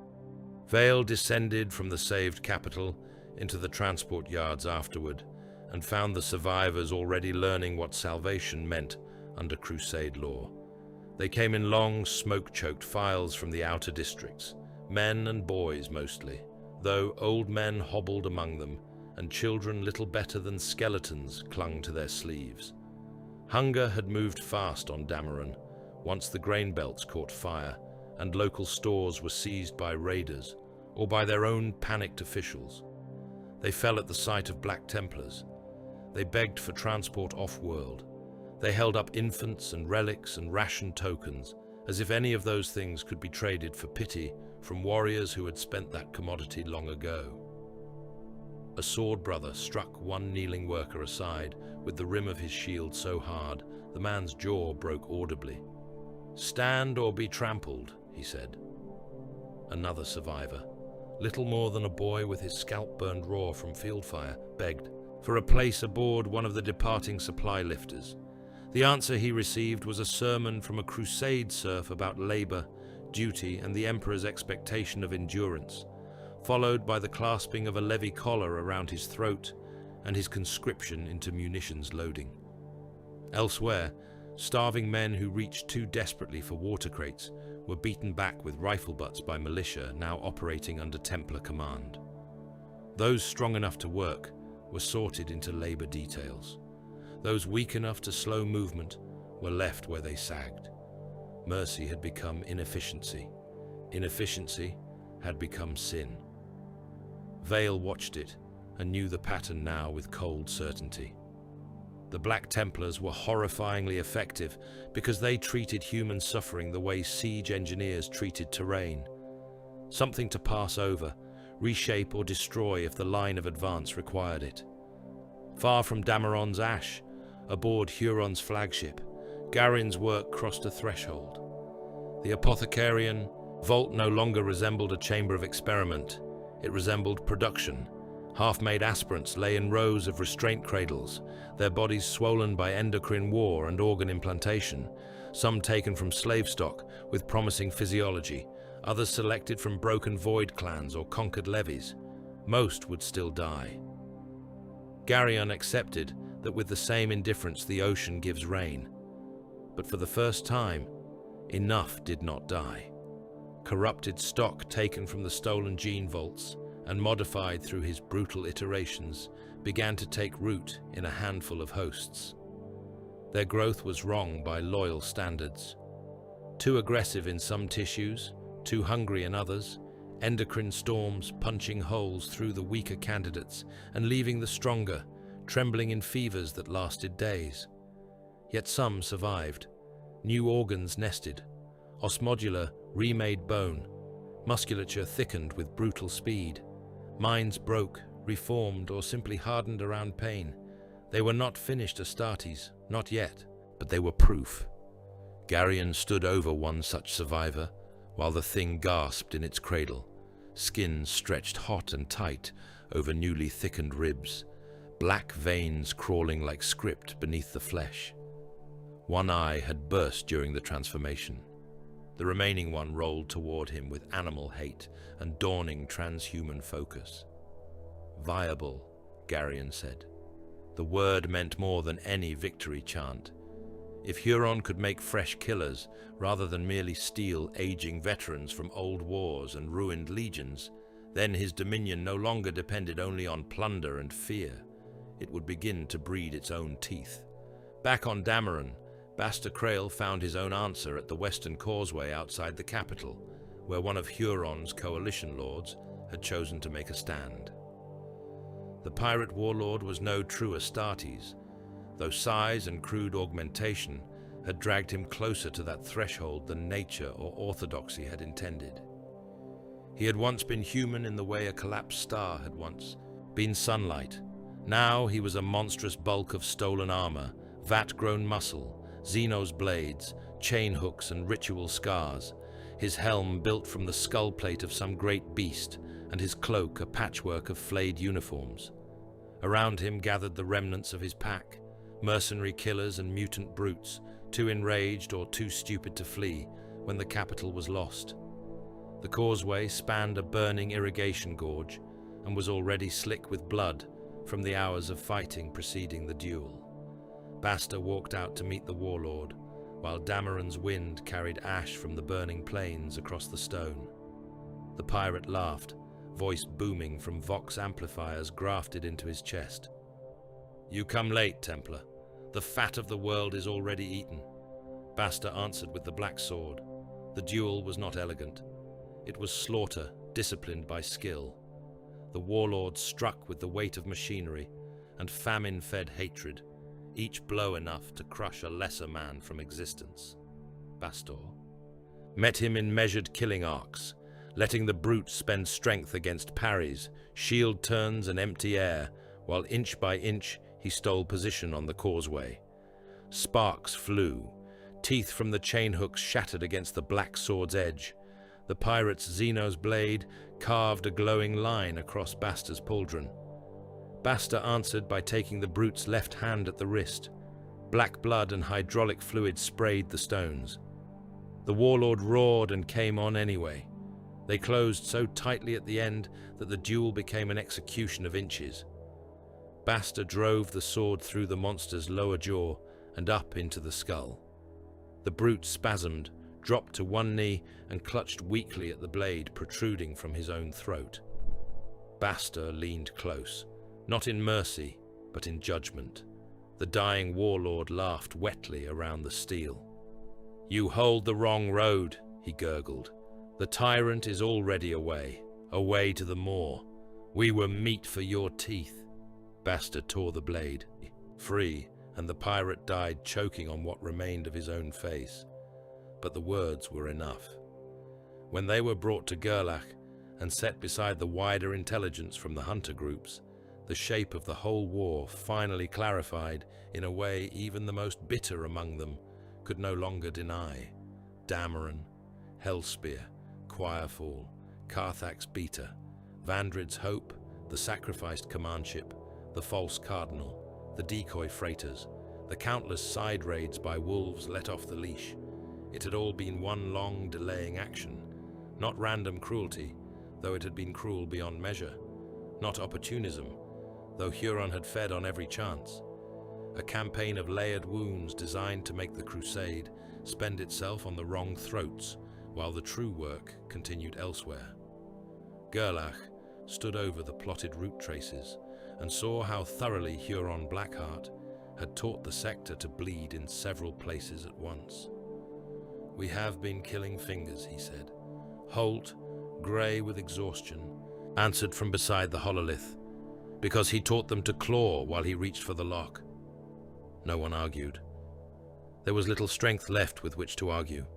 Companies had been cut down to cadres. Warships ran on damaged systems. Overworked serfs and rites of appeasement repeated more from desperation than confidence. Supply was bad, repair worse. The worlds behind them burned in varying states of technical rescue and actual ruin. Yet Gerlach's understanding, once it settled, stripped away the last pretense that this hunt could still save the subsector in any broad sense.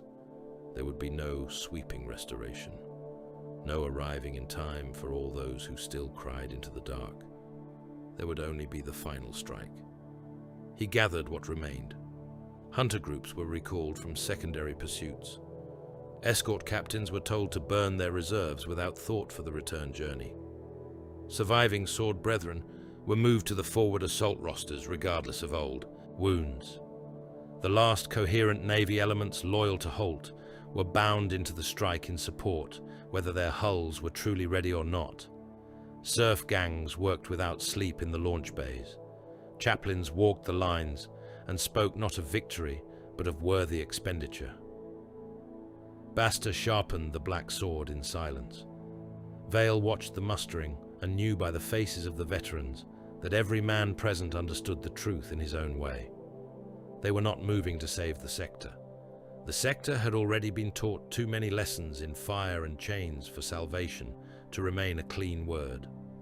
They were moving to kill Huron Blackheart before the Moor Gate opened wide enough to turn disaster into a permanent road system. Gerlach addressed them from the arming deck with no grandeur left in him, only the bare iron of intention. The worlds behind us will continue to die, whether we mourn them or not, he said. The worlds ahead will learn the same if the gate wakes. Therefore all strength now turns to one act. We strike for the tyrant, not his hounds, not his raiding captains, not the carrion that feeds behind him.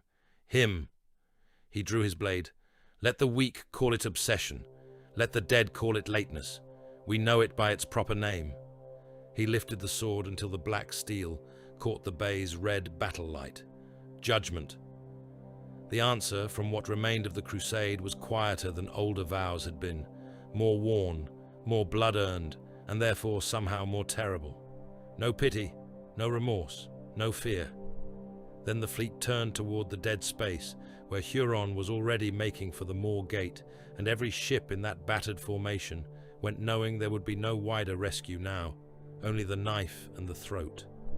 The moon temple hung above the dead world like a sepulchral tooth. It was no natural satellite, though enough ancient stone had been fused into its armored shell that from a distance it resembled a cratered moon, wrapped in cathedral, scars and ringed in broken processional fortresses. Old battlements jutted from it in bladed tiers. Defense lasers crouched between basilica domes, blackened by impacts from wars no record still kept. Great reliquary spines ran across its equator like iron sutures where one age had tried to repair the blasphemies of another, and only added further layers of sanctity and violence. Below it, the corpse world turned in silence, a dead marble veined with impact scars, and the fossil beds of cities ground to dust. Beyond both, deeper in the dark, the first machine prayers of the waking pylons were beginning to gather into something more deliberate, more coherent, more foul. This was the last fixed threshold before the Moor Gate. Huron Blackheart had left garrison enough upon it to make any lesser pursuer choke on the cost. The Black Templars came anyway.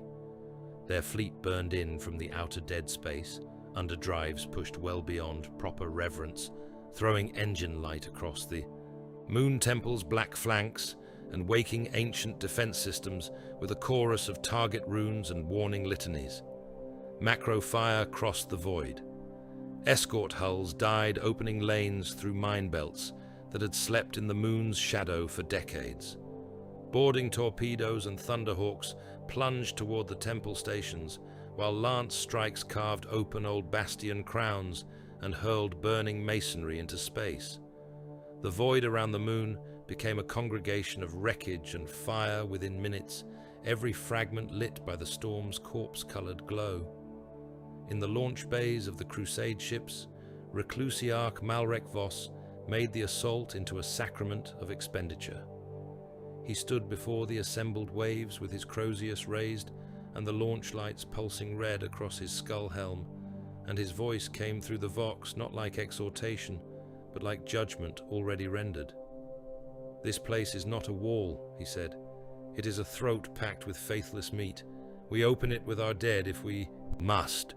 Hear me now and carry the command in your bones. Breach points will fail. Corridors will collapse. Kill zones will flower where your brothers are strongest. Good. Then die there and seal them with your bodies, so those behind may go on. Let no squad mistake survival for the purpose of this assault. Your purpose is access. Your purpose is the sanctum. Your purpose is to bleed until the road becomes passable." No one protested. No one even shifted.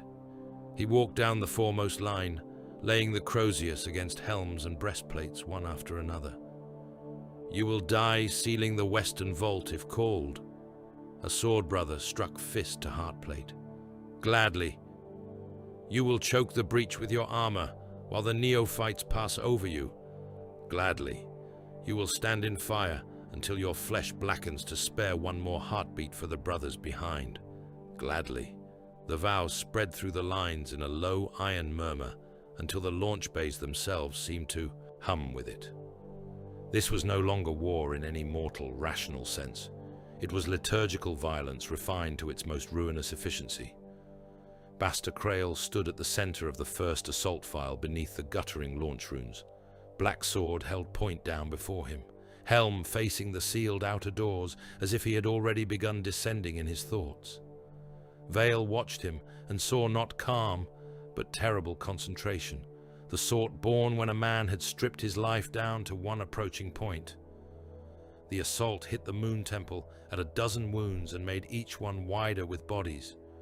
Drop caskets crashed through outer transept roofs and burst open amid barrages of heavy stubber fire, missiles and boiling promethium dumped from murder holes in the ceiling. Boarding torpedoes punched into secondary bastions and spilled crusaders into vacuum-rhymed galleries where centuries-dead saints stared from alcoves while fresh blood floated in red beads around them. Thunderhawks rammed their noses into shattered curtain walls and disgorged shield lines directly into the mouths of waiting kill nests. Where the temple's defenders had expected caution, the Black Templars answered with acceleration. They threw themselves down every lit corridor and every dark shaft, as though haste were itself a devotional quality. Basta Krail became the point of that storm. He descended through the western sanctum breach, beneath a rain of stone splinters and tracer, and from the first step onward, it seemed he had resolved to purchase the inner road, with his own extinction if necessary. Elite corsairs met him there, not void-born rabble or chained militia, but chosen killers in scarlet black plate, chased with brass and old blood, warriors left by Huron to hold long enough and kill dearly. Basta cut through them with a resolve so severe it bordered on self-immolation.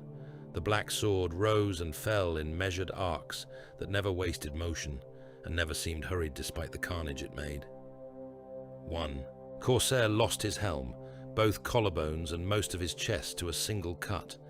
Another tried to meet Basta shield to shield and had his boarding plate split, ribs opened and heart exposed before the impact finished ringing.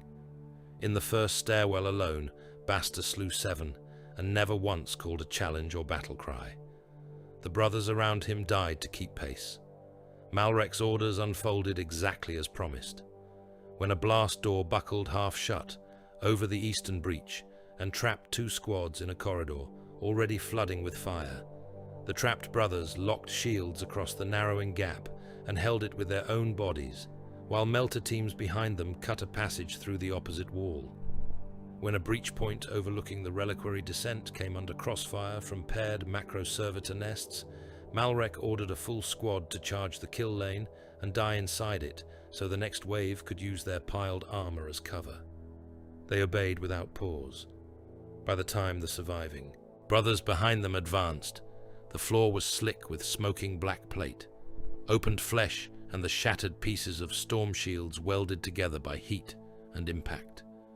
Vale led the neophytes through the secondary underways beneath the Moon Temple's processional halls, where the war lost any remnant of grandeur and became corridor murder beneath old relic vaults. The walls sweated with condensation from damaged life support lines. Litany plaques had been broken and jammed into firing slits by defenders improvising fortification from sanctity. Bone dust from shattered ossuaries lay thick in the corners until bolter detonations and chain-blade impacts turned it into pale clouds underfoot. The neophytes fought with the desperate absolutism of boys who had been told their terror was holiness. They hacked down Voidborn with chain blades held too tight, firing bolt pistols at contact range until faces vanished in red vapor. One lost half his lower jaw to a ricochet and kept charging, blood pumping down the front of his breastplate in steady sheets. Another slipped in the gore underfoot, went to one knee, and was nearly opened from crown to groin by a corsair boarding spear before Vale split the attacker's skull and dragged the boy upright by the gorget. "Forward," Vale voxed. You stop only when the dead stop you." The reply from the neophytes came as a ragged snarl of assent. They fought through transept junctions so badly contested that the walls became slick with blood and powdered bone beneath their boots. Men were blown apart against devotional mosaics and left as red smears over saints' faces. A shattered reliquary cabinet spilled finger bones and martyr teeth across the floor, where they ground under ceramite treads with an ugly crunch that mixed with the bark of bolters and the shriek of chain blades. In one low chapel outside the inner sanctum approach, the dead lay so thick that the Templars climbed over them in tears, stabbing downward into half-crushed corsairs still trying to rise from the mound. All the while, Basta drove deeper toward the temple's heart. The Moon Temple was designed like a devotional trap.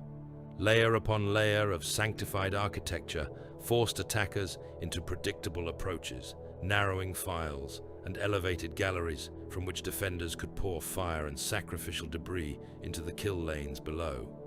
Huron's chosen reavers knew every hinge and choke point. They fought not to hold forever, but to extort the highest possible price from each meter given. Basta paid it. So did the brothers at his side. By the time he reached the Hall of Last Admonition, the marble there already ran with blood from earlier fighting, and only a handful remained from the original escort that had descended with him through the western breach. Garrix waited in that hall. He stood beneath a cracked fresco of the Emperor's judge, chain axe mag-locked to his back, and a long power blade in his fist, its edge burning, with a hard blue corona that cast cold light across the dead. Hooks still dangled from his armor, though several hung empty now where Basta had cut trophies from him in the boarding assault upon the sacrificed command ship. Around him lay the bodies of black-armored dead and his own crimson-clad killers alike.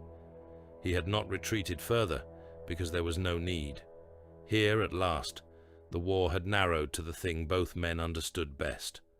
The surviving Templars spread instinctively, but Garrix raised his free hand, and his reavers fell back as well. It was not mercy, it was hierarchy. The hall belonged to the duel. Basta advanced without a word. Garrix bared his teeth. "There you are." The first impact of sword on power blade cracked two of the floor tiles beneath them and sent a bright fan of sparks over the corpses. Basta fought with both hands on the black sword, every cut a line of doctrine given iron form. Garrix answered with brutal adaptability. His power blade, striking, feinting, reversing angle, then crashing into close bodywork with his offhand gauntlet or shoulder as often as with the weapon itself. Oath met ruthless survivalism there in the oldest way possible. Not argument, not theology, but weight, angle, endurance, and killing intention. Garrix was the first to draw blood. His blade slid under Basta's parry and opened the champion's thigh to the bone. Basta did not retreat. He stepped into the pain and answered with a backswing that sheared one of Garrix's trophy chains free and scored a molten line across the reaver's chestplate. The corsair laughed, low and delighted, as though each cut only made the duel more worthy. Their escorts crashed together around them a heartbeat later. Vale arrived at the edge of the hall just as the wider melee reignited. Neophytes and sword brethren slammed into Garrix's chosen in a knot of savage close killing, making the duel itself flicker in and out of view between bodies. Basta took a punch from Garrix that cracked his helm lens and sent him stumbling over a corpse. A neophyte hurled himself into the gap to keep 3 reavers off the fallen champion and died under their blades in less than a second, his body opening so violently that bone fragments spattered the fresco wall behind. Basta rose through the spray and cut one of the killers in half from shoulder to hip. The duel lengthened into legend. Garrix's power blade bit Basta across the ribs and nearly reached the secondary heart. Basta's answer shattered the corsair's left pauldron and carved black meat from the shoulder beneath. Garrix kicked a dying Templar into the champion's path and nearly took Basta's head in the heartbeat of obstruction that followed. Basta ducked, lost part of his helm crest, and drove the pommel of the black sword into Garrix's throat hard enough to buckle the gorget. Both men were breathing heavily by then, not with mortal exhaustion, but with the deep, mechanical labor of post-human bodies driven to the limits of muscle, pain, and wrath. Around them, the cost mounted in stacks. Most of Basta's escort died in that hall, or the 2 corridors feeding it. Neophytes were hacked down, protecting angles they barely understood. A sword brother lost both legs below the knee, and still dragged himself forward on one elbow to ram a combat knife into a Reaver's groin seal. Vale himself took a glancing strike across the helm that split one lens and showered his face with internal glass. Blood ran into one eye. He fought half-blind and kept the line from folding in on Basta's flank because there was nothing else to do. At last, Basta won, not because he was stronger than Garrix, nor faster in any simple sense, but because he refused to let the duel remain only a contest of lethality. He made it a contest of attrition, of the very endurance he had named to Vale in the shrine aboard the strike cruiser. He accepted cuts to gain position. He allowed pain to spend itself, while Garrix kept gambling on the one clean ending. When the Corsair drove for the throat with all his remaining fury, Basta turned the line of the blade with the broken edge of his shield, stepped inside, and put the black sword through Garrix's chest. The relic weapon punched through armor, fused ribs and both hearts, its point bursting from the Reaver's back in a spray of black-red ruin. Garrix stared at Basta for one long heartbeat, hatred and disbelief warring in his eyes. Then Basta dragged the blade free and took the head with the return cut. The hall went quieter in the second after, not silent. Men were still dying in the corners. The wounded still screamed. Fire still crackled up one wall where a ruptured fuel line had found an altar cloth. But the center of the storm had ended, and Garrix's head rolled through the blood under the ruined fresco of judgment. Basta remained standing only by violence of will. His armor was split in 3 places. One gauntlet shook with loss of blood or nerve trauma. Half his escort lay dead around him. Yet he stood amid the carnage like a dark saint of expenditure, proof that Black Templar excellence in war was real, and that it always came with a bill written in brothers. Far above, Gerlach broke the Moon Temple's upper sanctums, and gave orders that surprised even some among his own. The relic vaults were to be seized, not catalogued, not venerated, seized. Ancient caskets, saint bones, memory cylinders, war relics, and old transit shrines hidden under chapel seals were stripped from their niches and passed down the line into freight cages. A chaplain serf dared ask whether the holiest among them should not be preserved in situ for proper sanctification after the battle. Gerlach did not even turn. Sacred things are tools before they are memories, he said. Take what serves. So the crusade looted sanctity from a moon temple, while its dead still lay cooling in. The corridors. Relics were reduced to utility, because utility was all the war had left patience for. When the inner sanctum at last fell and the surviving Templars reached the command crypt beneath the Moon Temple's central altar, the truth waiting there was not triumph, but another insult. Huron had wanted them here. The crypt's command nexus was active enough to sting the skin with residual power, yet its key interfaces had already been stripped. The root control arrays pointed not toward the Moor Gate proper, but toward decoy relays and sacrificial timing loops. Supply caches left inside vaults had been just rich enough to encourage the temple garrison to hold to the last. Vox logs, once broken open, showed staggered extraction orders issued well before the Black Templars arrived. This had been another bloody hinge in the campaign. One more design delay meant to make Gerlach spend elite strength on a target that mattered only for how dearly it could be bought. Vale stood. In the crypt, among dead adepts, seized relic crates and flickering machine runes, and felt the exhaustion of the entire campaign settle in his bones. All of this, he said quietly, For hours. For blood, Gerlach corrected. Basta entered the chamber a moment later, slower than Vale had ever seen him move, his wounds half sealed by emergency clamping and field unguents.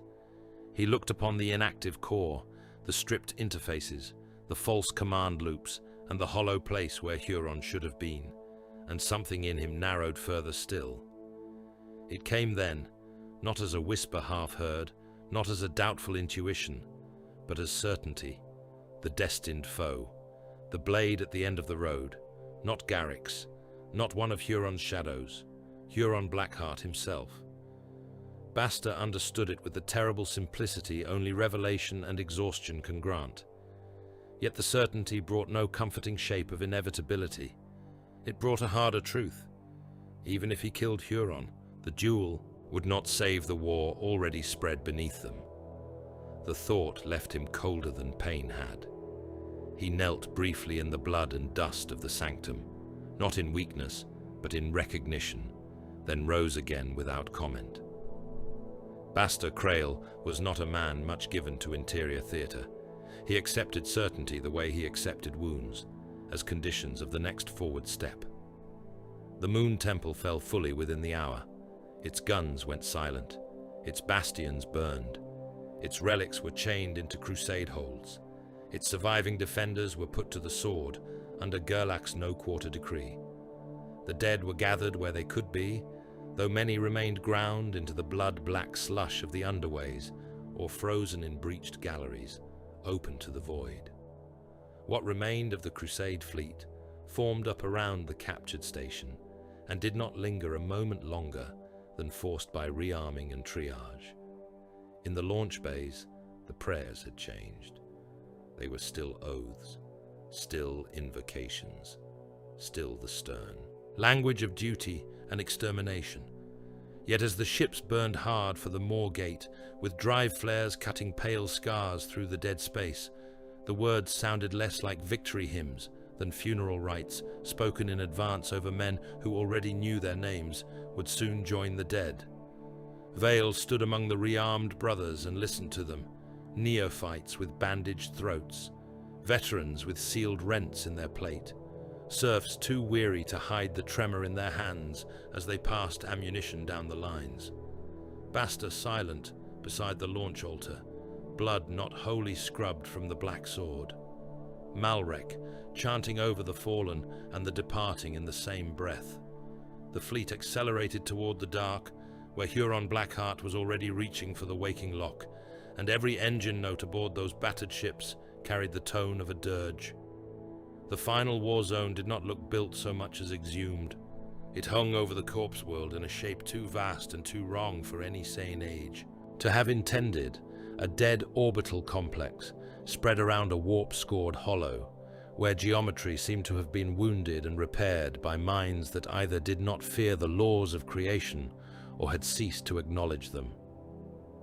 Broken station arms jutted from a central abyss in rings and half-rings of black metal, shrine towers, docking spines, pylon fields and ancient machine masses, so old that no single human language remained etched whole upon them.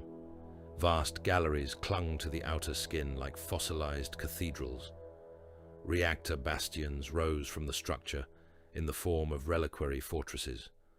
Processional bridges crossed nothing and ended in impossible angles over the dark.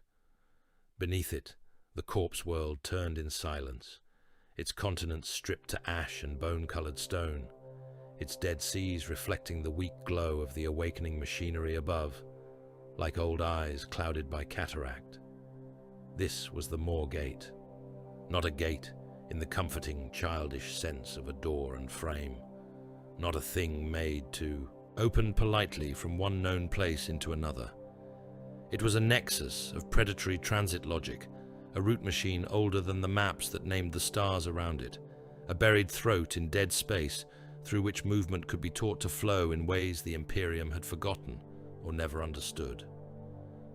The first pylons were awake now, murmuring to one another in cold machine prayer. Deep within the complex, something answered those prayers in tones too low to be properly heard and too vast not to be felt in the bones. Huron Blackheart had arrived before them. The void around the moor gate was crowded beyond any honest pirate muster. Slave hulks drifted in chained processions around the outer docks, their holds packed with the labor stock taken from Hellspear, Dameron, and a dozen lesser worlds.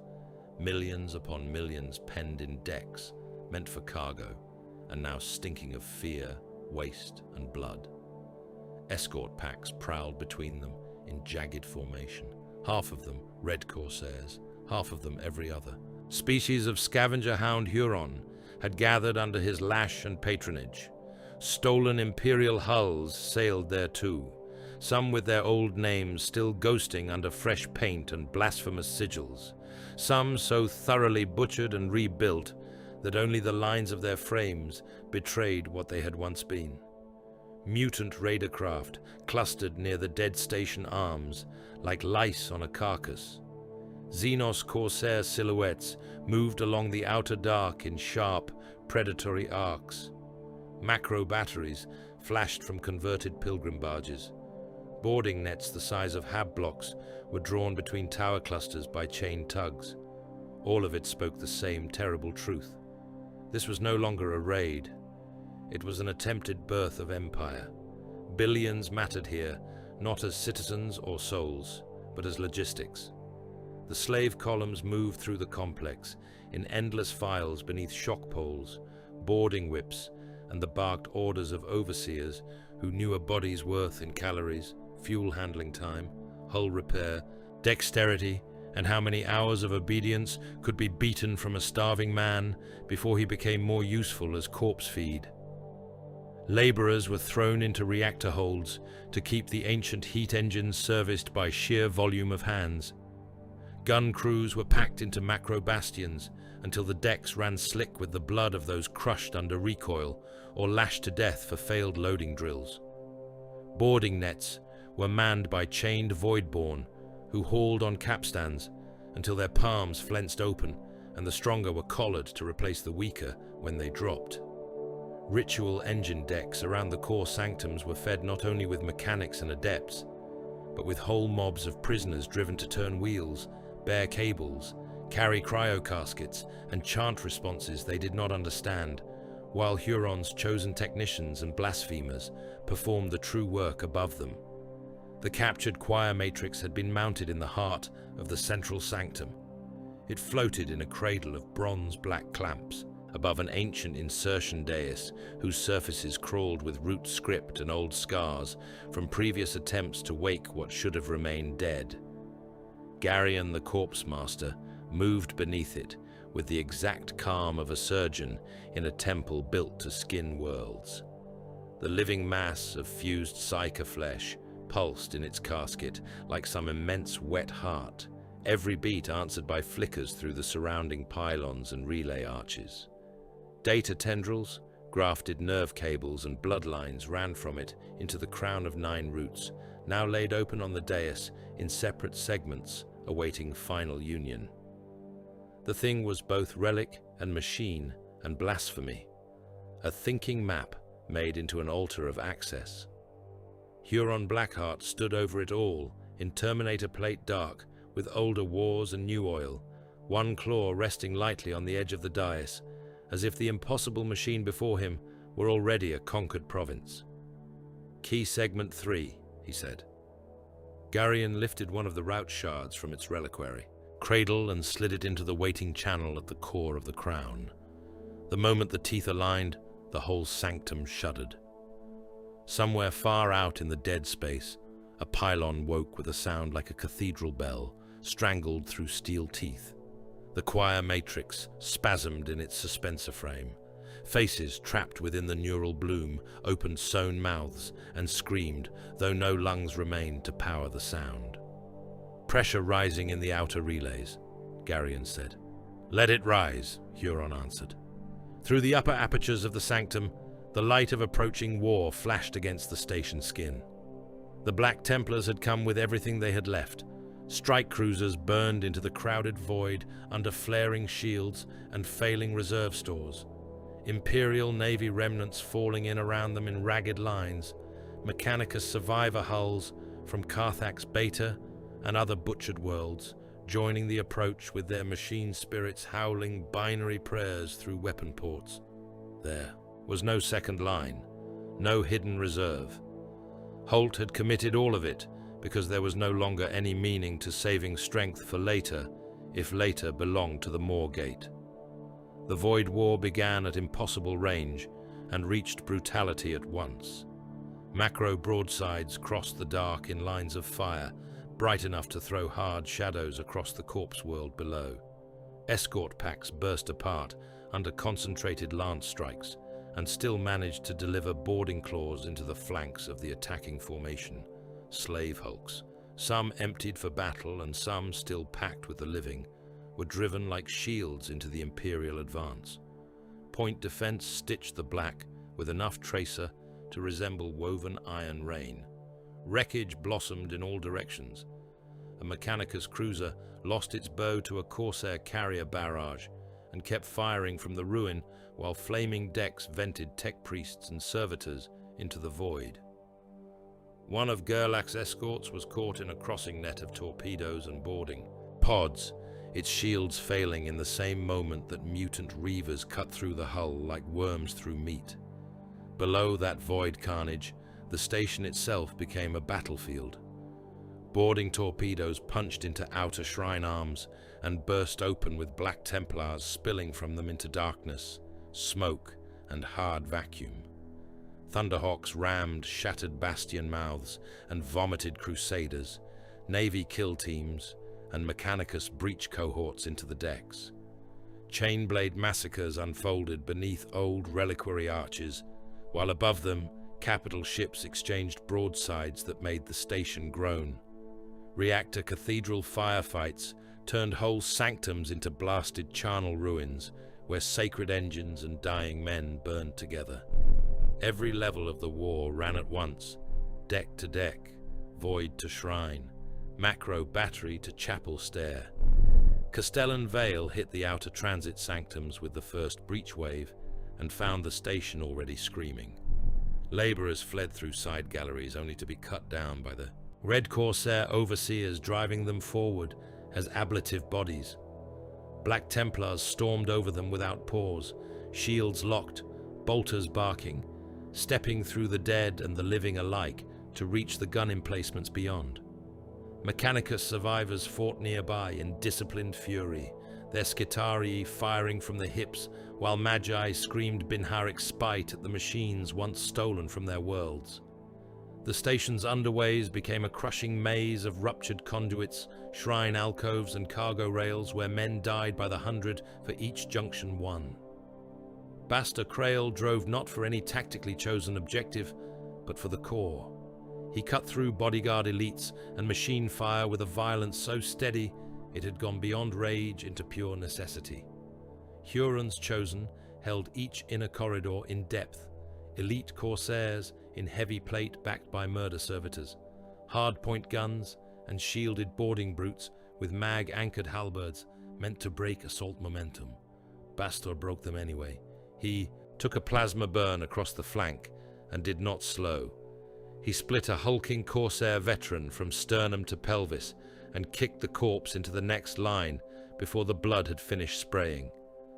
Around him, the surviving sword brethren died one by one, but the wedge kept moving because Basta moved. Above and around them all, Admiral Holt saw the encirclement closing. The Corsair carrier cluster had hidden its true mass behind drifting hulks and slave barges until the Black Templars were already committed to the station assault. Now it moved to seal the outer lanes, launching fresh attack waves and boarding packs to trap Gerlach's fleet against the station and the death of its own forward momentum. Holt understood the geometry before most of his officers did. If the encirclement closed, the station assault would be strangled. Even if Basta or Gerlach reached Huron, the fleet supporting them would die in pieces, and the Moorgate would wake behind a wall of wrecks and triumphant predators. His flagship still had one clean vector. He did not call it heroism, because he was too tired and too honest for such words. He ordered full burn and locked the helm himself.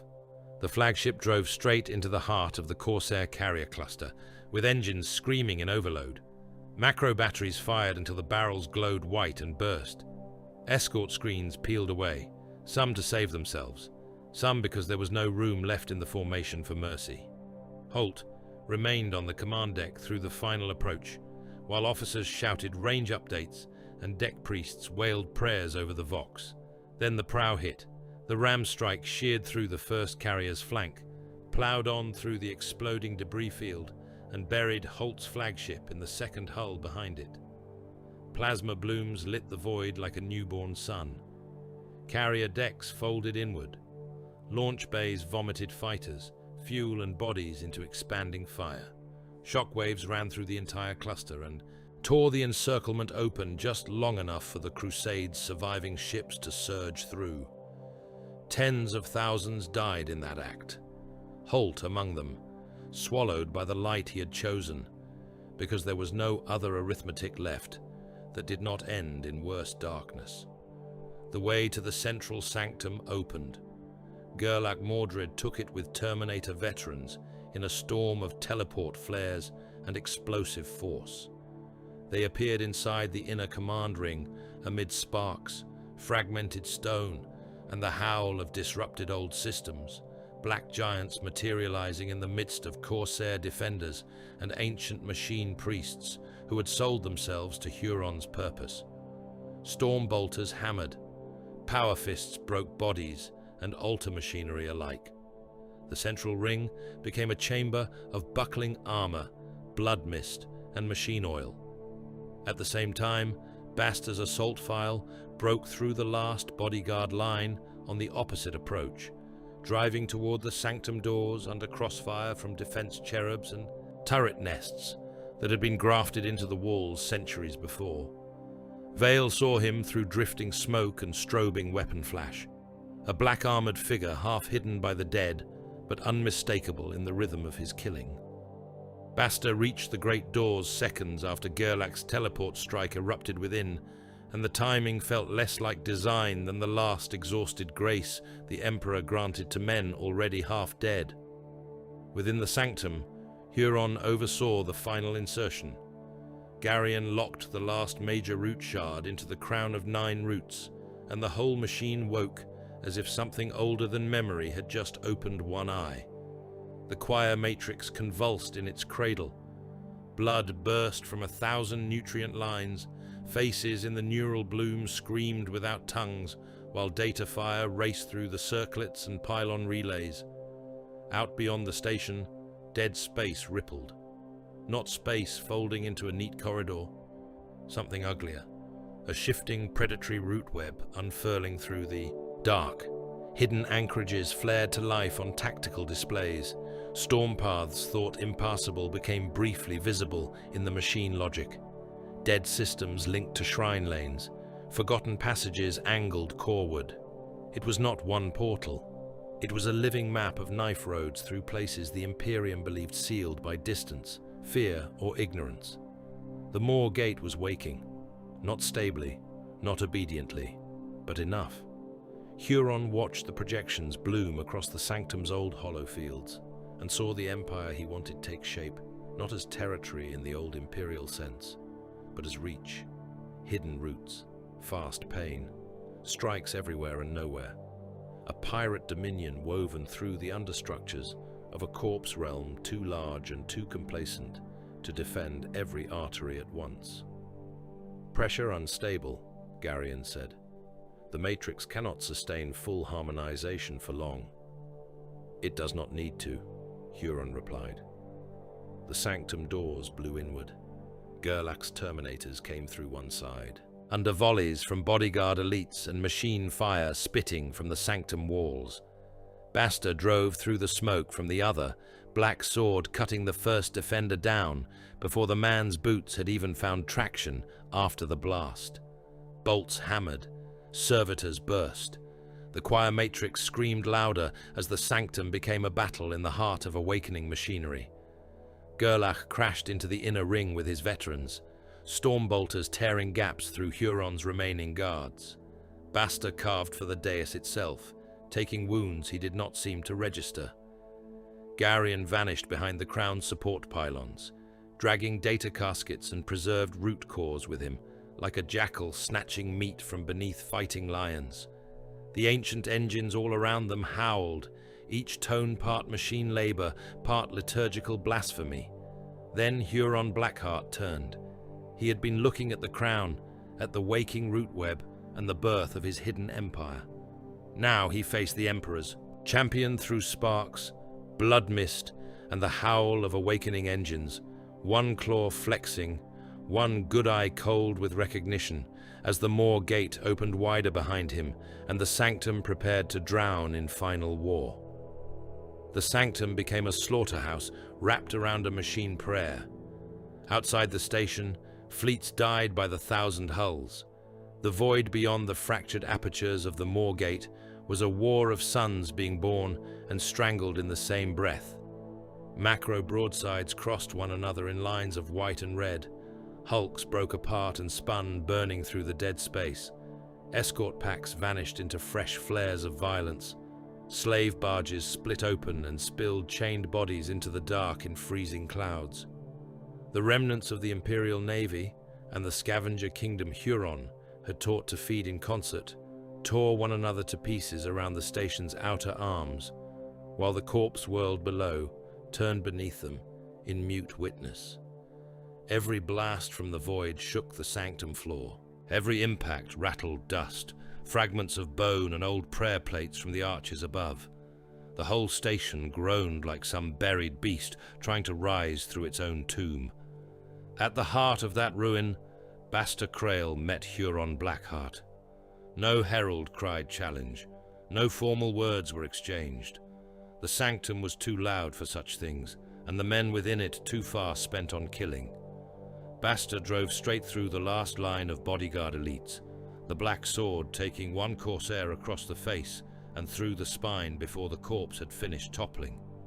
Another swung a chain fist for the champion's neck and lost both forearms at the elbow in a glittering spray of sparks and blood. Basta stepped over him and came on through the smoke, blood running from the rents in his armor, tabard hanging in torn strips from one hip, helm split and half blackened from the fighting through the station's approaches. He looked less like a knight than like the surviving point of a spear, hammered through too much flesh to remain beautiful. Huron waited at the activation dais with the tyrant's claw flexing open and shut at his side, his axe hanging low in the other hand. The crown of 9 roots blazed behind him in fractured life. The choir matrix twitched and convulsed in its clamps, bleeding from 100 graft lines into the channels of the ancient machine. Shifting root webs flashed over the sanctum walls in cruel constellations. Every pulse of the awakened Moor gate made the air pressure change and the blood in men's bodies feel briefly foreign to them. Then Basta struck. The black sword came down in a 2-handed arc that would have split a dreadnought hatch. Huron met it with the haft of his axe, and the sanctum floor cracked beneath the impact. Sparks burst across the machine altars. Basta followed at once with a shield smash, but Huron was too old and too hateful to be caught by simple momentum. He turned into the blow, took it on one pauldron with enough force to dent the plate inward, and answered with the tyrant's claw. The claws raked across Basta's breastplate and peeled armor, ceramite and flesh away in parallel furrows. Warning runes screamed across the champion's helm display. He drove back only half a step and cut upward, the relic edge biting across Huron's gorget and tearing one chain of trophies free in a burst of black-red blood. The duel was brutal from its first heartbeat and became uglier with each blow. Huron fought like a disaster with hands. There was nothing elegant in him, no courtly precision, no duelist's vanity. He hacked, clawed, stamped and burned, every action backed by monstrous strength and the accumulated malice of wars older than most men's bloodlines. The tyrant's claw tore chunks from Basta's shield rim and ripped a line of broken relic teeth from the shield's icon face. The axe hammered against the black sword until fragments of old sanctified edge chipped free and skittered across the dais. Basta answered with the merciless discipline of a man who had long since surrendered any concern for survival, if survival stood between him and the kill. He drove cuts into Huron's thigh joints, into the damaged shoulder, into the half-repaired sections of Terminator plate, where old wounds had forced newer work and newer weakness. Flamerburst roared from a housing under Huron's claw and washed the dais in furnace light. Basta vanished in the blaze for one heartbeat. His armor seals screamed. One side of his tabard burned away entirely. Then he stepped through the fire with the black sword low and drove the point into Huron's left side, beneath the raised arm, punching through a seam in the plate and into the meat and machinery beneath. The tyrant made a sound that was half laugh and half impact grunt, and smashed the pommel of his axe into Basta's helm hard enough to rupture both lens units. Blood filled the champion's vision in hot red sheets. Around them, the sanctum dissolved into concentric butcheries. Gerlach Mordred and his Terminator veterans carved through the inner ring toward the activation core, stormbolters chugging in disciplined fury. Corsair bodyguards died under power fists and point-blank volleys. Mechanisms older than empires were shot apart, stamped down and blasted from their housings as the Black Templars forced their way to the heart of the machine. Vale led what remained of his brothers and neophytes through the lower sanctum galleries, driving human crews, press-ganged labor, and surviving Mechanicus adepts away from the fighting wherever he could, and killing whatever tried to hold them back. Murder servitors burst from wall cradles and were chopped down in sprays of oil and human pulp. Chained laborers tried to flee in every direction at once and were trampled under ceramite boots or cut apart by crossfire when the corridors narrowed. Garion the Corpse Master moved like a pale shadow through it all, dragging root data caskets, gene vault cylinders, and memory reliquaries toward the extraction channels hidden behind the sanctum's rear altar banks. He had shed all pretense of indifference now. His hands moved fast, servo limbs clamped, lifted, sorted. The dying choir matrix screamed over him and painted his armor in pulsing warp light. He had the look of a grave robber too deep in the crypt to care that the walls were already falling. Vale saw him only in glimpses, and each glimpse filled him with a fury colder than the battle heat. It was one thing to watch worlds burn under Huron's passing. It was another to see the butcher who had rendered those worlds into stock, still gathering his harvest while the sanctum drowned in blood. Gerlach reached the activation core first. It lay beneath the crown itself, a cluster of old reactor hearts, root logic engines, and gravitic stabilizers bound together under machine script so ancient that even the surviving Mechanicus adepts whispered over it in something like fear. Damaged already by battle and overstrain, the core still throbbed with enough power to lift the hair on the neck and make every exposed nerve in the skull ache. Gerlach looked once at the readouts fed into his helm by the terror-stricken adepts behind him and understood the equation at once. Destroying the core would cripple the Moorgate beyond immediate reclamation. Destroying the core would also kill every Imperial force still inside the complex when the breach cascade ran through the station. He did not hesitate long enough to call it thought. "Prime the charges," he said. One of the surviving Mechanicus priests, half his face melted and his mechadendrites twitching with damage, turned in horrified protest. The Imperial assault cadres remain inside the sanctum ring. The lower decks are still populated. Human labor, naval boarding teams, bonded. Gerlach's gaze cut through him. Prime the charges. True to form, he gave the order because victory through annihilation remained victory to a Black Templar Crusade master. If the station died with his men inside it, then they would die usefully. If human crews and surviving auxiliaries were still trapped in the lower galleries, then they would be counted beneath the larger necessity. The Moorgate could not be allowed to settle into Imperial hands as some tempting half-conquered prize. Better ruin than corruption. Better a dead sanctum than a root web anyone less pure might one day imagine turning to softer use. The charges were armed. Vale heard the core order break over the command vox while he was hauling a wounded neophyte behind the shattered remains of a machine altar. For one heartbeat, he said nothing. The war had already taught him what Gerlach would choose in such moments. Yet hearing the decree now, while human crews and half-grown brothers still fought and died in the lower ways, did something final inside him. He disobeyed. Not in open proclamation, not in some theatrical break that would have ended with bolt rounds and righteous denunciation. He disobeyed in the only way left to him. He started pulling people out. Fall back from the lower galleries. He voxed to every channel he still commanded. Any human crews, any surviving tech adepts, neophytes to me, move. A sword brother on the inner line snapped back at once. Marshall's order is hold and kill. Vale dragged the wounded boy to his feet and shoved him toward the rear stairs.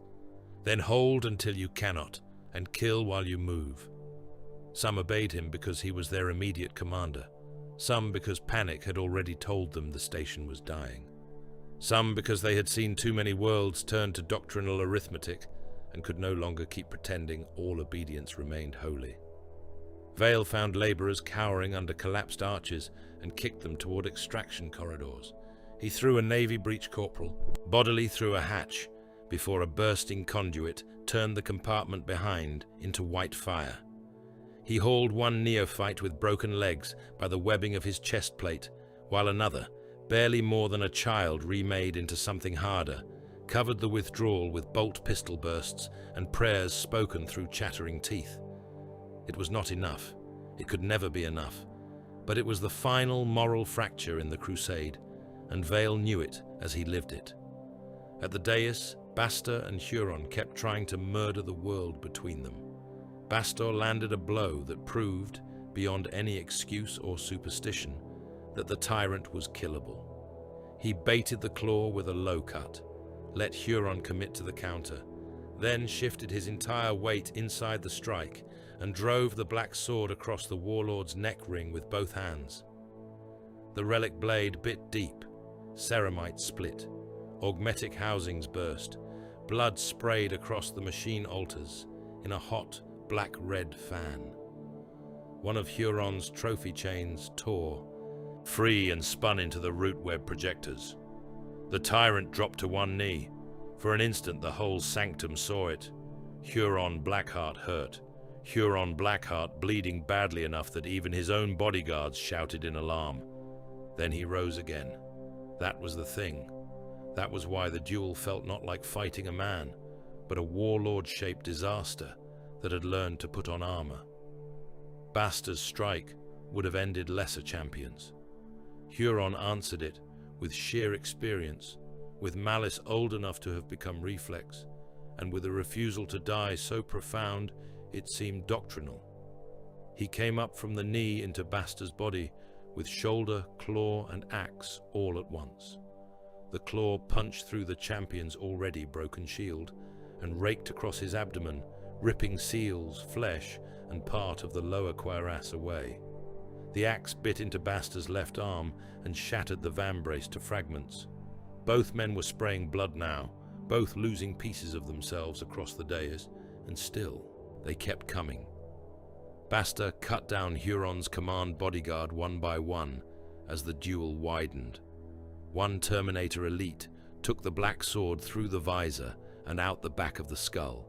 Another lost both knees before the return cut opened the belly. Bastor nearly took Huron's head on the next exchange, the relic blade scraping across the exposed wound at the neck and carving deep into the remaining shoulder line. The tyrant staggered. One good eye vanished for a moment behind blood. If the champion had been whole, if his escort had not died buying him those last meters, if the sanctum had not been shaking itself apart under the pressure of the awakening and dying machine, perhaps that would have been the ending. Instead, Huron survived it by being exactly what he had made himself. Garyon died securing that survival. The corpse master reached the escape channel behind the sanctum with root data caskets chained to drag thralls and gene vault cylinders clamped under his servo arms. Vale, bloody and half limping from the lower gallery collapse, saw him there and opened fire. Bolt rounds burst 2 thralls into gobbets. A third casket spun loose and crashed against the wall hard enough to rupture, spilling crystal matrices and preserved neural matter across the deck.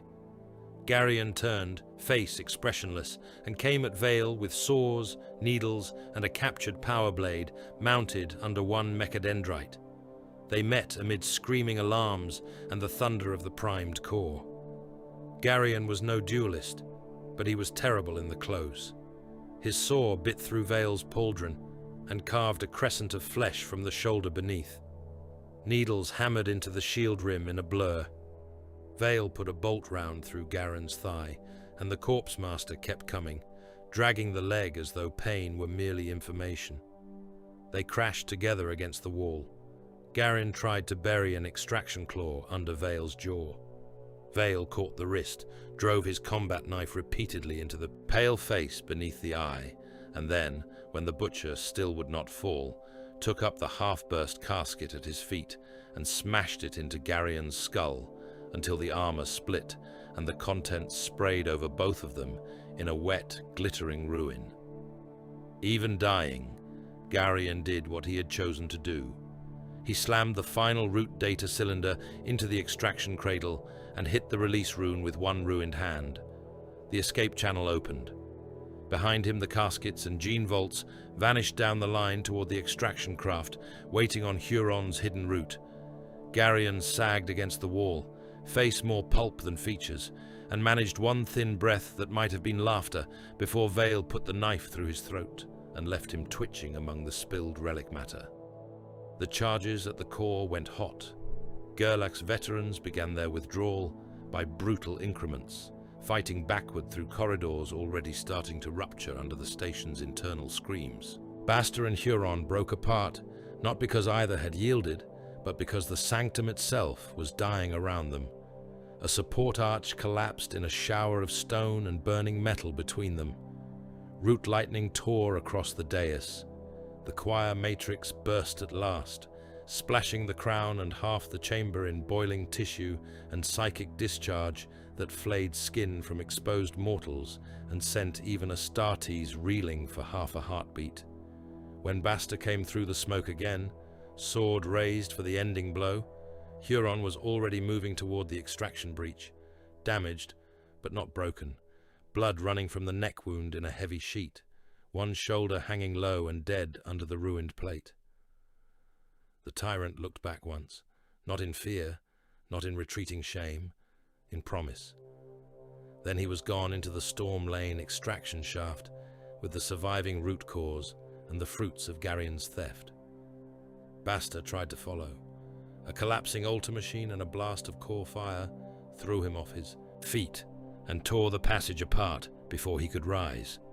He had maimed the tyrant's command bodyguard. He had nearly taken the warlord's head. He had proved Huron Blackheart could bleed and survive and bleed again. It was not enough, yet it mattered. The Moorgate died only in part. The charges tore through the activation core and shattered huge sections of the root logic engines. Pylons in the dead space gutted out one after another. Great station arms broke free and tumbled burning toward the corpse world below. Entire sanctum rings caved inward. The predatory root web collapsed from a widening lattice of possibility into jagged fragments and half-open wounds in space that snapped shut, flared, or remained flickering in unstable sequences. The complex could not become a stable Imperial asset after that. Gerlach had denied the temptation by destroying the thing at its heart. But Huron had learned enough. That was the ugliest truth carried out of the fire. The tyrant did not need the Moorgate whole anymore. He had seen its roads. He had stolen its logic in pieces. He had lost much, but not the prize entire. The future would not belong to one permanent gate. It would belong to raids weaponized by partial understanding, hidden routes, storm paths and dead systems, whose mouths Huron now knew how to test with blood. Extraction from the station became a rout wrapped in courage.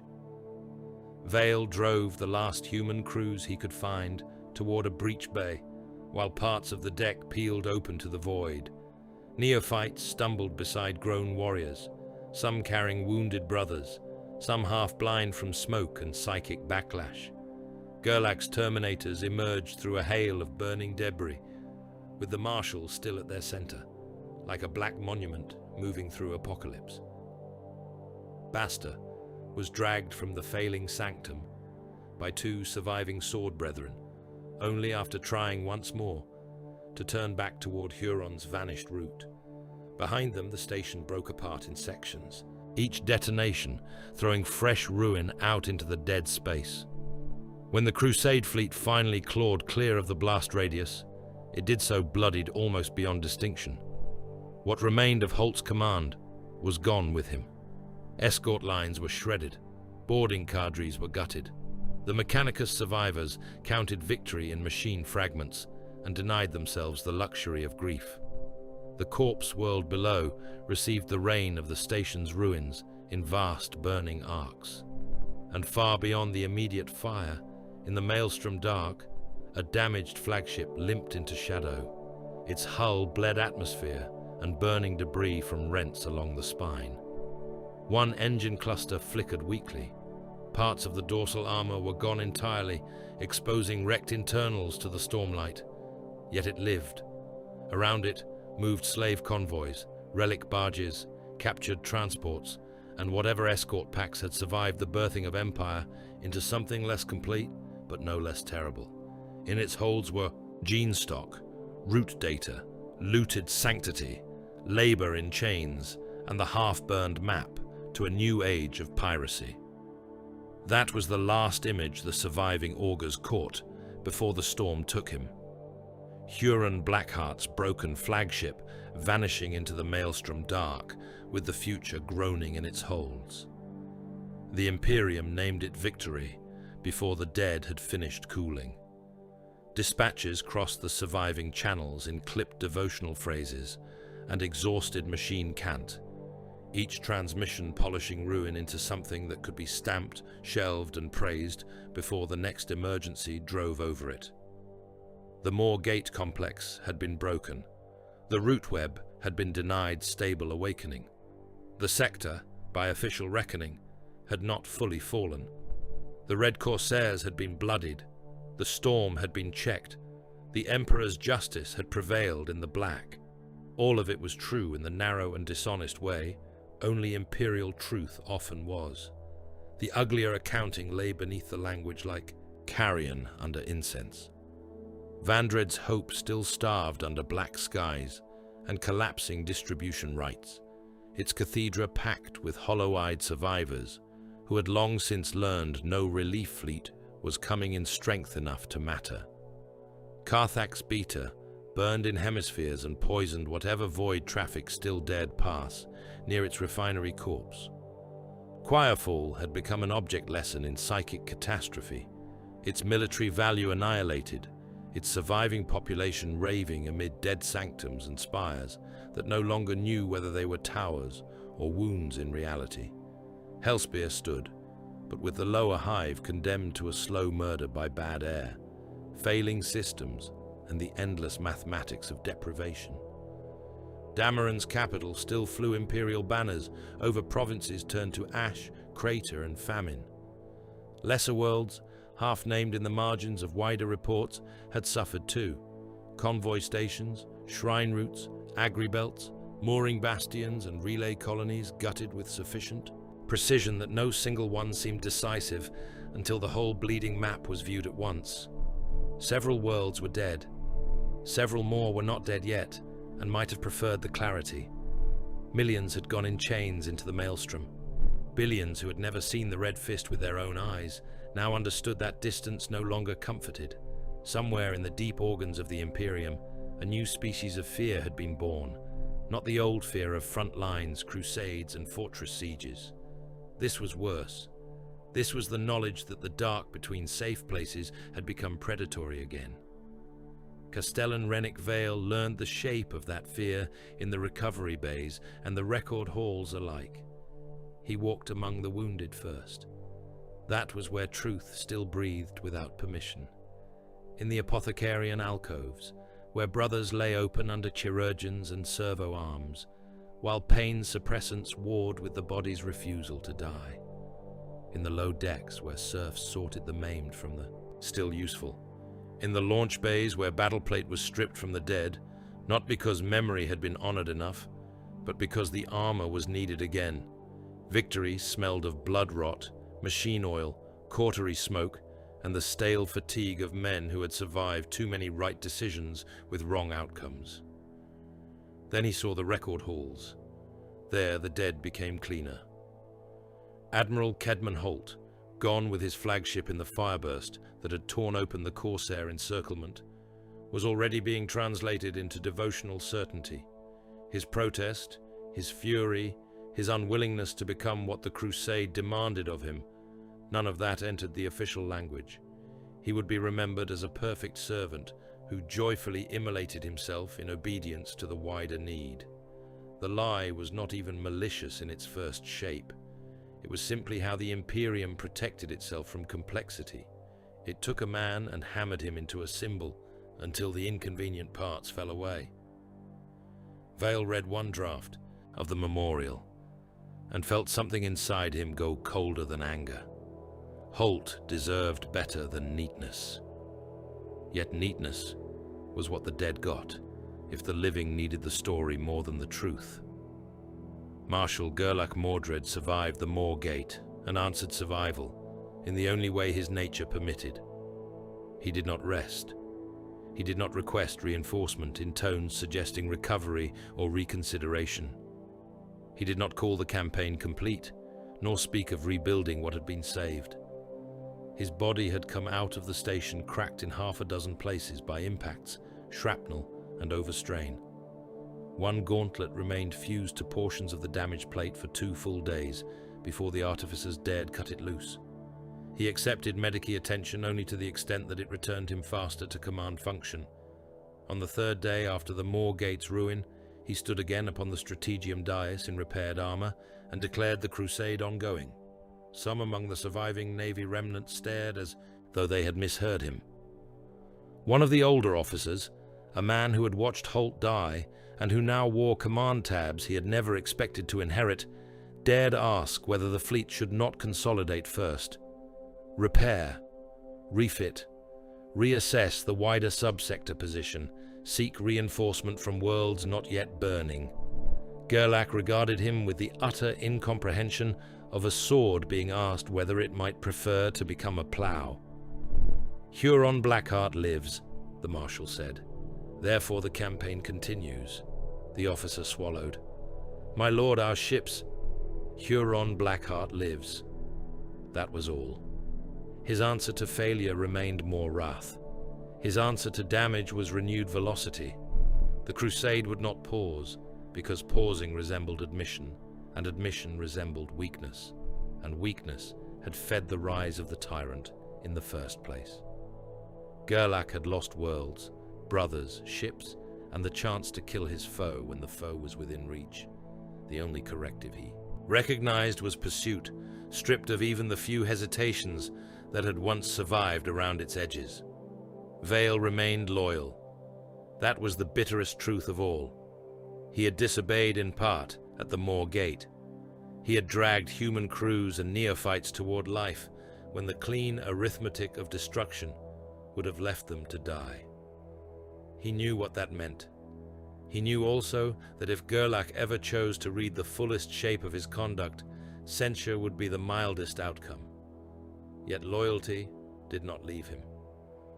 He still believed the war against Huron Blackheart had to be waged. He still believed the Black Templars were among the few instruments hard enough to matter now that the storm had learned new roads. What had changed was simpler and more corrosive.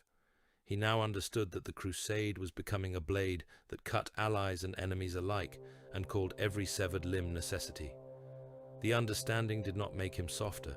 It made him harder in a different direction, hard enough to keep moving, hard enough to look at what they had become without pretending it was cleaner than it was. Half disillusioned, wholly committed. It was a miserable state in which to remain faithful, and therefore perhaps the most honest. Basta Crail lived as well. He should not have.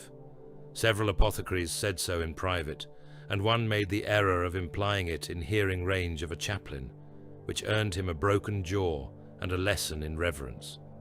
The Emperor's champion lay for a time in a chamber deep within the strike cruiser, while damaged organs were coaxed, replaced, or outright ordered back into function by surgery, pain, and the rude insistence of post-human will. His left side was a geography of fresh ruin. The scar at the throat where Huron's axe and claw had nearly ended him would remain a raised black seam even after all proper treatment.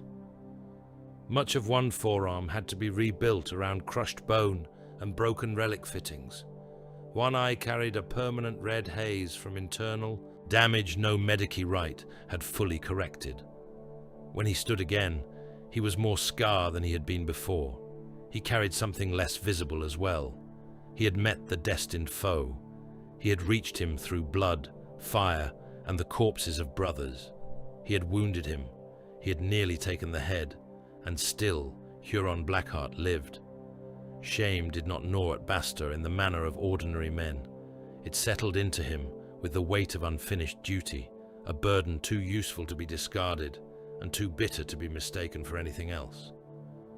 Vale found him once in the chapel, after his first unaided walk from the Medici vaults.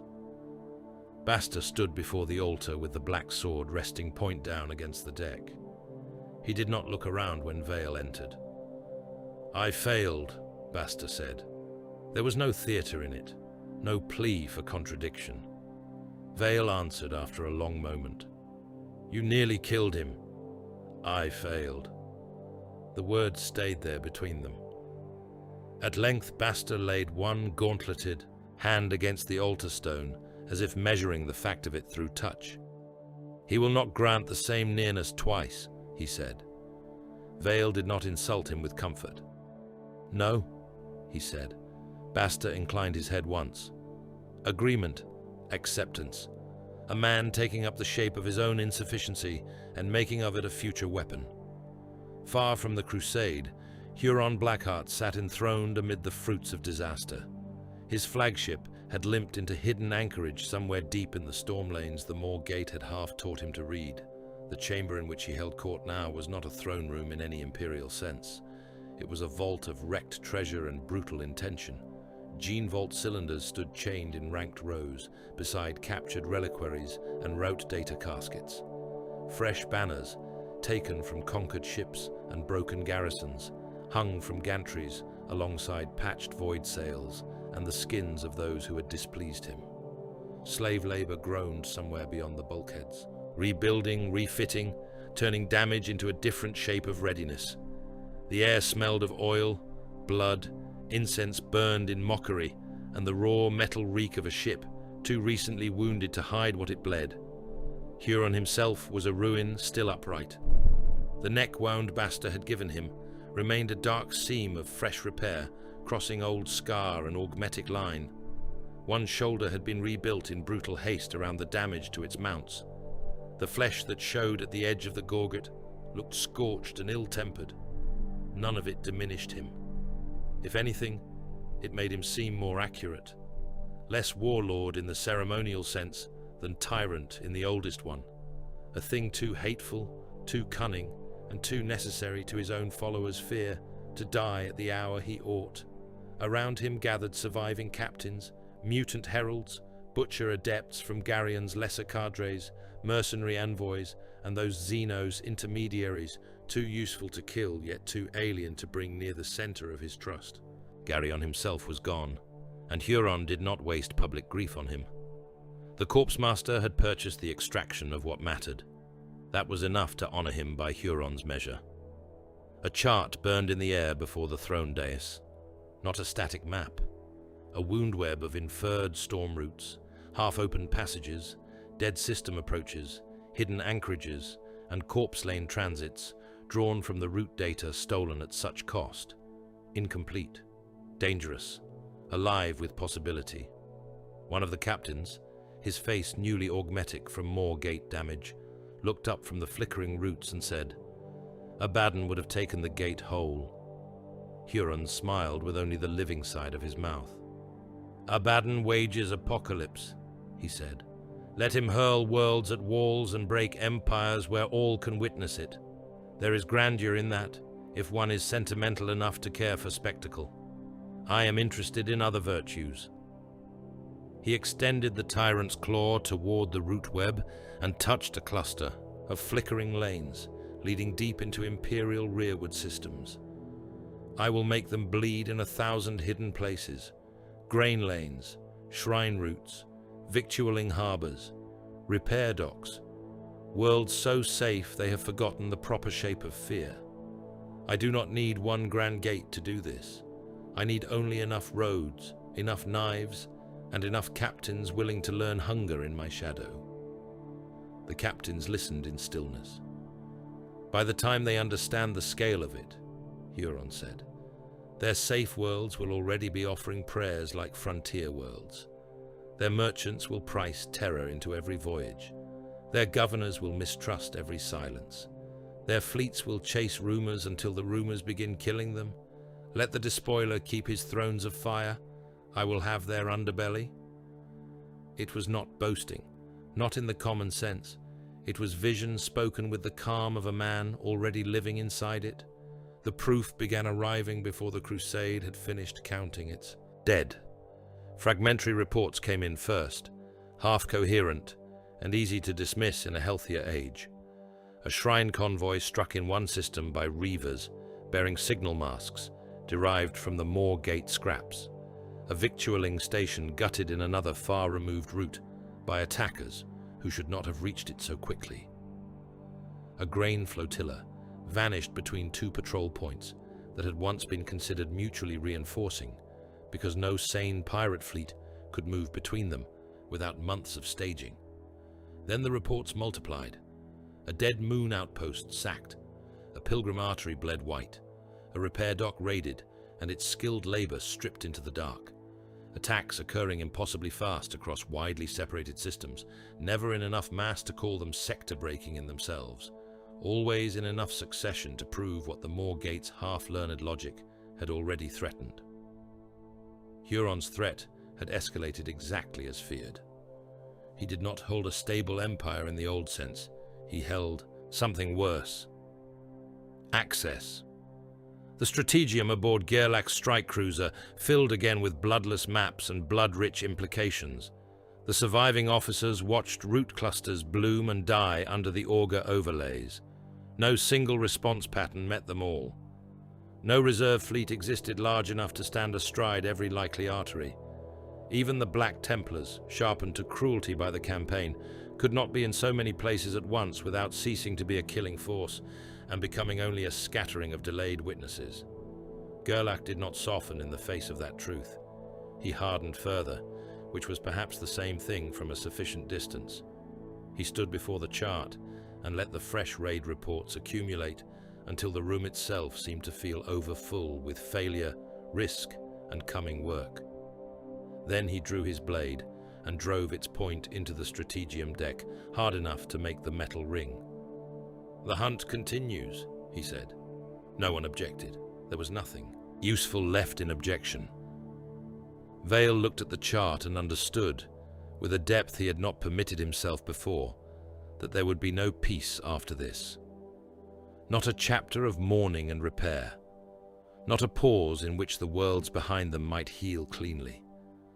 The maelstrom had birthed a greater nightmare than before, and the nightmare had learned to travel on roads the Imperium did not own. Basta bowed his head once over the hilt of the black sword, not in rest, but in recommitment. Malrek raised the Crozius and began the old litany again, though the words had changed in flavor. They no longer sounded like confidence. They sounded like burial chants, spoken by men who intended to walk out of their own graves long enough to kill once more. In the dark beyond, Huron Blackheart set fresh courses. In the dark within, the Black Templars swore the vow again. No peace answered it. No triumph completed it.